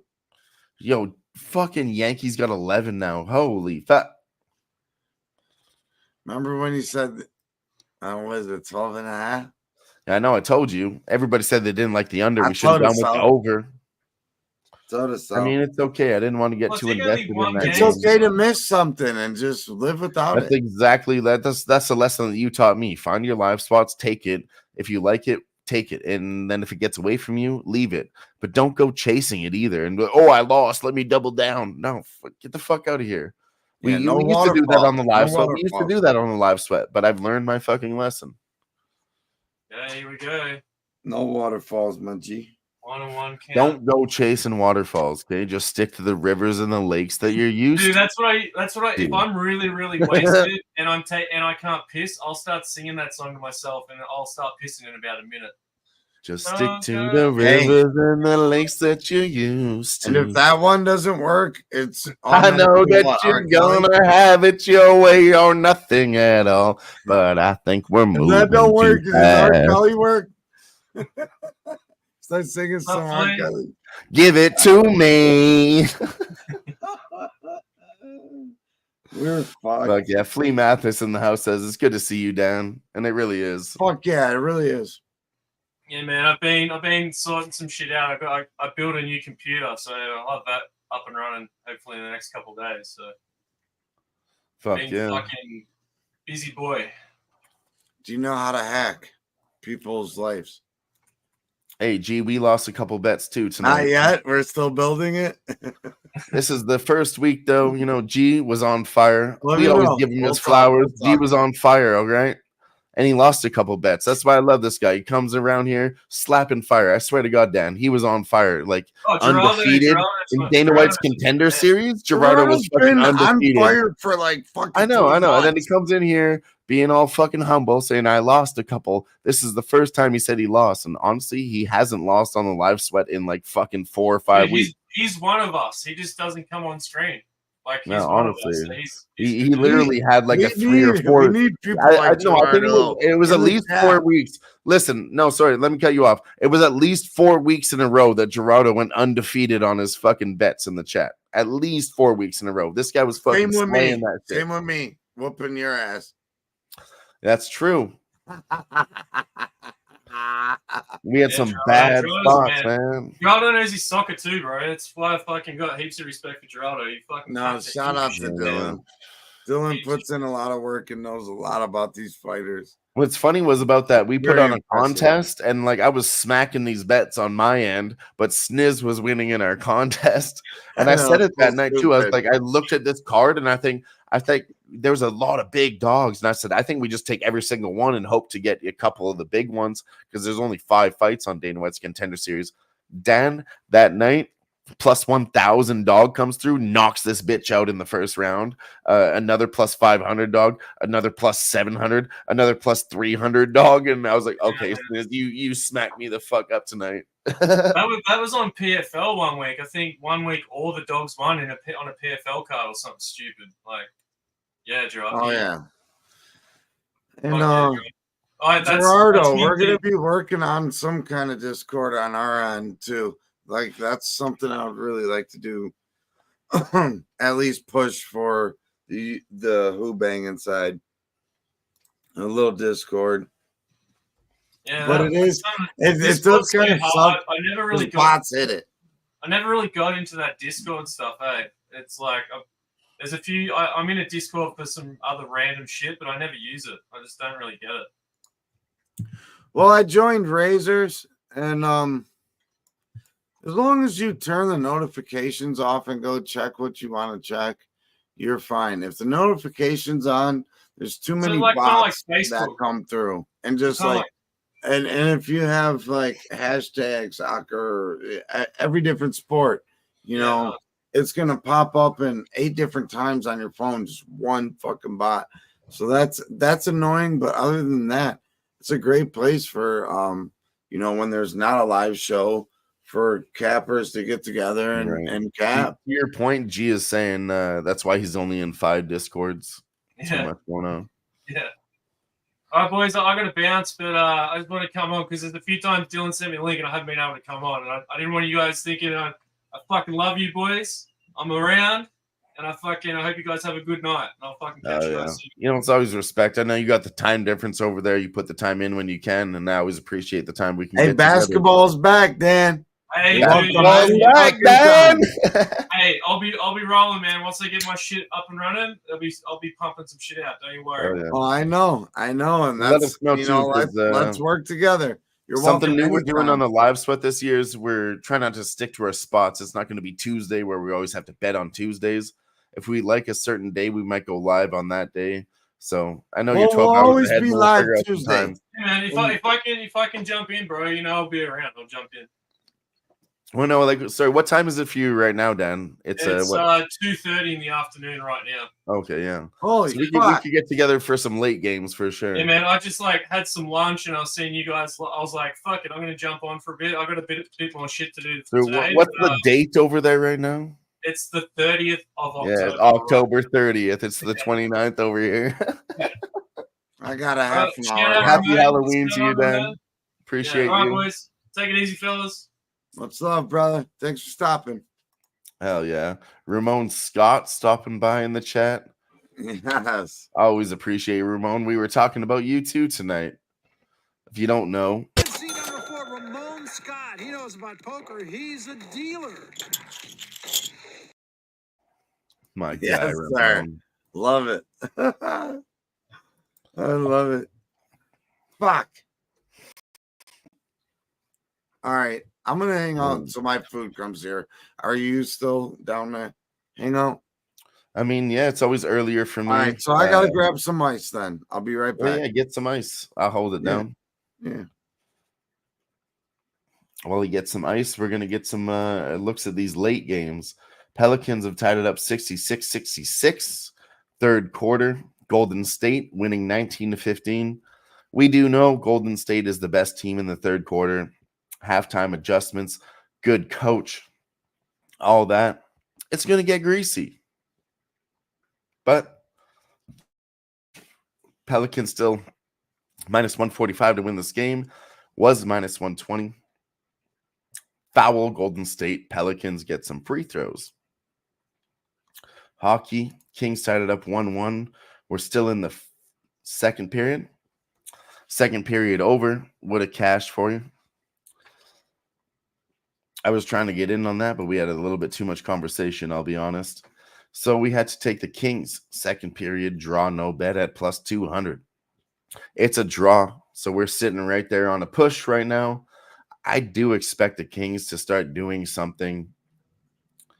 That being said, I don't have a lot of confidence in this because the Kings were never good on the road last year. But on the other side, you got the Sharks, and it's not like you're fading a shitty team with another shitty team. It's just a trend of a shitty spot for both teams. But I would still take the Kings here. I mean, like I said, let's not invest too heavily though in one spot during a regular season early matchup. And then we do have the last Jimmy Gomez bet of the night, which is the under 6 in this game, and that's looking live. 2 goals, 30 minutes left. I think he gets there with that bet. Zion fucking looks like garbage. Zion looks like I took him the other night, like we were talking about him, and I'm like, how am I going to bet this guy? And then he gets 27 points tonight. That's why I don't like betting props in the NBA because it's so back and forth. And I'm not. Well, no. I like to tail trends, but I'm not a prop guy, so I don't tail props the whole season. Unless you gotta bet it. Wembanyama steals. And you got to find something that you're okay attacking for X amount of time. It's Jared Allen double season now. We're ready. I've been shown enough. I really want Evan Mobley to take the next step and get and be scoring 20 a game. And if they're giving us 16 and a half, we're taking overs. But that hasn't been proven yet. So we're gonna be looking at Jared Allen double doubles. And normally they drop those kind of props like in the morning game of but for tonight I bet I'm placing for tomorrow. I'm hopping on this Celtics. And look what I said too, Dylan. This shit's fishy. No Curry, no Draymond. Like I know. I can't trust it. No, I was just looking at that game right now, and I'm thinking about taking it again. No. Pelicans are plus money. I mean, no, we already invested in that. I know. I'm good. But listen, They moved. They were a high number. Now it's going all the way back down. Like it's literally happening right now. So these are the spots we look for. Well, When I say it, it's I reassuring. think about it. I think about it in my gut. Okay. And then I just feel it. We talked about it and now I'm feeling it. I mean, we could see CJ and Ingram. And I've been patient on this. Together a couple. I've only got one unit on this spot. I've been patient on this game, so I'm ready to put my next unit in, Sniz, as we always talk about on the live sweat. Yeah, but we're talking about not putting any more units on. But I'm doing very well. Yeah, so if you win $25 a day, 7 days a week, that's all I'm trying to do. That's my 30 goal. days. That's $750. I keep trying to explain that to people, but they don't really understand. But yeah, I try to put in 5 bets a day. I only do $10 is my unit. I'll be honest. Okay, my bankroll is $1,000. Okay, so my unit is $10. But if I feel something, I'll put 20, 25, and then UFC, I go 50, 75, 100. But then when we really feel something, I'll push a little bit more. Fuck, I'll take money out of my own personal bank account to hit that shit. But that's only when you feel it. But then you got to go back to standard bankroll management. When your gut feels it, you take it.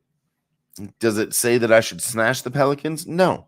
But I made enough money tonight that I like this spot. I have one unit on it. I want to put the second unit on it. And I'm feeling that right now. Just wait, man. I really do don't. After that speech, I'm not going to do it. I mean, I waited, Sniz. I did my part. We still have plenty of time to make a move because this game, I think, is going to Golden State is always going to win the third quarter. They're the best at third quarter adjustments. I think you can bet this catch up just a little bit, and I expect Pelicans to win in to the a fourth quarter. And with 3 minutes to go in the fourth quarter, I think you can still get close to a pick 'em. I mean, I don't want to pick them. I want plus 130. I think this is the time when it starts. I just want a winner. I'm not. I think it's gonna win for a number. I just want to win. But this is the money line. I got 18 minutes left to win that. If you give me an 8.5, yeah, we're fucking smacking. I don't think it's going to get to your 8.5. I know. Not this late in the game. You know what? We're gonna get a fucking 8.5. Golden State Warriors miss. Rebound. Let's go. That was the perfect time to take it. Let's go. All I'm saying is I'm being that friend right now that's like, hey, we can drive home. We had a great night. We can drive home, but we've had plenty of drinks. No, I'm probably comfortable where I'm at. That's why I'm managing my shit. You know what I'm saying? I said I waited for this. Sniz, no, listen, let me talk to you. You taught me this shit, okay? I waited for my moments, and I'm feeling comfortable with it, so I'm gonna fucking take it. But either way, always mark these things in your mind. Like, where was that in that quarter? Where did you see? Like, pay attention. They were down by 8, so. And it's the third quarter. It's the Warriors. Like I said, Warriors always do well in the third quarter. So I expect they whooped some ass in the. This is my cap. This is my cap right now. I expect New Orleans to pick it up just a little bit, not win the third quarter, but pick it up a little bit and then take over in the fourth quarter. That should have been an and-1. He smoked it in his fucking mouth in the corner. Is that Jerry Stackhouse? I swear I just seen Jerry Stackhouse. Dylan, you look like you're ready to do a little dance. Make a little love. Get down tonight. Get down tonight. All right. We're going to go back to this NHL game. San Jose had a penalty. LA Kings on the power play, but then LA Kings got a penalty, and they're going to take so it's going to be 4-on-4 for 1 minute, and then San Jose will have a 1 minute advantage. But that still doesn't scare me. Actually, if anything, I think LA does better 4-on-4, to be honest with you. San Jose down a player. I mean, that's just like when you used to play video games, 3-on-3 hockey makes it a lot harder. You're still down a defender. You're a shitty team, but I think Los Angeles plays better with 4-on-4. And it's still only the second period. We got half the game left, Sniz. I love it. Kings to win in the regulation. I mean, that's greasy, but it's minus 120. That's really the only bet that I think you can take on the Kings right now. Money line inside the distance. The puck line is still plus 140. I'm on that puck line. I took it pre-flop, but like I said, this game is getting greasy. We're also on the under for Jimmy's bet, under 5.5. That's probably going to get there. Wasn't he 6? Oh yeah, sorry. I got 5.5 because in Canada I don't get 6s or 7s. I get 5.5 and 6.5, and then they just increase the juice or change the number. Right. Yeah, they don't let you win on a tie. They take your money in Canada. Man, fuck. It's bullshit, Dylan. Come on, Kings, score right now. It's all locked up on the books. Tell me it's a shorthanded goal. Let's go.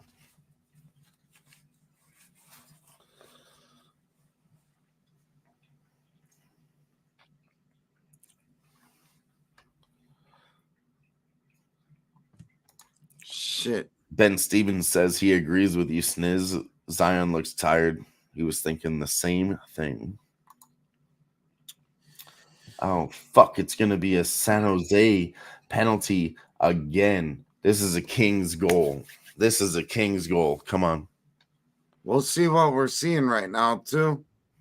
They won't let you bet it right now. I would offer this live bet, but since there's 2 penalties in NHL, books are just locked up, Sniz. When there's 2 penalties on the board, they don't let you bet anything because this is a huge advantage. Nice rebound. That was just good individual effort there. This is just a scrappy game right now. Nice work, Ben. You really Ben have took no the, cohesiveness on the Pelican side with that rotation. That rotation right there could cause them some games. I mean, this is a big lead here, 10 points. And they don't have the coaching that Golden State has. And they already knew they were going to sit. They already knew they were going to sit fucking Curry. Like, this was part of the plan. They knew it was time it was in the plan for sure. You know, they circled this game to do that. And they're going to manage him, you know, all throughout the season. And honestly, this is what I see from this game. The other guys need to step the fuck up. I mean, Zion Williamson, 27. Brandon Ingram, 20 points. And then everybody else, the captain, Daniel Theis, 3 points. Herbert Jones, 5. CJ McCollum, 5. If any one of them put up 2 more buckets, they'd be killing it right now. Ben, you're absolutely right. They know where we're at. You don't think they're using the technology against us? They know what we like to bet on. I mean, we said it earlier. Sniz said his worry was there's somebody specifically watching over Sniz, my Sniz, you said it sounds too easy, and that's why I just have a unnervous feeling in my gut. You got to follow your gut, man. Fuck the capping. The capping says, yeah, they should smash. But what does your gut say? Your gut says, sounds a little bit suspect. It wasn't even the capping that says that. It's just no, it was your gut that said that. It's the lineup that your gut that said that. Your gut told me, I don't think so. I don't think so. The Pelicans should be a favorite on the road versus the Warriors at home, and it's a close line. Kuminga is balling right now, and I don't want to talk all that shit now. We got a lot of ball game left, but I mean that's literally what we were saying earlier. You know what I mean? Oh, 100%. But here we go. Pelicans get 2. When a star player sits, watch what the lines like. All right. So the NBA is pretty fickle. And you don't necessarily, like, I like to put my money on this shit as late as possible to make sure these motherfuckers are playing. But as far as giving a play out to give a play, it's not always like that. So it's a tough game trying to read into who's gonna play and who's not gonna play. It fucking sucks. But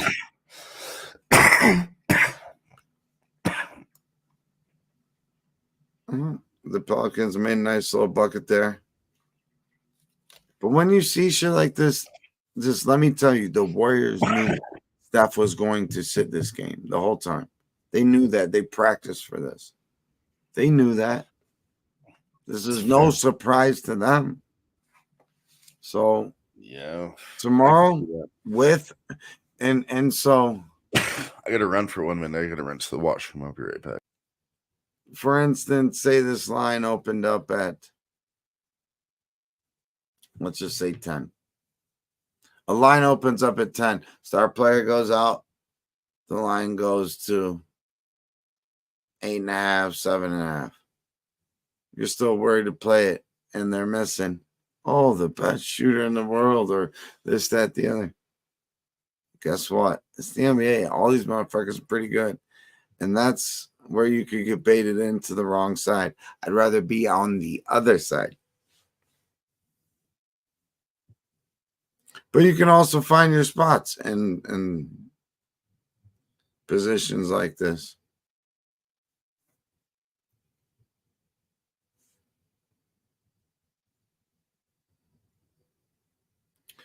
Boom.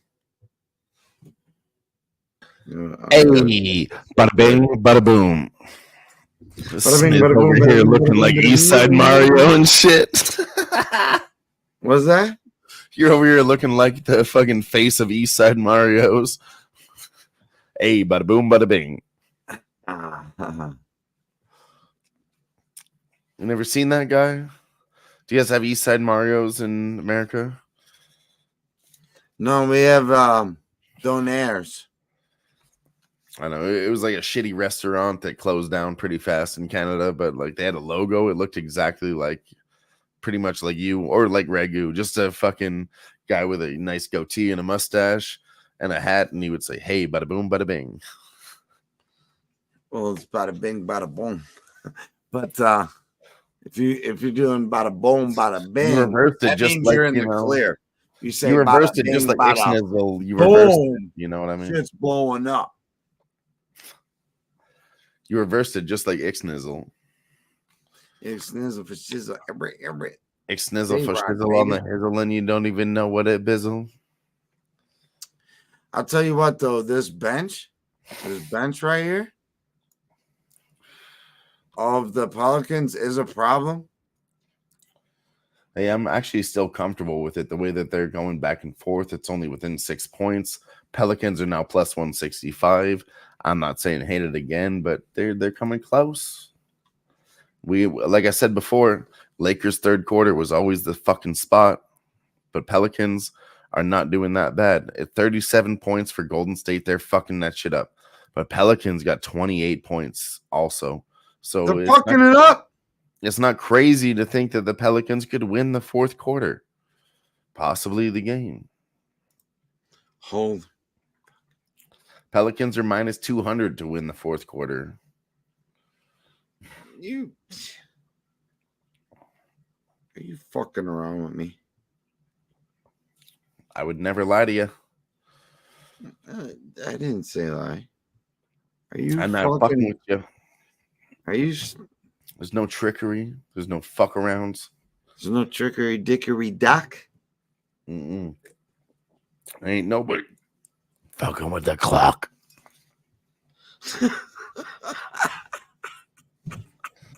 You said with the clock? Spooky shit for Halloween.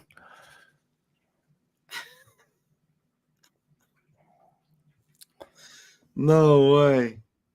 There's something you don't know about me, Sniz. I'm pretty good at voices. You want to hear my Dr. Claw impression? Sleep, and I was concerned for your well-being. Oh no, we're fine. Don't worry. I know. I got an oxygen mask at home for that. You know, you needed it that day. I know. It was just the first day. You didn't, from what I noticed, I didn't hear that the rest of the time. But that first day, it sounded like I thought you were in need of like. It's because I smoked too much. No. Honestly, it's bad. I need to quit smoking. No. Smoke forever. But Golden State is looking dangerous. I do agree with that. I'm on the same spectrum as you're not attacking, are you? Huh? It says San Jose books are locked up and San Jose is attacking. It could be a penalty though. It's taken too long to register as a goal, so I think it might be a penalty. That would be okay. Are you fucking kidding me right now? No, we're good. We're good. It is a penalty on the San Jose Sharks. Let's fucking go. 3 minutes left, Sniz. Right now, we're at a push. I told you I smacked that fucking bet because I'm feeling it. Fuck the Sharks. They're on a second leg of a back-to-back. I said fuck the Sharks yesterday. I was wrong. But they're not a team that can play good 2 days in a row. Fuck them. Fuck them. The Kings, they're on rest. They're Absolutely good. They're going to do it. And now we have a spot where we have 2 minutes, basically, where Kings are going to fuck here or not. I mean, I would knock on wood, but I'm not confident, okay? San Jose Sharks are not going to get a shorthanded goal on a 5-on-4. They're not going to push the defense 5-on-4 and get past the Kings with a player down. They're not going to get a shorthanded goal. If they don't fuck around, so now we have a 2-minute safe period. No, I do know San Jose Sharks don't get shorthanded goals. The stats recommend that. They don't have players that can do it. They don't have the physicality to do it. Sniz. LA Kings is one of the biggest fucking teams in the league. Okay, they get by playing defense and fucking people up. Dylan, you gotta understand. I wasn't listening. I don't care. I'm ranting my shit. No, I'm sorry. That's what I'm saying. I was. Anybody else who can be listening, you should be listening to my NHL rants because I'm not wrong right now. Then when I get excited and I start ranting, you should be listening. Okay, that's why we call it Tommy Guns. I have been, but I'm checking my order. I'm just making sure. Short-handed goal means the San Jose Sharks goal when they're down one guy. Okay, they're not going to get a goal when they're down a man. They're a shitty team already, a man advantage, and they're going to score against a team. They're never going to get a short-handed goal, Sniz. Never fucking ever. Never ever. It's their garbage duty. So this is a safe period. This means we get 2 minutes where Sharks There's won't nothing score. safe when you're it's safe for my bet because we got the push. We got the push in place. It's going to be a tie or the Kings win. That was my fucking cap. Either I'm going to double my money or I'm going to get it back. Are you gonna fuck around and find out real quick, mister? No, I told you I already did that yesterday with the Sharks, and they're not doing it again. I don't even know what you're talking about. I'm on some other shit. You should be, but you should be listening. I'm totally listening, but I'm also being entertaining at the same time. I'm entertaining myself right now. Dylan, the Sharks, yes. Sharks suck. Here's the bullet points. Sharks suck. Kings are better. Sharks won't score on a power play. They ain't scoring on nothing. They're not doing it on a power play. They're not doing it shorthanded. Yeah, so you'll get better odds when they did a goddamn thing yesterday, Sniff. Let me break it down to you like this. They did it yesterday. They're not going to do it again. That's it. I've seen it before. Man, we've seen that shit. You ain't lying. You ain't never lie, man. This is a smash spot. That's why I smashed it. We talk about this all the time. Every live bet tonight was about $5 or $10. According to the bankroll of 1,000 was about 1%. Or you're going to double down and put a half unit on it and then get the other half unit later. I put $50 motherfucking dollars on this spot, okay? That's a 5-unit play. That's a big spot. And I felt it. And then it's going to happen. Still has a lot of chance to happen. Late 30 seconds left. Kings going to score in the second period.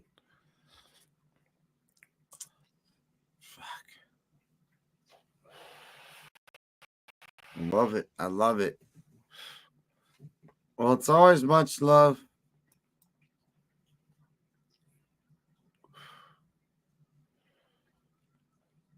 Man, I think it's about to storm. Pretty nice tonight. Storms are brewing. Yeah. It got like up to like 76 degrees today. 72 degrees today. And just the other night it was 30 like 7 in the middle of the night. That's a pretty drastic change in temperature. So when you see that shit, some rain's coming. Yeah, I feel it. Over here in Edmonton, huge change. You know it's bullshit as they burn down all that shit. They fucking burn down all that shit. There's the result. Yeah, there it is. There it is. There's There's plus the 200. Oh, you got it? But I told you it was a second period draw, no bet. So I put $50 on that. They pushed. I knew they would fucking score or win. So I got my action back. We're straight. Yeah, I knew I wasn't going to lose, but I had to take that chance to win at plus 200. You didn't know you weren't going to lose. No, I did. I saw the Sharks yesterday. Okay, they won 5. They used their fucking energy. They played their hardest game yesterday. They don't have that shit in them to play like that 2 games in a row. They don't. They're going to get faded here. I'm taking LA Kings third period. LA Kings third period live bet. It's happening. The Sharks on back-to-backs, especially if they're going from one side to the other. They won't even give you any money on this shit. No, but that's a bullet point that I heard from you. That's it. Pretty, right there.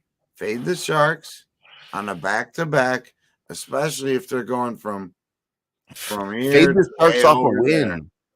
Fuck. All right, we got to get the LA Kings only to score is plus 165. I think that's really the best way to play it, but that's greasy as fuck. Third period exact goals 2 plus 200. Man, these motherfuckers.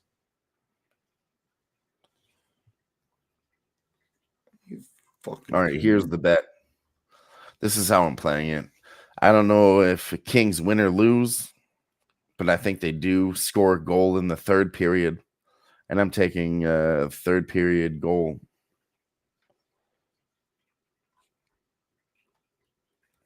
Oh, it's at 1.5. They got to get 2 goals.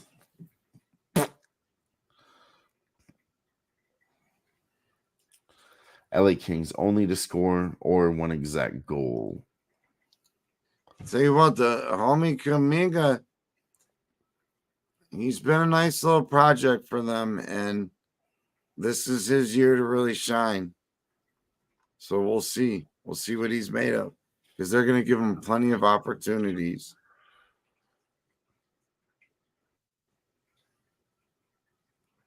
And here's one of those with Steph sitting.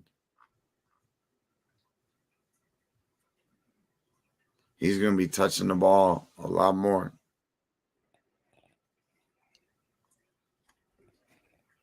Oh, these motherfuckers. Holy fuck. All right, this is what I'm playing for the third period. Exact goals for the LA Kings.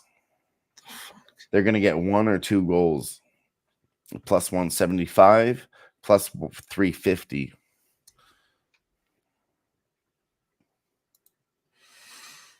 I like that. That's the MMA guy in you. That's the way to do it. That has definitely helped you out throughout. Just narrow it down. It doesn't matter if the Sharks score 1. I think the Sharks might score 1. But LA Kings will get exactly 1 or 2 in the third period.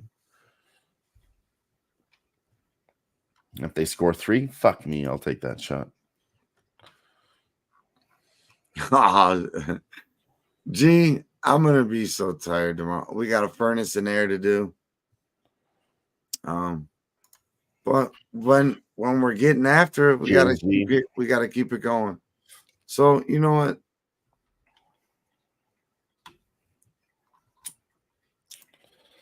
And I mean, I had to wait for smoke, these. I'm done. All right. When I'm done with this smoke, I'm done. Fair enough. Yeah, fuck yeah, it's fair. You're way later than I am. You're 2 hours ahead. Fuck. Hell yeah. Appreciate everybody though. We got 5.5 up in here. 5:25 right now. Almost 5.5 hours deep. Well, so this is a low game too. There's only 2 goals been scored, so maybe the third period goes off. I mean, you can't get a third period total, but you can bet the over 3.5. It's minus 236. You know, so they're saying there's probably going to be 2 goals. Let's break down scenarios in this game. Kings score 1. Sharks, they're going to pull their goalie late. Boom, we get 2 goals. Or Sharks don't score, and then Kings get the empty netter. That's exactly 1 or exactly 2 for the Kings. Even if Sharks score, Kings could still get exactly 1 or exactly 2. Gerardo's play over 4.5. Minus 135. 3 goals is crazy, but it's minus 145. There's a reason for it. What's the reason? G has a cap on it. 2-2, game goes to OT. Well, then you might as well sprinkle too, capping the capper. The OT. Listen, that fits right into my cap. Exact goals in the third period. And it doesn't mean exactly it's going to be 1-0 or 2-0 for the Kings. It means they score that exact amount of goals. It doesn't matter if the Kings score 1 or 2. I cashed the bet. And I think the Sharks could score 1 too. So let's go with exact goals for the fucking Sharks. Those numbers are even lower. So they're expecting the Sharks to score here in the third period. The bookies What's are. this motherfucker doing? Game goes to OT. Let's talk about that. The draw is only plus 150. Well, I mean, we're reading the numbers, right? And yeah, I like the way that G's breaking this down too. He's basically saying the same thing by the numbers, talking about 3 goals, 2-2, game goes to OT.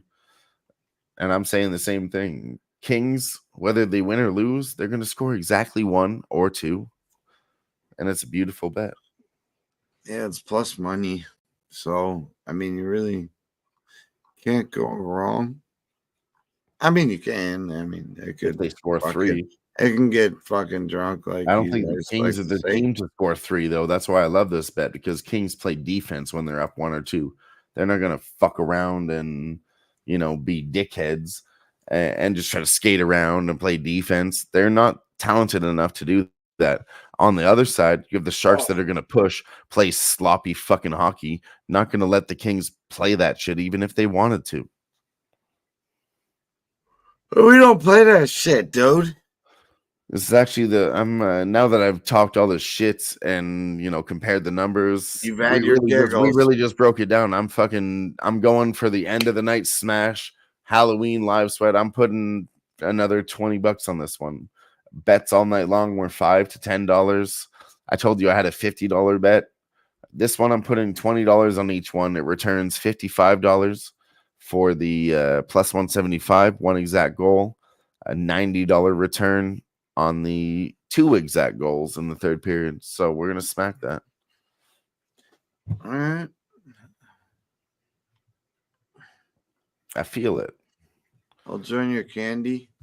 And I did have a limit tonight. I said if I drop my bankroll under 950, I was going to stop. We were up. And I'm pushing my profits at the end of the night onto this one. Sure. Oh, actually, I do have some UFC bets locked in for UFC Edmonton and Your boy is going to that event. We will have boots on the ground. We're gonna do a little bit of a live UFC event for the Fight Lounge out there. I love it. I do have a few bets that I'll give out to everybody for sticking around. All right. So far, I'm liking Ayman Zahabi versus Pedro Munoz. Quick breakdown. Pedro Munoz is always on the preliminary card. Prelim Pedro, he's just been around for a long time. Ayman Zahabi has been coming up. He's looking good. And it's a test for him, I'll be honest. But the line is close to a pick 'em. He's minus 105 versus minus 120. I think he gets through Pedro Munoz and gets that done.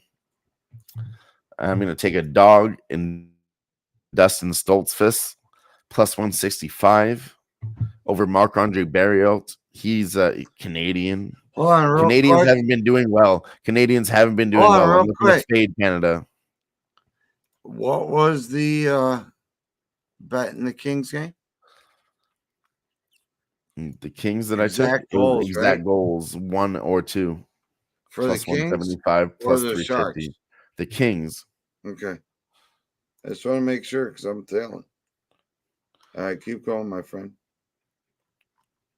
And then G in the chat, he says he likes Marc-Andre Barriault. I'm not backing him at that age. And in Canada, I can't do it. I can't do it, G. I won't do it. Can't do it, won't do it, G. Can't do it, won't do it.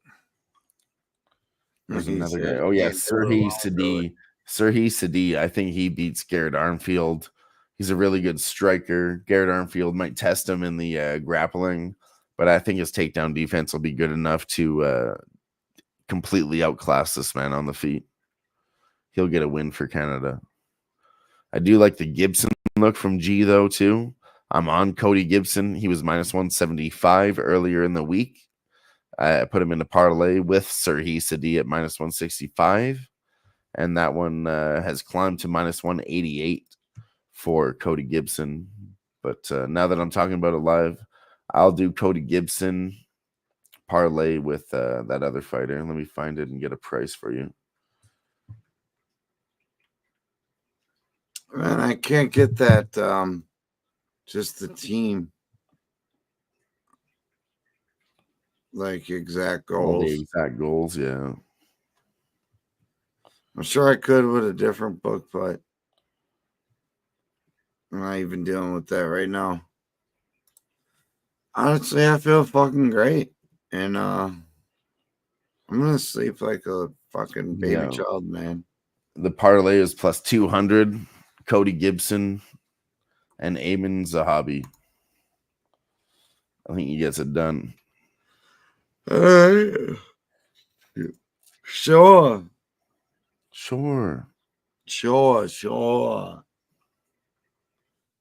Never, never, never. Oh, this is actually a fight that I didn't actually have a bet on, G. But Brinson Ribeiro. Do you want to work in a food truck? Hey, I'm on Blanchfield money line. Let's fucking go. That's actually a big spot for me. I wasn't going to get into it and give out all these bets, but since we're here late night, anybody that hangs out until the end of the show, you can get all this exclusive shit. You guys deserve this. Me and G, when we talk about fights, we actually fucking crush this shit. So I like everything he talked about. I like Gibson, but I don't like Barriault. We're on the other side. But when me and G align, we fucking kill it. So Gibson is a good bet.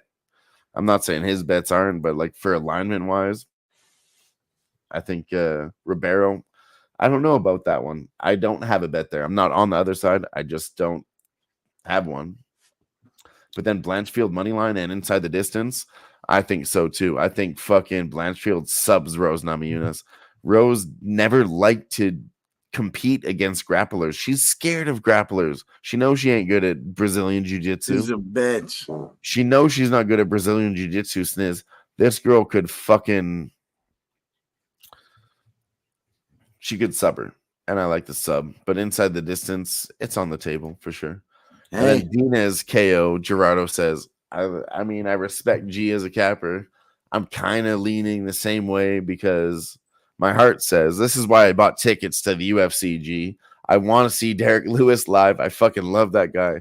I want to see a Derek Lewis knockout, but I'm you asking for a want lot. his We fucking see stinking legends ass die jaw. all the time. I said it before. Legends die. Yeah, I'd love to see a Derek Lewis knockout live, but I waited too long to do it. Like I'm asking for a lot. So, Jonata Dinez, he's an incredible kickboxer.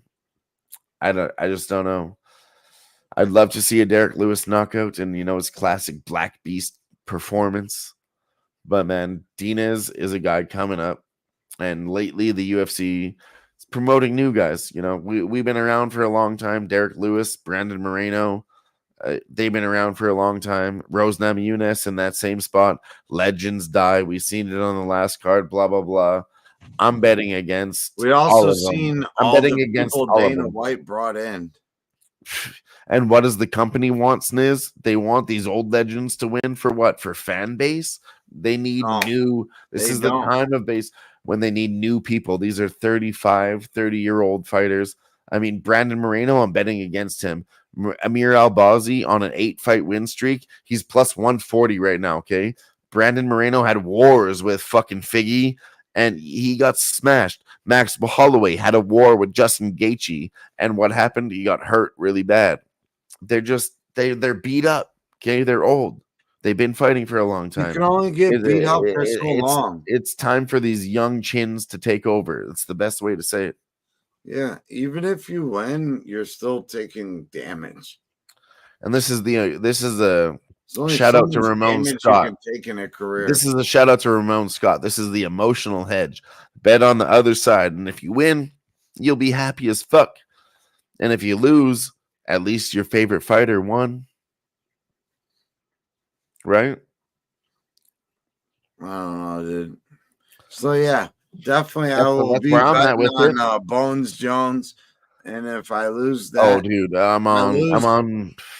That's another spot. fight, You're doing the exact same thing I just talked about. You want to bet on Stipe, right?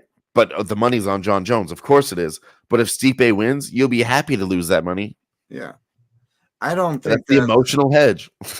I mean, I would really love for Stipe to just knock him out, but it's not what I think the script has written.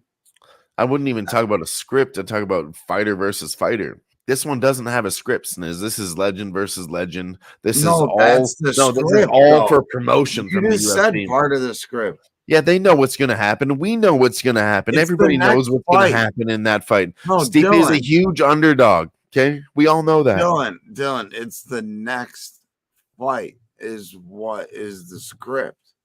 Oh, they're both retiring. Then we're going to see. No, here's my cap. Sniz, let me say. No, there's no more fights after this. UFC.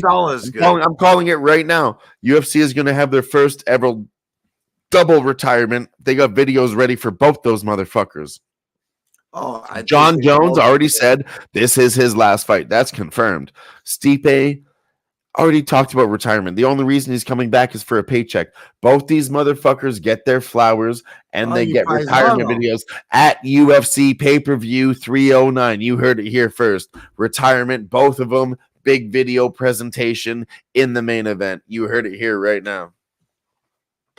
All right. That shit's going under too. Smacked under minus 450. Put the mortgage on it. No, I'm just kidding. Stipe could survive. That's actually the way I'd like to bet an underdog for him to survive. I don't want Stipe to just try to survive. That didn't work with Ngannou. Even though that's what he's going to try to do though, because that's his fighting style. He's really good at knocking people out and going off his back foot. Yeah. But I don't trust that either. John Jones might submit him in round 1 or 2. Well, exactly. Stipe doesn't have Brazilian jiu-jitsu. He doesn't. He doesn't John have grappling. He's only got wrestling and striking. He doesn't. No. John Jones is the best there ever was, best there ever will be. I fucking love Stipe. Okay, he's my favorite fighter too, Sniz. He's on top of my fucking number 1 list forever. Yeah. And no matter Well, what happens, we're no matter what realistic happens, right here. remember this. Remember John this. Jones is Remember this. beating Remember us. this. Stipe has the most title defenses in heavyweight history, and John Jones will never take that away from him. You can't ever. Stipe's an first ballot Hall of Famer. First ballot.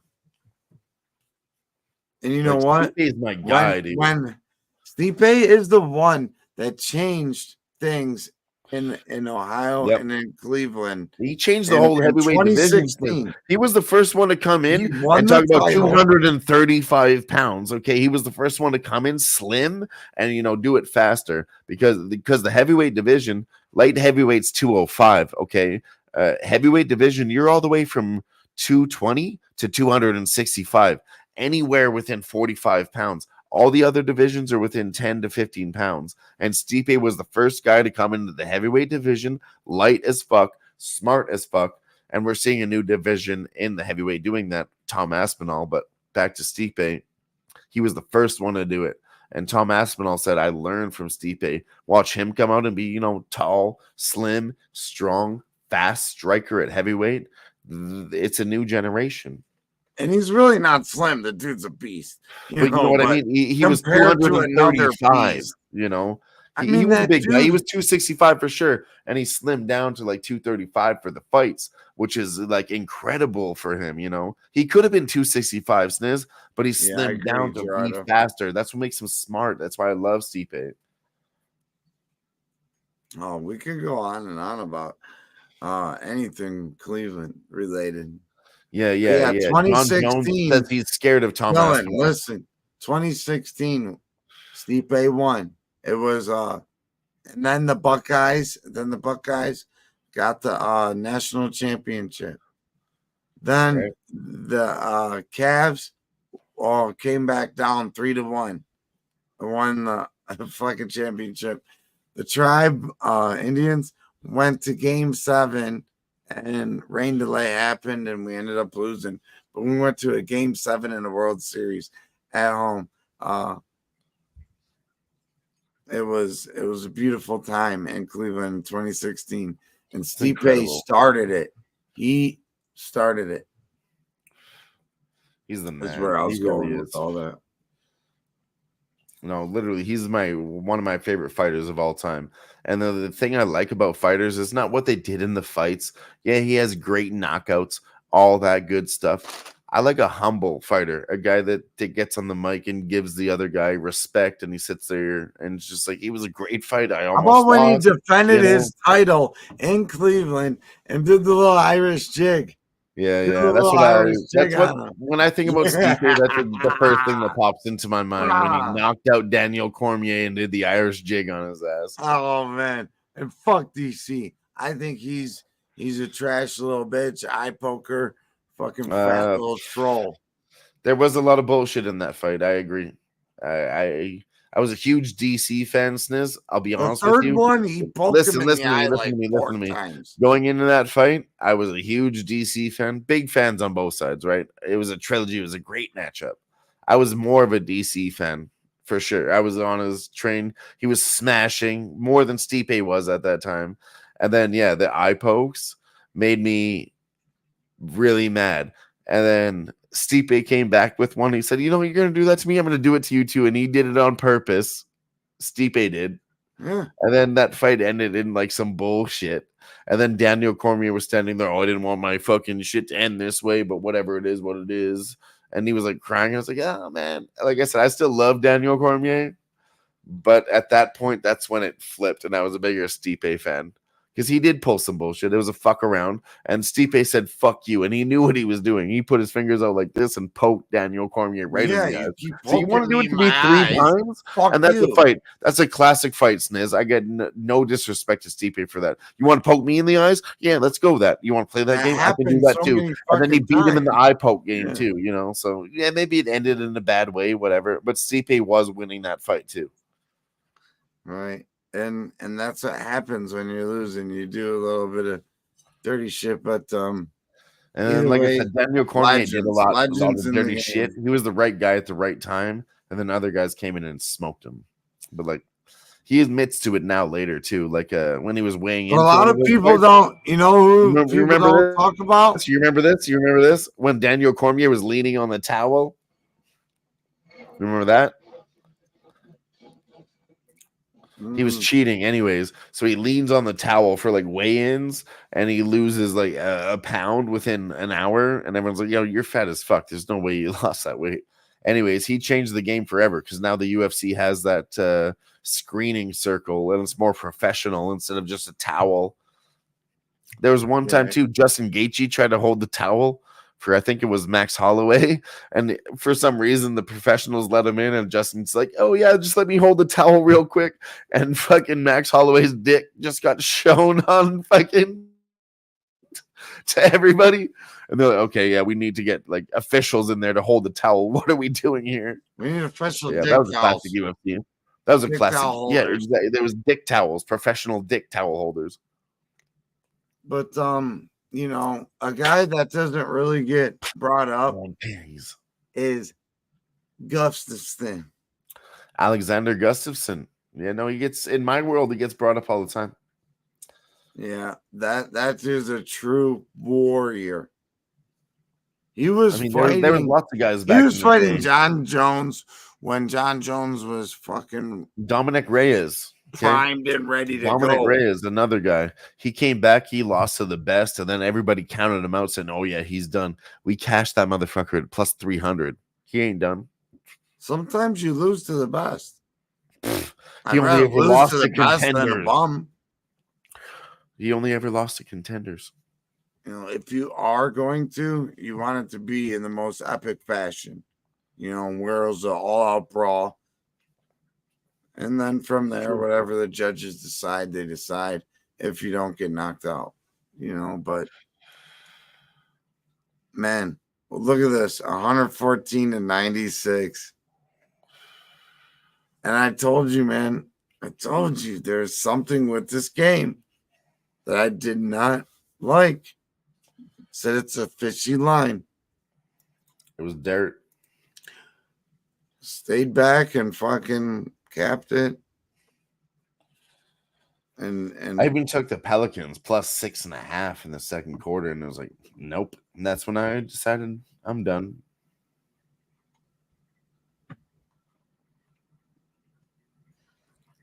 Yeah, and they were kind of living and dying by the three. And it just wasn't it. And Zion didn't look good. Zion doesn't look in shape. I don't think he's ever looked in shape. Excuse me. Yeah, but a famous quote is, "You can pull muscle, but you can't pull fat." It's true.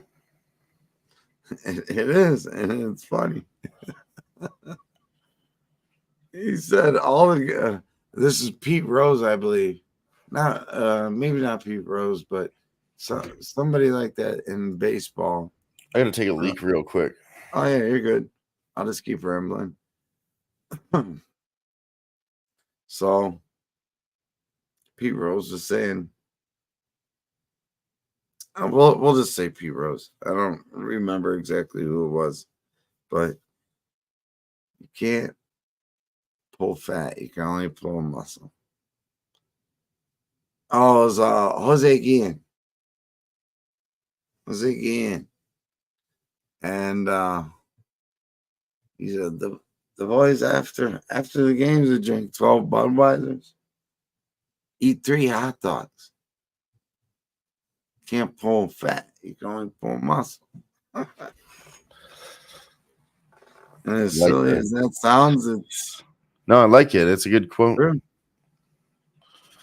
He said the guys back then played all fucking, they played all season. There's a boxing quote that comes up in the fight world all the time, Sniz. It's Marvin Hagler. He was an old boxer from back in the day. The Hagler, I know. You know who Marvin Hagler is? Yeah, I recognize that name for sure. So he was a famous championship boxer. He was on top of the world, right? And his famous quote says, when he started losing, they asked him why. And he said, it's kind of hard to wake up in the morning when you wear satin sheets. Yeah, he needed that self inspiration. And I mean, that goes true. You know, Floyd Mayweather fucked off, got money. Conor McGregor got a yacht, didn't do as well. Well, and you gotta realize too, that same focus. And like, hey, listen, I'm not Marvin saying Hagler came if I got from $3 nothing. billion, you think I keep chasing my dream, or do I just live my life at that point? Yes. You know, this is a man that came from nothing and was able to put fucking Sharks scored a goddamn goal, but that's okay because we don't have the Kings to win. Now this puts a little bit of motivation on the Kings to win because they're down. They're down. Kings are not going to lose. Kings might lose. Like we said before, this was a cap. Kings might lose. G was on the other side with that over, over 4.5. That's a great look. Game goes 2-2. Perfect look. I just need the Kings to get one. Don't lose in regulation, you fucking bums. I'm going to put this on God right now, Sniz. If the Kings lose to the Sharks tonight, I am not betting on them for the rest of the NHL season. If they lose me this bet tonight, Kings are bums. They're done. Oh, just relax. They're done. Ben Stevens still in the house with us. Shout out to Ben. This one's for you, sir. He said he only lost $9 on the Pelicans, and thank God. Bet Golden State Warriors in the third and the fourth quarters. That's the way you look at it, Ben. We had a good look, but you started looking. We all saw it going another way. We fired away, so we live to see another day. That's sometimes a win. Exactly. You don't want to lose that 250 when you do this shit every fucking You don't day. want to lose that. Do That's it again a win. if you feel it. And we move on. Boom, done. Forget about it. Win, loss, draw. Once we go to sleep and wake up, this right here means nothing other than the knowledge we gained from these games. But whatever happened with the bankroll, good or bad or indifferent, it doesn't matter. We stay true to our system and what's going to work. Hey, now I'm gonna run a video right now for our guy Ben Stevens, because that right there, that's a win. That's a win, Ben. We'll take that all day. We'll take that. Hey, how about it's been a while. How about we run another video? This one is called Wham and Tease. Shout out to my boy. Shout out to my boy Tease. I see my boy Tease in the background. Hey, Tease, I know you up at this time. Bro. You can pop yourself in, my boy Parlay Tease. What's happening with you, man? What's up? What's good, brother? I know you up at this time, man, and I appreciate you sliding in and just hopping on you. At first, I just see your DM just now, and you said, "Oh, I know you ain't doing the show at 1 a.m. in the morning on the east side." Yes, I am. So yeah, bro, how you feeling, man? What are you looking over today, bro? I know you're looking over something. Give me 1 sec, man. Let me put my TV on mute. Oh no, take your time, man. Take your time. I know you got some. Tease does the NCAA breakdowns here on Who-Bangin Sports. I already know TC came with his hoodie on as well. We got the WNBA hoodie, it's only right. He does the WNBA show as well here. You do a lot of shit, Tease. You've been holding it down, bro. You've been balling the fuck out, actually. I appreciate that, man. Listen to this, man. I had some Chinese food tonight, man. And let me see if I can get this up here so y'all can see this. You kind of, if you did the in the middle, like close to like where your face is, you probably be able to see. It's small. Anyway, it says, my fortune was knowledge helps you make a living, wisdom helps you make a life. Wow, bro, that's UT right there. Knowledge helps you make a living. Wisdom helps you make a life. That's beautiful right there. I mean, shit. That's a good way to cap off the night. I think we need to clip that, and work that in to the sweat as much as we can. I mean, it's already clipped here on T's Planet. Just We can because move you're it. gone, you ain't forgotten. Not around here. Not with me. I've had a homie that's been gone for shit at least a decade now. If you guys don't know, I'll show you I guys. shout this him out here, every day. right now. Look at this shit. This is right here. My tattoo I got on my arm. This right here is all my dead homies. I got their names and birth dates, funeral dates all tatted on me. And the reason why, Sniz, is because of the Tupac song. I said I got my homies tatted on my arm, so we both ball till my dying days. Right. Another reason is because of the old English from the game. He said, I got Old all my English. brothers tatted on my arms in old English. And then we used to listen to those songs, me and my friends. Smoking on the chronic, drinking old English. Smoking on that chronic, drinking old English. Boom! Los Angeles Kings score a goal. Of course they were going to tie it up in the third period. You ain't losing 2-1 to the Sharks. I told you, Sniz. A fucking a toe-to-so. Fucking a toe-to-so. A fucking a toe-to-so. And that's why a fucking a toe-to-so. And if you don't know, now you do know. We in the house now, but we solo. We ride dolo. And that's all we do is how we know, though. That's why they hired me, because I spit that hot fire, though. That's why they call me Dylon. Dylon, Dylon, Dylon, Dylon, and Dylon. Because I spit hot fire. My man Bang! says now fire. Bang! That's 2. That's the over for G, minus 132. All of our caps fit together. That's why I love this bet, too, because it wasn't against G. His bets could cash over 4.5 minus 135. There's going to be one more goal. That cashes because they pushed the 5th goal. Cash that shit. G said it's going to be a 2-2 game. Third period over 2 minus 130. I and said that's you might as well that might not get there. But boom, the draw was plus But it's a 150. good I mentioned that fucking look. nobody took the draw, but the draw was on the table in that cap too. The NHL caps are on fire. All our caps are on fire tonight, boys. Yep, we got our thinking caps. Halloween edition, live sweat. Let's fucking go.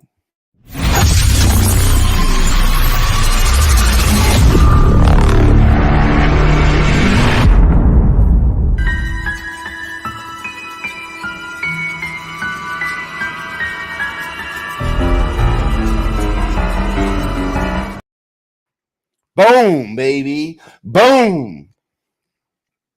Yes, boom, sir. baby. Boom. And on that note, it's time for me to smash and get the fuck to sleep. Hell yeah. You got to get the fuck to bed, Sniz. I love you. Appreciate you. You're the man. Have yourself a good sleep. Rest up. Drink a cup of water before you go to bed. Okay? Oh, yeah. I do love me some water. Drink some water. It'll make you feel better in the morning. And get a banana. God damn it. Banana make you feel better in the morning. Don't eat it now, but eat a banana in the morning. Potassium. And don't forget. Potassium helps the best with hangovers. Eat a banana, God damn it. That's a tip for all y'all, not just you, Sniz. And don't forget to put the lime in the coconut. Hey, G, Sniz is just leaving. I'm hanging around to cover the rest of this shit. You can hang around, G. Hang out with me. I ain't closing this down. All right, Dylan. I'm sweating this shit. Everyone in the chat, you know what it is. I'm hanging on by a thread, honestly. No, you're good. Like I said, I got the exact goals in the third period. I'm fucking. Oh, yeah, you're ready to cash a nice ticket. So appreciate you guys. You know what it is. We'll catch you on the next one. And make sure to be aware. Because you never know. You might see me and Dylan doing a random sweat. Hell yeah. Dylan, Jimmy, whoever. However, all three of us. Holy shit, Sniz. San Jose Sharks scored a second one. I told you the line that I took was a little bit sus. You had Kings, which I thought should win the game at plus 175 exact goals, but the San Jose Sharks to score, something late, they had that at less plus money. It was still plus 115, plus 145. Well, they And had I could have cashed them both. over But I one will and still a I half. will still cash this bet. It doesn't matter who wins. I just need exact goals. This is beautiful. I Yeah, could have they taken had- both sides, dude. I'm gonna look at this spot a lot more later. I'm glad I looked at that tonight. Anyways, I don't mean Put to the lime in the ramble. coconut and mix it Stick all around up. for this one. G cashes this shit. Snizzes the fuck out of here. We love him. Here's a double video. Cash that shit. Let go.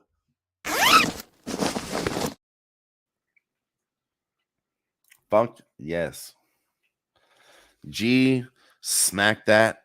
Over 2 was a safe bet, but I felt like there should be 3 goals. Over 2, it was middled. That was safe, like I said. But 3 goals, man, I thought it would hit. My cap was wrong. I'll be honest with you, G. I thought it would be reversed. Kings would get 2 goals and Sharks would get 1. So I thought I could get plus money on the other side. But this is still going to go to a goalie pull here, and Sharks have a chance. Even if even if they lose, dude, I cash a plus 175 versus a plus 350. I put $20 on that to win 55, and then 20 on the 2 goals. So I'd walk away with 90 if the 2 goals hit. But if it doesn't and they lose, I'm still walking away with $15 worth of profit, pushing a higher goal. So I was super happy with that spot I took. On top of that, let's talk about who scored. Alex Laferriere for Los Angeles. Very good goal scorer. Look for him to get it done late in games. When he steps up, he's kind of like, the guy that should get it done late. LA Kings don't have a lot of them, but Laferriere shows up. On the San Jose Sharks side, you have Tyler Toffoli. He was a number 1 round draft pick a couple of years ago. I think a few years ago for the Sharks. Because the Sharks have been losing, they get so many first round draft picks. Tyler Toffoli is a very, very good player, stuck with a shitty team, much like Connor Bedard. But Tyler Toffoli is definitely a guy to look out for to score late, as he did in the last game for the Sharks. He scored 2 goals, just scored another one to get into 3-2. So there's some goal scorers to look out for on San Jose, even though they're not that good. And we talked about it pregame. Los Angeles on the road, they don't do well. I knew the puck line was a fucking bit shifty, but I put it in anyways because I'm fading the Sharks on the puck line every single fucking time this year. They're not the team that's going to get there. They're on a win streak right now, but there's still 8 minutes left. I think we might see overtime. The draw is plus 175 right now. I'm not that confident in that, but I do think the Kings tie it up. So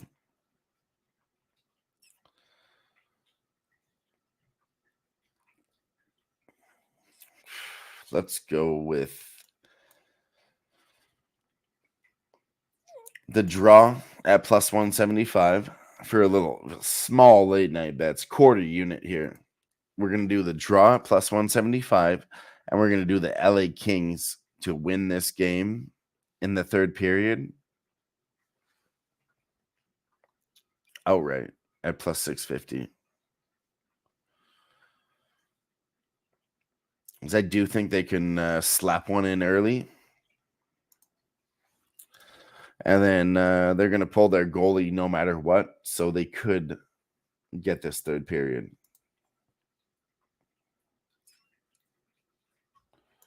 Like I said, that's a full quarter unit bet. Just a late night sprinkle. That's all we're going to do. Nothing crazy.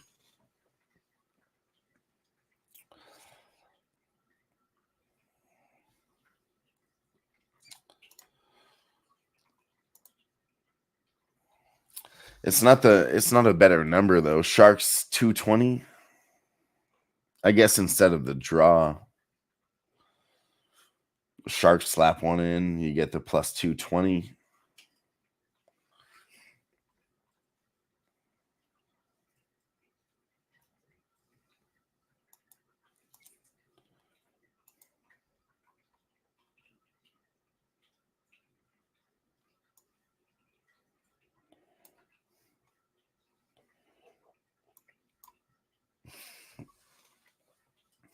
You also have a plus 275 on the Kings to tie it up.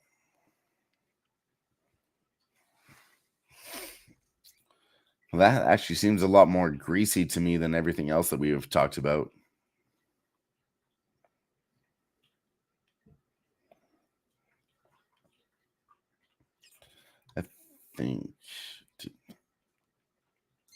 I actually think, G, your best bet on the market was probably the best play because it's off the market now.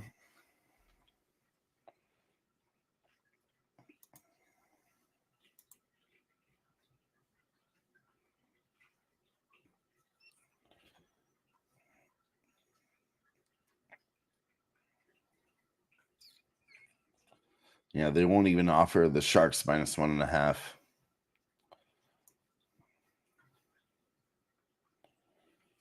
That means it'll probably happen, honestly, G.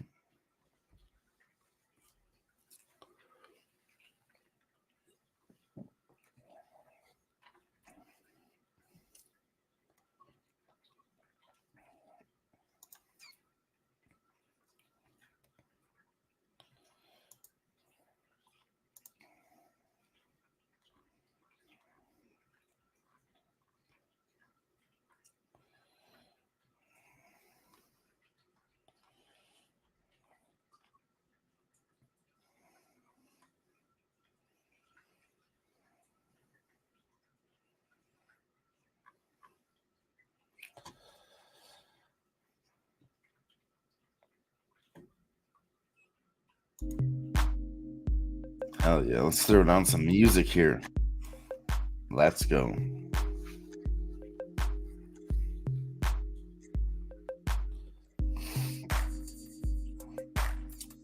We got 5 minutes left in this third period.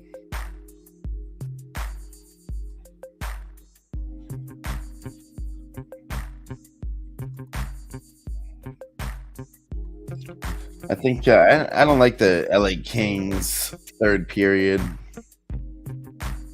I don't think they're going to get 2 and win it. The draw no bet. I did it already tonight. I'm done with that. I'm not going to do it. I'm going to lock in the draw for plus 175. Oh, moved. We're at plus 220 now. Taking the draw at plus 220 for a quarter unit. That's the play I'm going to pick. Locked in.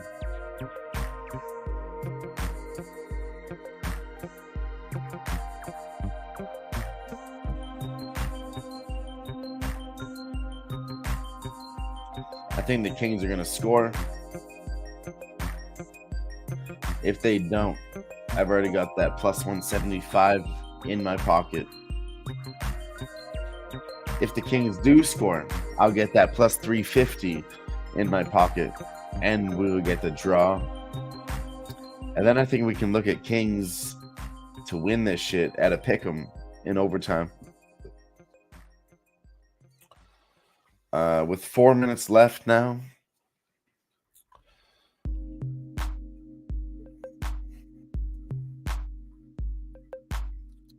I guess better than the draw already took, but I was talking about third period for draw no bet plus 700.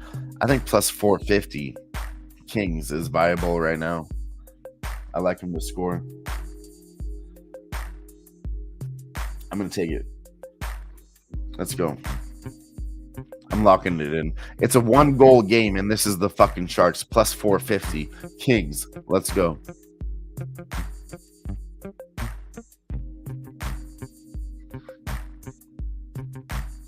Another quarter unit bet.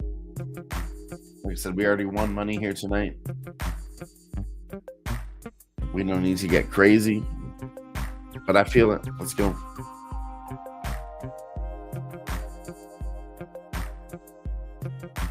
They're going to push in the last 2.5 minutes. They're going to pull their goalie. I mean, 500 is too much.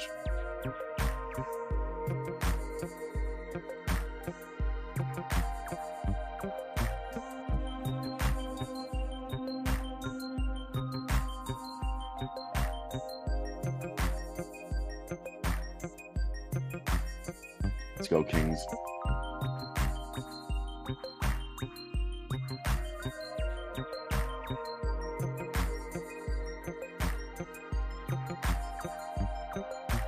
Two minutes left. This is where it gets real sweaty. Let's go.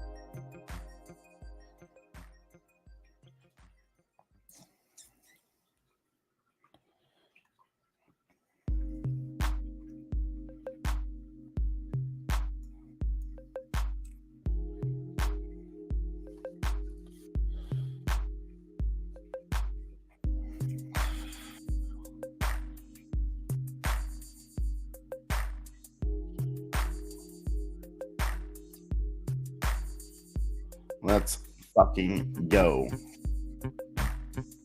Like I said, I already smashed that fucking LA spot. LA was going to get another goal. Plus 175. I smacked the fuck out of that. I put 4 units on that bitch. And 4 units on the other side for them to score 2 goals. If they score here and tie it up, we'll cash everything. Let's go.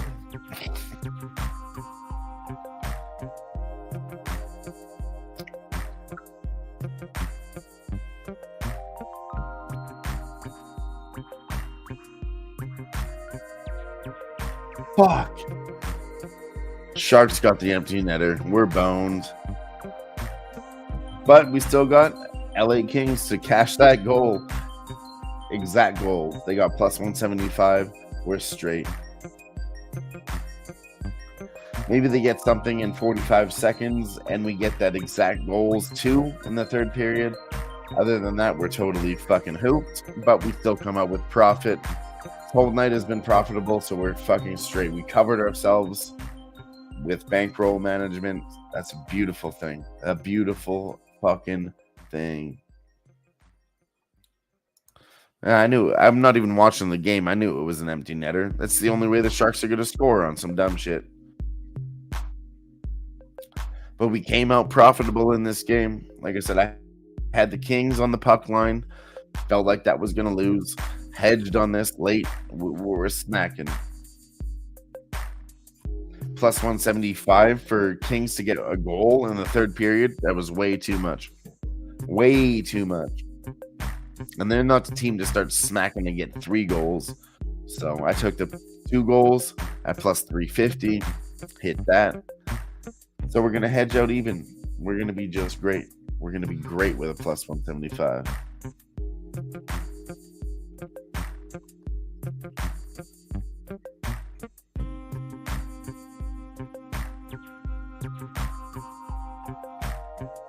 We're going to be real nice with that one.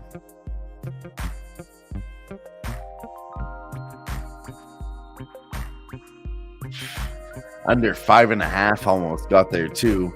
Sharks had to fucking hit that empty netter. We almost had that 5.5, these dirty bitches. But Jimmy Gomez took the under 6. That's a push for him. 5.5 in the Canadian world. Fucks my world up on the parlay, but everything else is looking great. Other than that, that's about it. That wraps up the NBA, NHL, MLB playoffs, Halloween edition. I mean, come on. What more do you guys ask for us? What more do you want? Stuck around for 6 hours, slapped up a lot of bets, had good times, good friends, laughs, memories. I mean, what more could you ask for over here from Who-Bangin Sports? We'll leave you with this one.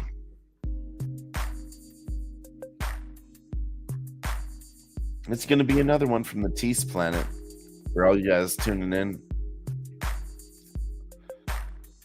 It's a late night one from Tease Planet. Here it is. This one's gonna be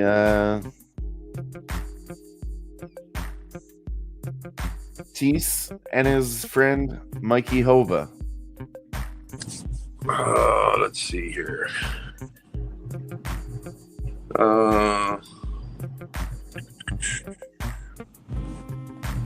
Give me a sec.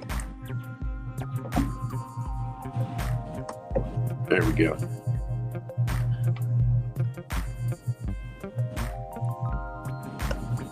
I'm frozen. What's up, y'all? This is Tease. I'm here with my guy Mikey Hova from Brothers and Bets, the myth, the legend, excellent WNBA capper. You know, I don't know too many that can top him. So we're gonna be going live. This is our first show. Going forward, we'll probably be on Pub Sports. But for today, just to work out the kinks, we're going with my guy DJ Big Boss and Who-Bangin.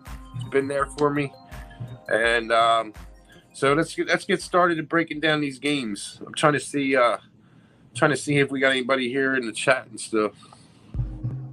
Give me a second. Do we got anybody in the chat? I think so, not yet. No, nobody's here. All right. Sure. Start it.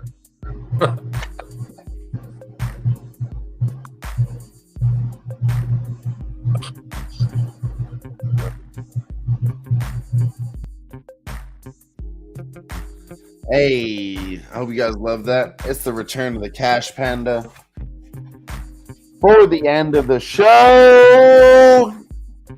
Thank you all for being here. We love y'all. Peace the fuck out. Appreciate every single one of you for being here tonight. You guys are the real ones, all right? You guys are the real ones. You make what we do happen.